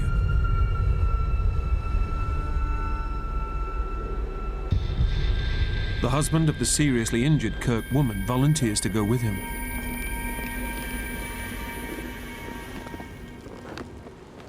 He took my gun, some shells, and, you know, they struck out. I was kind of nervous for him because that snow, you know, I mean, it was 2.5, 3 foot deep, and it's tough walking in that kind of conditions. Really tough. They head due north, hoping to find a local road and the remote chance of civilization. This is going to be a long, tiring day, and I'm not real optimistic about where I'm going to. But just when they think their plight can get no worse, they're hit by an almighty blizzard.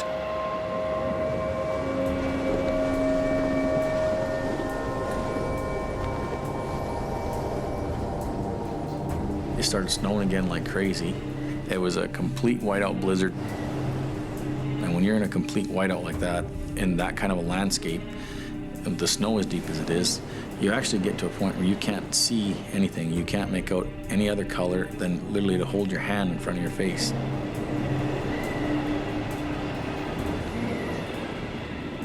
I would walk, then I would stop and I'd reach in my pocket. I would take the compass out, and I would find I was going in a completely opposite direction than I thought.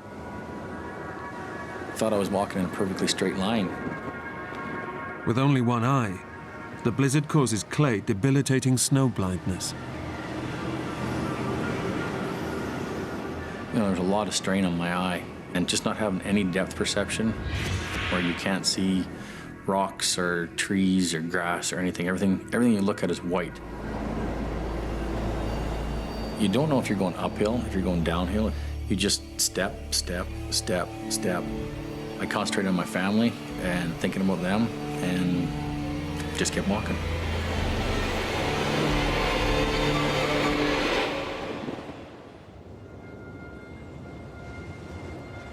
Back at the wreckage, Denny and Spook can only wait and hope Clay will make it through. Seeing death around you, seeing people who other people who you think may die within the next few hours, and being faced with the possibility that you may be one of those people. I had thoughts about, you know, missing out on my kids growing up and, you know, all the things that you get to experience and enjoy as a father. Fishing trips, hunting trips, ball games, plays, you know, just watching them grow up. I love my wife dearly, and the thoughts of, you know, not getting to see her again, you know, race through your mind. It was the worst feeling, the worst moments that I've ever experienced.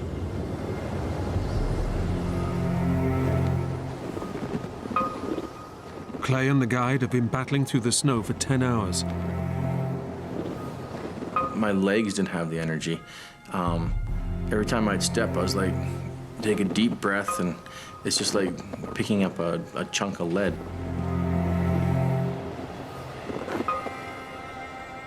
They're completely exhausted.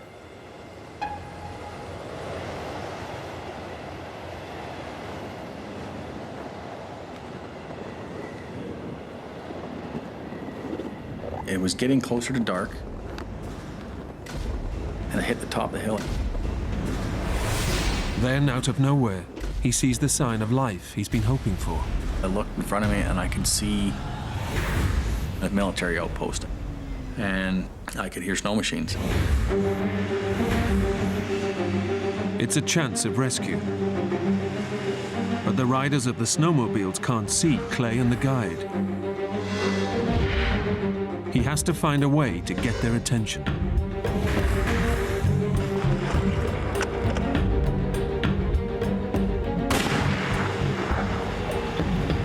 It didn't seem like it got anybody's attention.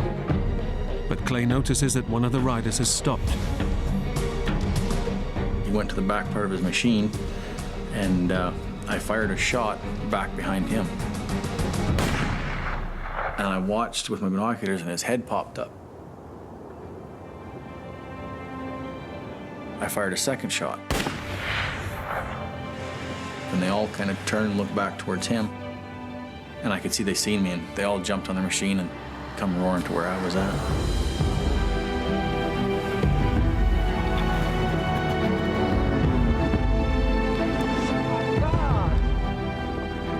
Incredibly, the snowmobiles are the same ones from the US military that Clay, Denny, and Spook turned down a lift with just 36 hours earlier.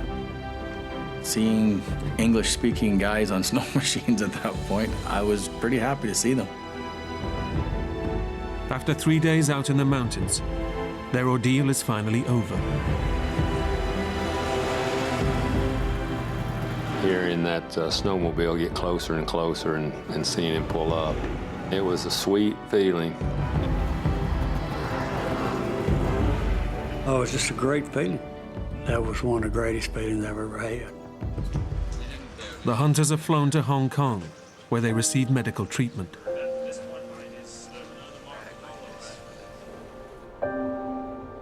Clay's eye is treated, and his sight is saved. Do I still hunt like I did before? Yes. Probably with more respect for nature still, and with a big smile on my face that I'm still here to do it. I had a great love for life before the crash, and I have that same love for life afterwards. I'm a very blessed man. Not only to get out of a helicopter crash, but to have great people to come home to.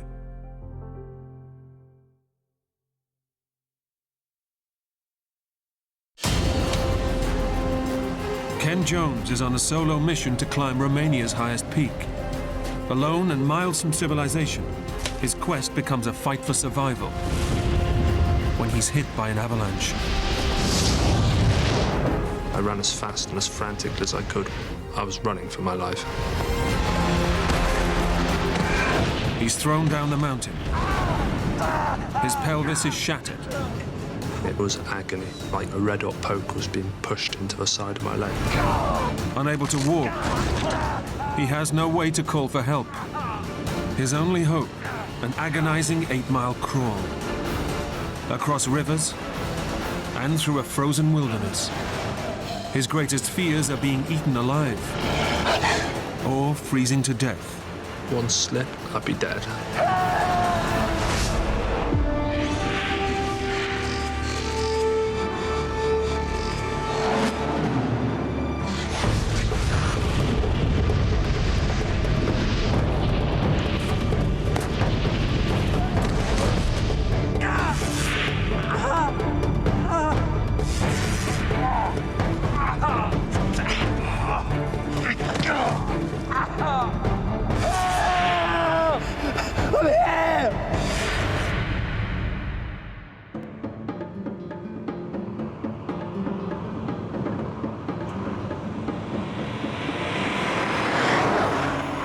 Journeying into the heart of the Transylvanian Alps, a remote region of central Romania, is Ken Jones, a former British paratrooper in search of a holiday with a difference. I think I'm quite a nomadic person. I tend to spend quite a lot of time on my own. I've always got an urge to travel or go off and do things. It just seems to be in my blood. I get restless and I need to go. Ken's military background has given him a taste for extreme adventure, and he's chosen to challenge himself in one of Europe's wildest landscapes. Romania ticked a lot of boxes for me. I just wanted to remove myself from a tourist trail. I wanted a challenge, somewhere I could make life a little bit tougher for myself. He's on a solo mission to climb Mount Moldova now, but it's not for the faint-hearted. At 8,300 feet, it's Romania's highest peak. And in the depths of winter, even reaching the mountain is a risky business. It was a crazy and dangerous journey.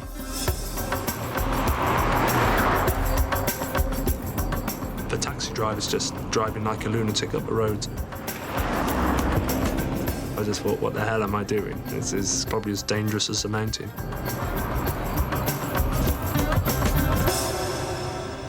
In the summer, this wild landscape would be teeming with hikers. But in mid-January, the snow and sub-freezing temperatures mean few people are brave enough to venture alone into these unforgiving mountains. I became aware of just more or less having the whole mountain range to myself. It was a nice feeling, but it was kind of scary as well. You become aware of your own smallness.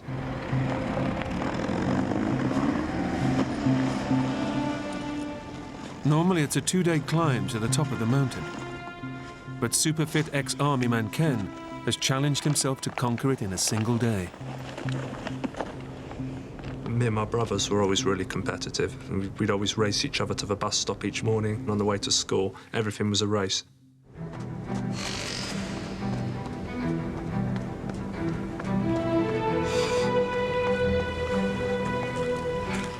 I do like the feeling of my body working and functioning well, and I soon found a good rhythm.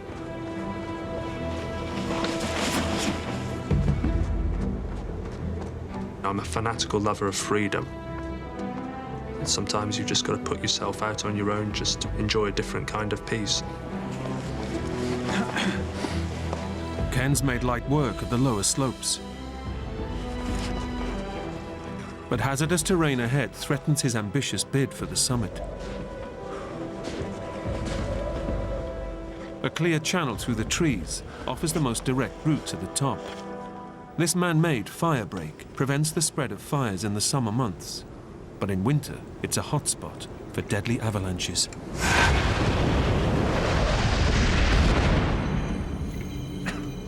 I did an Arctic warfare course in the army, and I knew about the possibility of avalanches. I was well versed in drills and how to deal with them.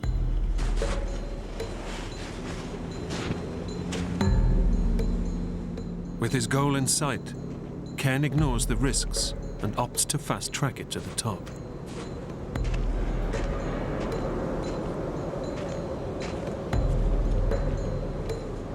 The snow on these upper reaches of the slope was more of a fine powder.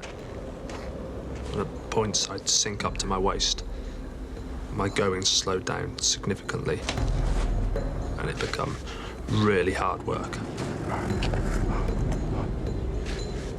there was a ramp. It was a really steep wall, so I needed to rely heavily on my crampons and my ice axe. And that was pretty tricky. At one point, I got halfway up, and I just slipped.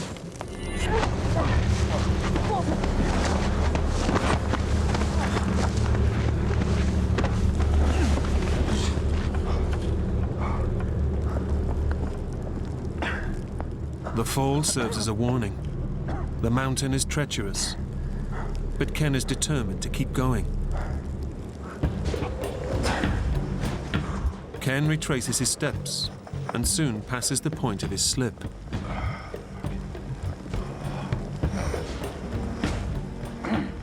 With effort comes reward. His choice of extreme location is starting to pay off.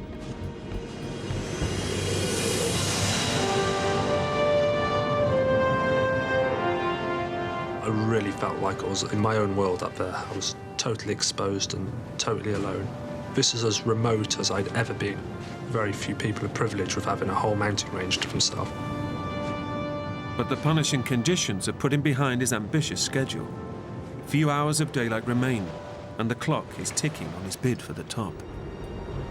I knew with the amount of snow on the mountain it would be pretty tough, but I felt really fit and strong. I trained hard, and so I felt good about getting to the top.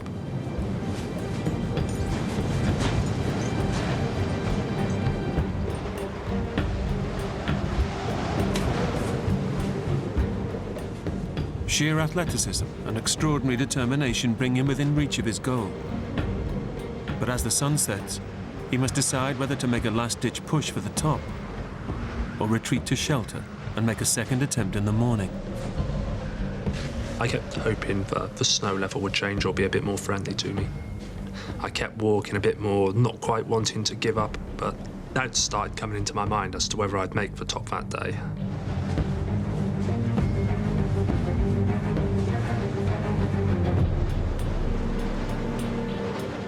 Summits are always important, but there comes a point when you've got to say, enough's enough, don't do anything silly.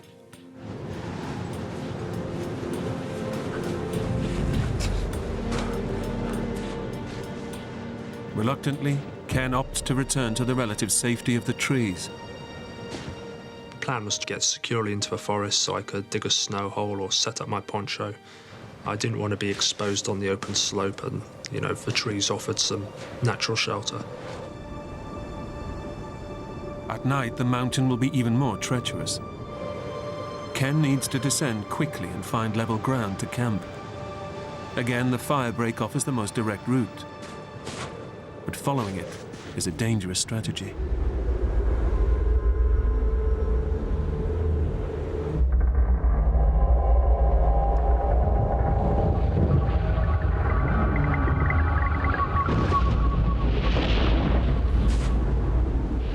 All of a sudden, there was just a noise from the top of a mountain. At first, I thought it was something like an animal. It was so strange and unearthly. I'd never heard anything like it before.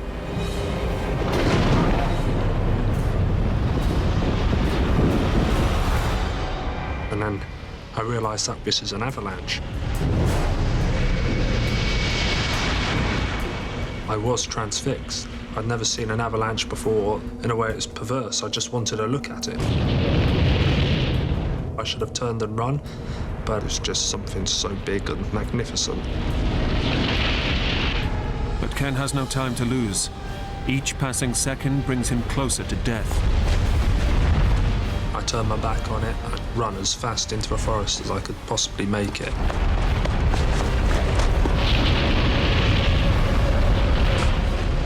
And all the time I could feel like it was chasing me. My heart was beating, it was just going crazy. It was going to hit me, bury me. I thought I was going to die.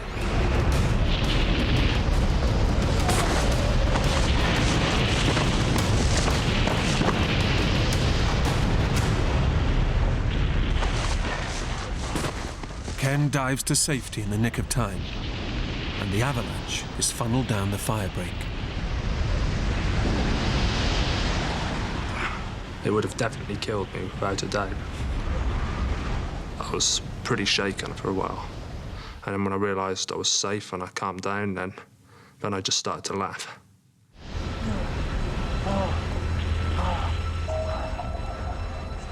He's had a narrow escape, but he's still in danger. The snow on these upper slopes is unstable. After the avalanche, I began to feel really vulnerable on the slope. I need to find somewhere safe to sleep. So I wanted to drop down, get deeper into the forest, sleep for the night, and still possibly be able to make an ascent the next day. It's now a race to descend to safer ground before nightfall. But through the trees, the going quickly gets tough. But the terrain became more treacherous.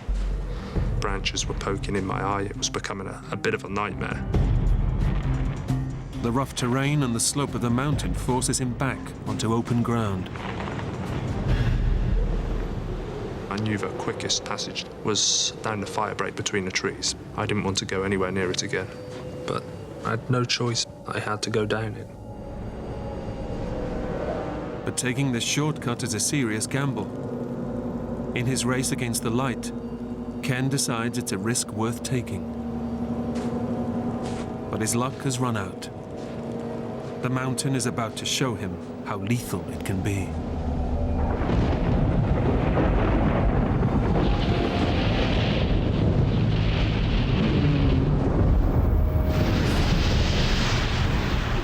This time it's on him in an instant. It's run or die. I ran as fast and as frantically as I could. I was running for my life. And then the next thing I knew, it pulled me off my feet.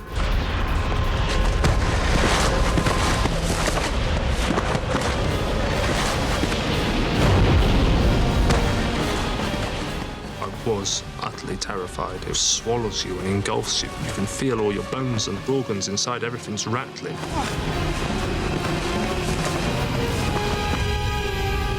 All of a sudden, I was falling. And then I was thinking, this is really bad.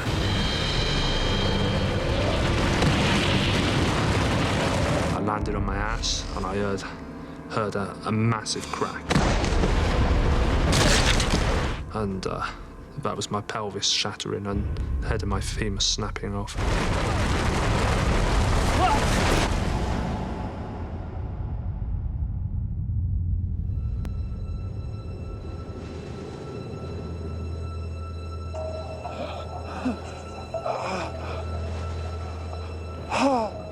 I must have lost consciousness. I lay there, not knowing what was happening or where I was. I couldn't really feel anything. It was dark.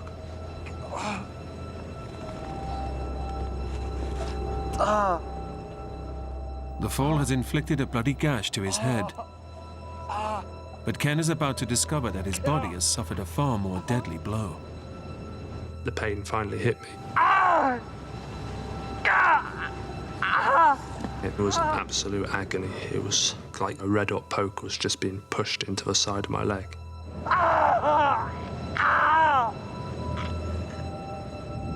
The impact has broken his femur and smashed his hip joint through his pelvis, shattering it to pieces.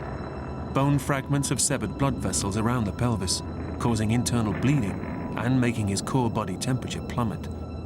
In this extreme environment, his injuries could prove fatal. Ken knows it's bad, but is unaware of the full extent of the damage.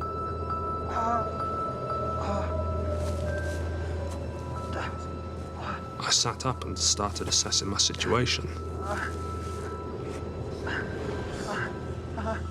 As I put my hand to the side of my leg, my left hand felt wet and sticky, and I got a big open wound on a couple of inches on the side of my left hip. It was bleeding quite heavily. He needs to act quickly to prevent further loss of blood, which could harm his chances of survival. I managed to force myself to roll on my side. Pulled a first field dressing from my pocket. And that seemed to stem a flow of blood. And at After I dressed it, I pulled my trousers back up and I decided not to look at it again. My natural instinct was to get up and walk. My leg was in pain, but I wasn't sure if it was broken.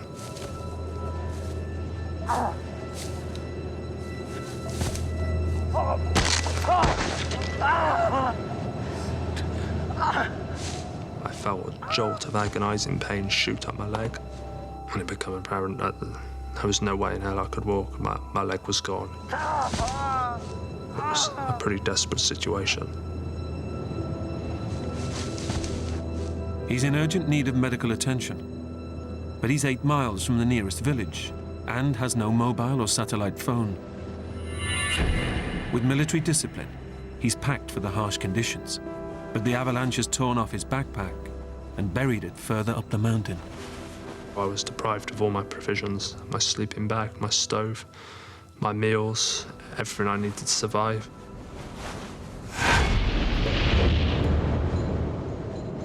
Nobody knows where Ken is or the danger he's in. If he's to cheat death, the stamina and self-reliance that brought him here must now get him out. But he faces a tough dilemma. Go up in the vain hope of finding his life-saving kit, or conserve precious time and energy and descend in search of help. It was a real tough decision to know what to do. The implications of making the wrong decision were deadly. He then spots his torch, which has fallen from his backpack and miraculously turned itself on. This torch was now my best means of survival. If I could get the torch, and I'd possibly have a chance, even if it's a small one, of finding my other items of kit. I'd have a bit more food. I'd have a sleeping bag. It was small distance, but it was so painful and so difficult to cover the ground.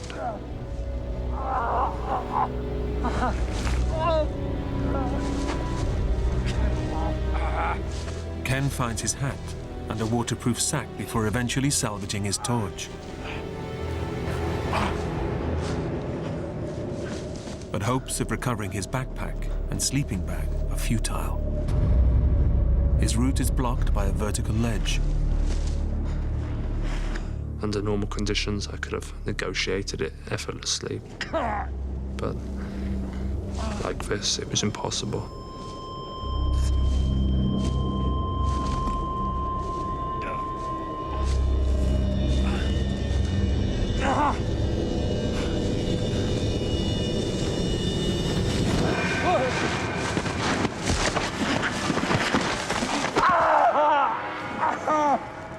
It was a pathetic effort, and I just fell over backwards. My leg folded up underneath me, but it just wrenched at the joint. He has 2 options: to keep searching for his kit, or conserve time and energy and head back down the slope to find help. I decided I was going to go back down the mountain.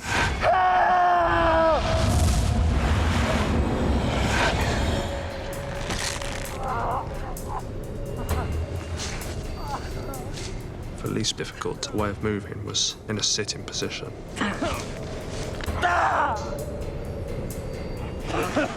Every time I moved, I could just feel bone grating and sliding inside of me. I'd be retching in agony. Ken has trained hard, but nothing has prepared him for this pain. For over an hour, he descends with gritted teeth until he finds flatter ground to rest. But it's only the beginning of his ordeal. The foot on his broken leg is painfully swollen. He needs to ease the pressure immediately, or gangrene will take his foot. I realised the implications of not getting my left boot off really quickly. I could feel the bones grating and moving around in my leg. I mean, I had to inflict this pain upon myself. There's no other option. If I didn't get the boot off, I was going to lose my foot. It was almost blissful just to have my feet free. and all the blood that was stuck in my foot could work its way back up my leg.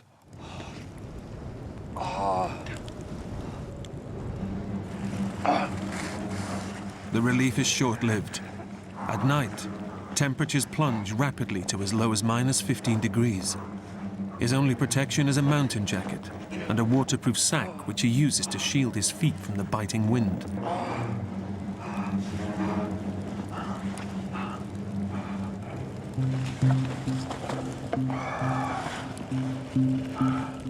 His body desperately needs food to provide him with energy to fight off the cold. His last provisions are stowed in his pocket, and it's vital he rations them carefully. I had a small plastic bag with some crushed sausage rolls. I got kind of careless, and before I knew anything, it was gone. I'd eaten the packet.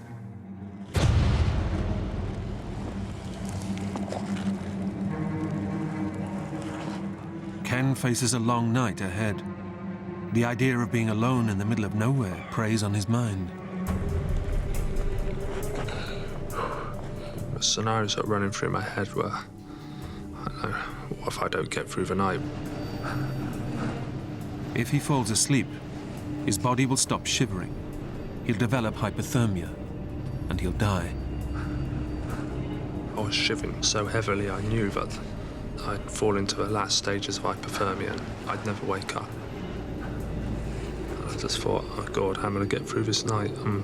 Just don't fall asleep or you'll never wake, you're going to die.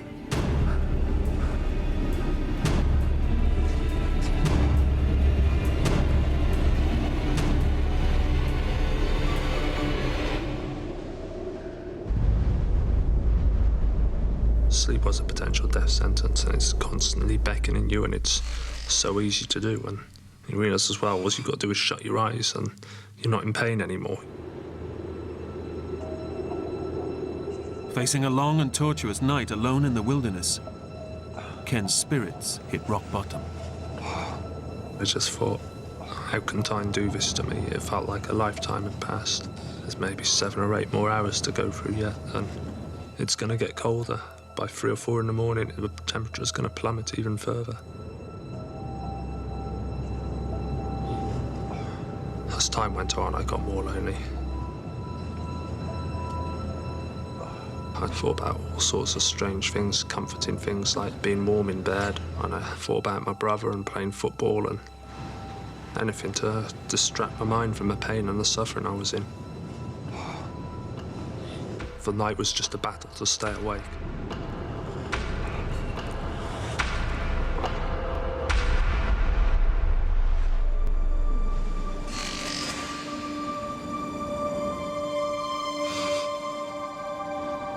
When daylight did arrive, it was overwhelming. It was such a relief. And the darkness can bring all this paranoia, and with the daylight I realised I could do something. In the early hours of a cold mid-January morning, the chances of anyone being in this inhospitable wilderness are remote. Ken only has himself to rely on, but the enormity of the task ahead preys on his mind, and he can't help hoping for rescue. I kind of had it in my mind. Maybe emergency services would be called out. I imagined a helicopter or a couple of mountain rescue guys just walking through the forest blowing a whistle.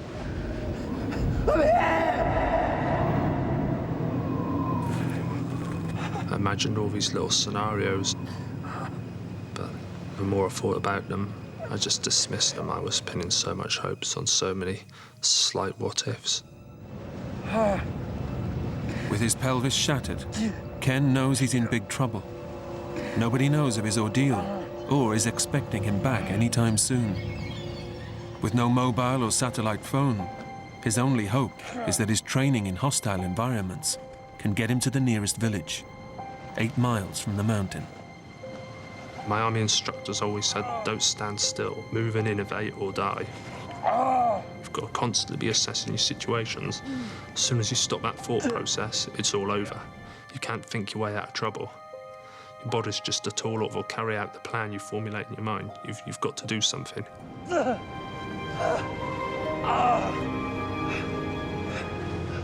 With no food and his water bottle already drained, Ken sets out on his marathon journey down the mountain.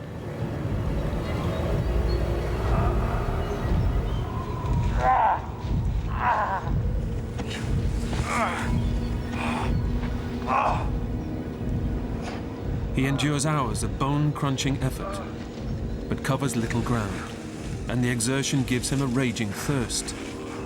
He's surrounded by water, but it's frozen.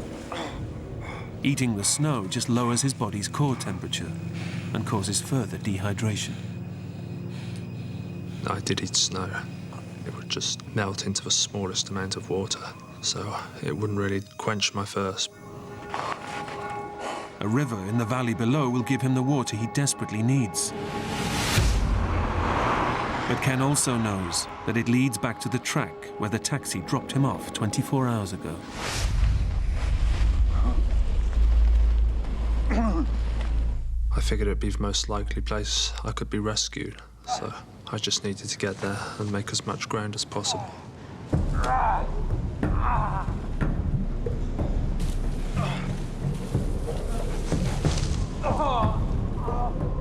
After an agonizing descent, Ken makes it off the steep slopes of the mountain.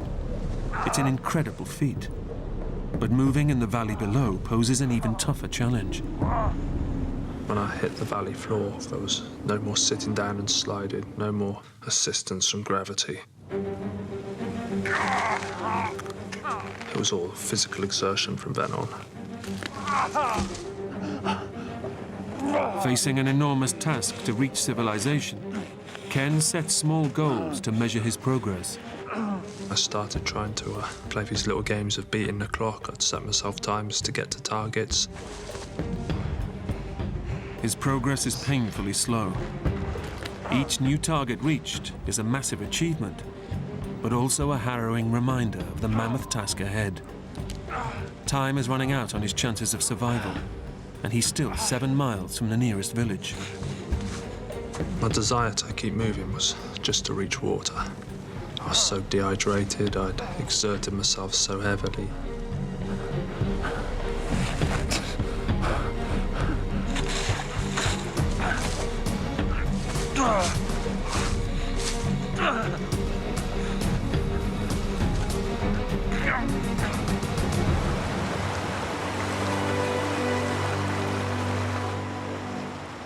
After a brutal crawl along the valley floor, Ken finally reaches the river. The banks were higher than the water level, so it was kind of hard for me to reach down and get access to the water. So I had the idea of tying the ends of my shoelaces around the neck of a bottle.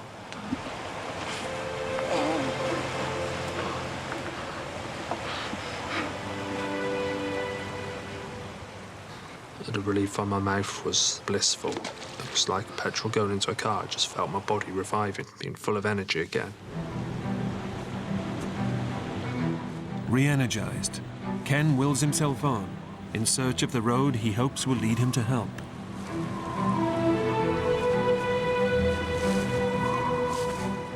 But he soon finds that access along the bank is blocked. The river, which provided him life-sustaining water, has now become his greatest obstacle. He's left with no choice but to cross. I didn't want to accept I was going to have to cross the stream. I just sat down the bank looking at it. This is a mountain stream in the middle of January. It's as cold as it could get without completely freezing over. One slip, get my jacket wet. I'll give myself 20 minutes to live, and I'd be dead.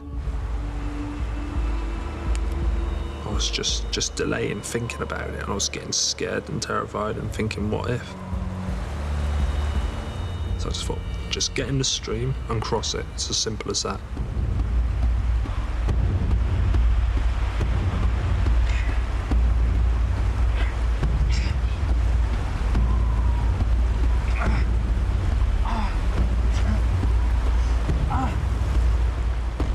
The human body loses heat 25 times faster in cold water.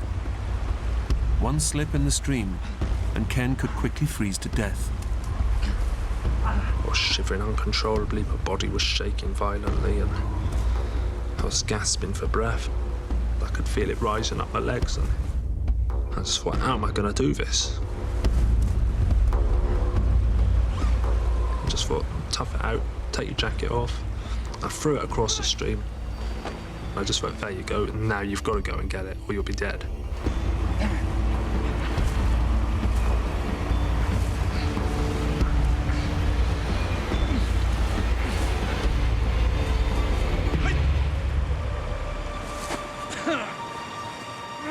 It takes him an hour to cross the stream. I sat there for a few seconds, just shocked, trying to get my breath back. The stream, I just thought, that's it. It can't get any worse now. I must have done it.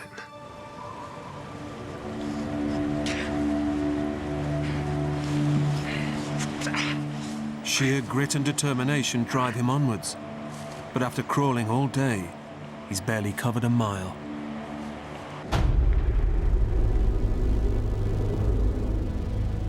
Now facing another long night alone in this savage landscape, he's suddenly consumed by his greatest fear, being eaten alive by wild animals.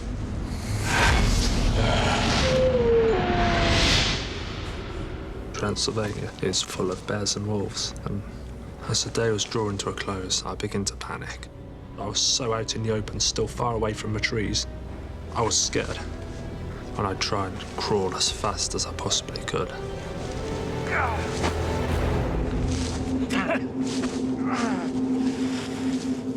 He makes it to cover, but the scent of his blood-soaked body and his weakened state makes him easy prey.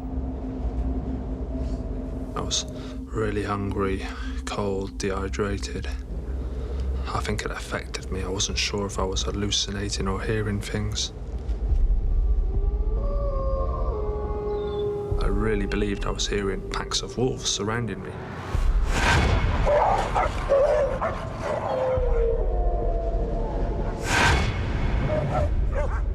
I was convinced I could see eyes just looking at me.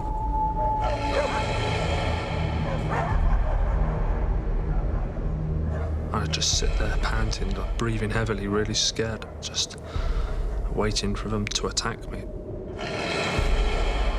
I just thought, this is going to be horrible. Just being eaten's horrible, but to be eaten alive is just something else.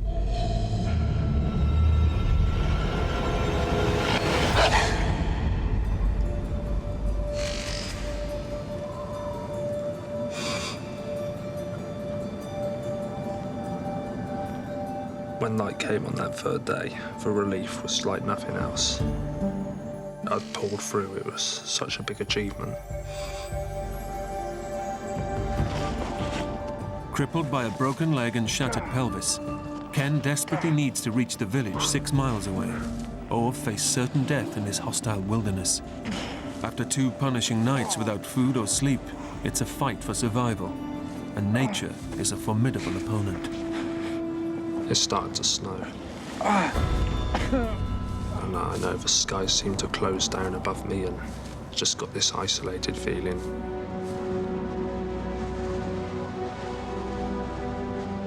A storm was coming, and then within a few minutes the snow was powering down.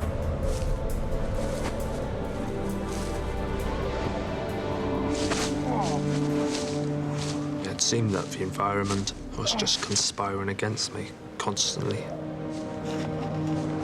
It felt pretty harsh and cruel, and you just become aware of how savage the mountains and the foothills can be. It's been 48 hours since the avalanche nearly took Ken's life. Fighting his way through the snowstorm takes every last ounce of energy. And the cold, hunger, and dehydration are driving him to despair.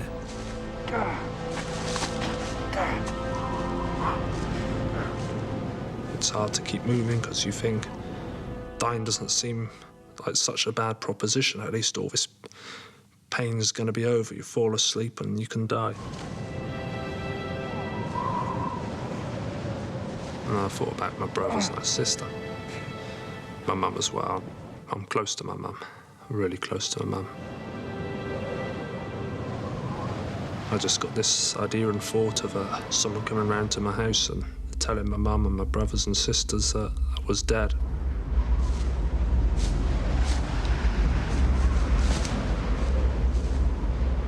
At this stage, I wasn't really sure why I was moving anymore.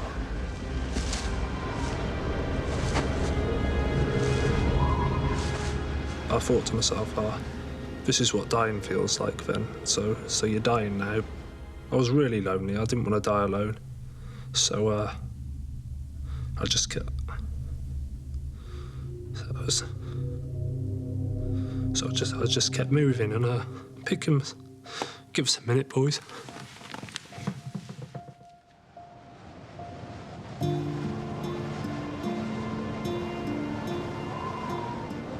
He's running on every last reserve just to stay alive, and now faces his third night alone in the wilderness.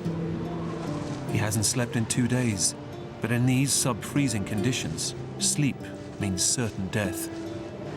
I wanted to keep moving. My body, it just decided it was gonna stop.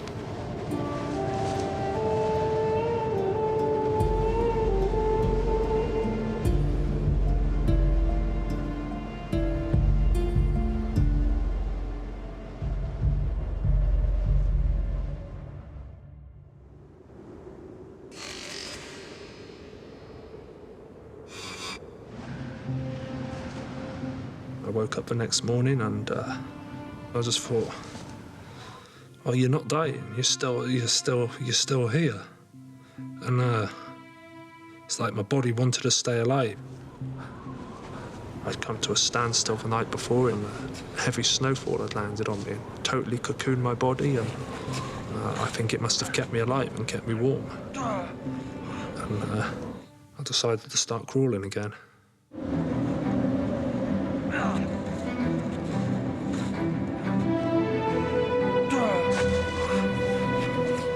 His shattered hip means every move is pure torture.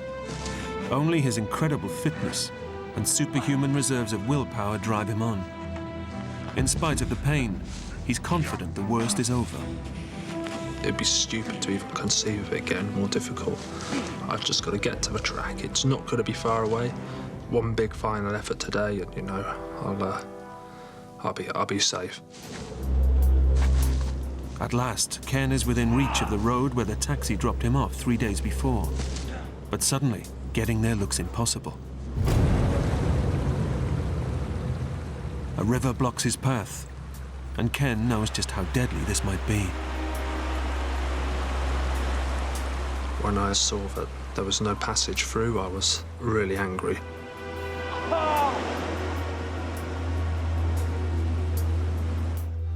I just realised I was getting back in the stream again. Except this time, yeah, it was going to be hell.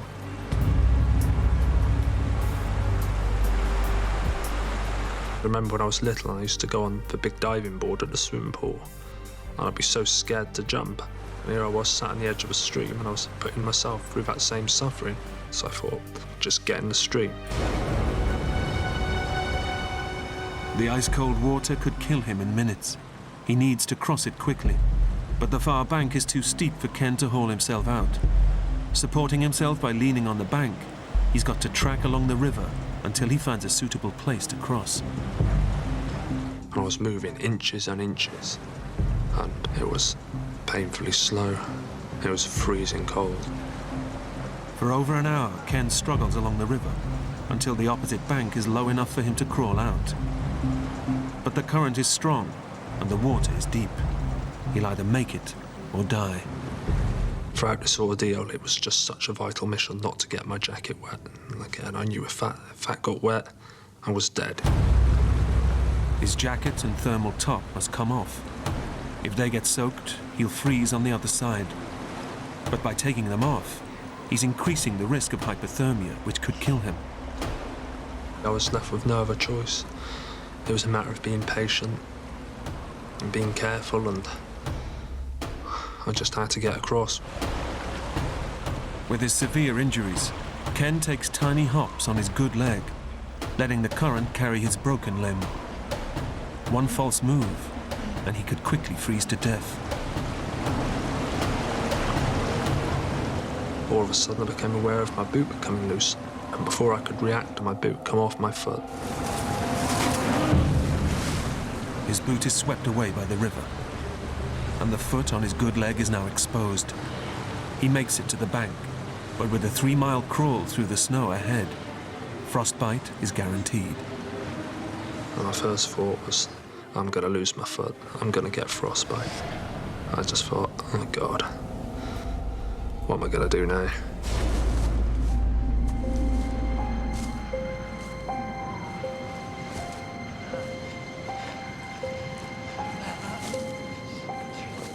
When you get to a point where you don't actually care anymore, you don't really miss your family, or you're not really bothered about them, you don't even care for yourself that much. There's something inside you, a survival instinct, and it'll keep you moving. The body will do what it has to do to survive. It's just an incredibly reliant and efficient machine. It's kind of amazing to realise that about the body. Ken's never-say-die attitude finally pays off. He escapes the savage wilderness and reaches the road where the taxi left him 4 days earlier. It came as a massive relief to finally reach the track, but I still knew I got a long way to go. It's still 3 miles to the nearest village, and Ken's body is running on empty. He's fought through snow, hunger, and grueling pain. He's numbed by the cold, but he knows time is now running out. He needs to get help quick, or die. So I figured, why don't I try and stand and walk?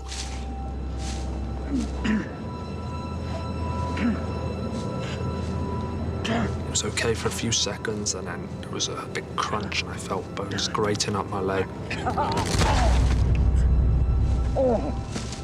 Even though it caused me a lot of pain, I just thought if I could find some sort of a stick to just take a part of the weight, then, you know, I could use it as a crutch.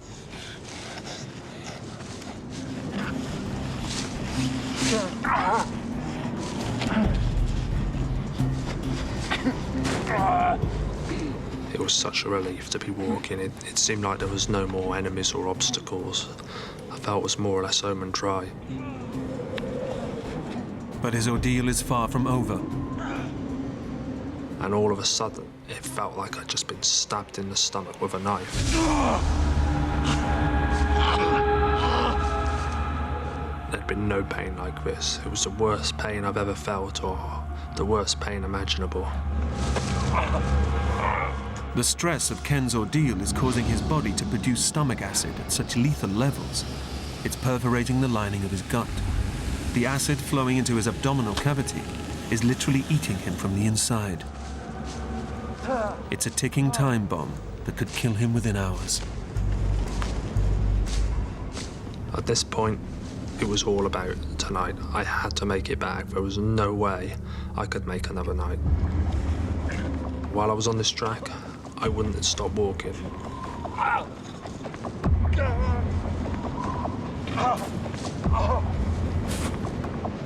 Every excruciating move is a step in the right direction.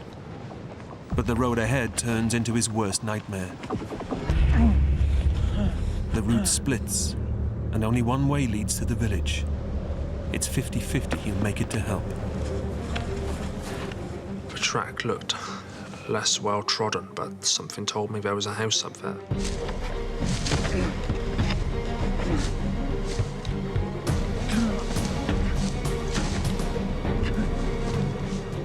And when I reached the clearing, I saw the outline of a building. I thought, this is it. It brought me enormous relief. I felt like I'd made it, and I was literally within steps of safety and warmth.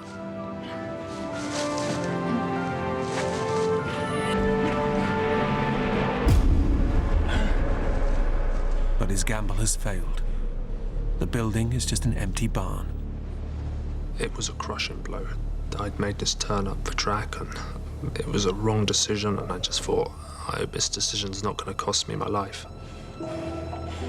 Once more, Ken draws on his inner strength to drive him from death's door. I didn't feel I was ready to die. I felt a bit of resentment towards the mountain. I wasn't going to let it beat me now after all I'd been through. But his body is approaching total collapse, and he's wasted precious time taking the wrong route. He must now retrace every harrowing step back to the fork in the road. It's getting dark, and temperatures are starting to plummet. I reached a fork in the road again, and then I took my only other option, and I felt relieved again. I thought, well, there's only this way now.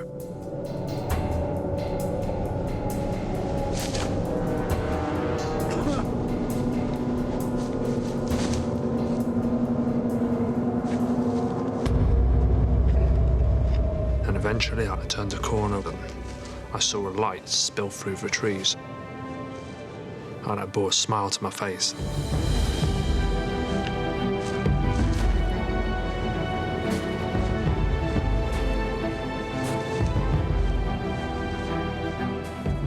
I just thought, I've done it, and just realised what an honest, faithful servant your body is, and I just felt really proud of myself then. I knew I'd got a strong heart and character, and I could get through things.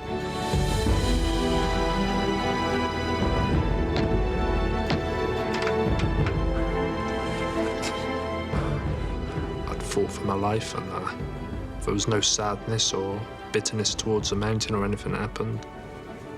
I'd made it back, and it was just so comforting to be with someone and realise that it all come to an end. I was safe. Pioneering surgery repaired his hip and leg, but Ken lost 4 toes to frostbite. 2.5 years after the accident, he was finally able to walk again. So few people get the opportunity to learn about themselves so intimately, and I feel privileged to have had to face such struggles to get where I am now, and I'd say that's a good thing. Ken is now fighting fit and is hoping to one day compete in the challenging Tour de France.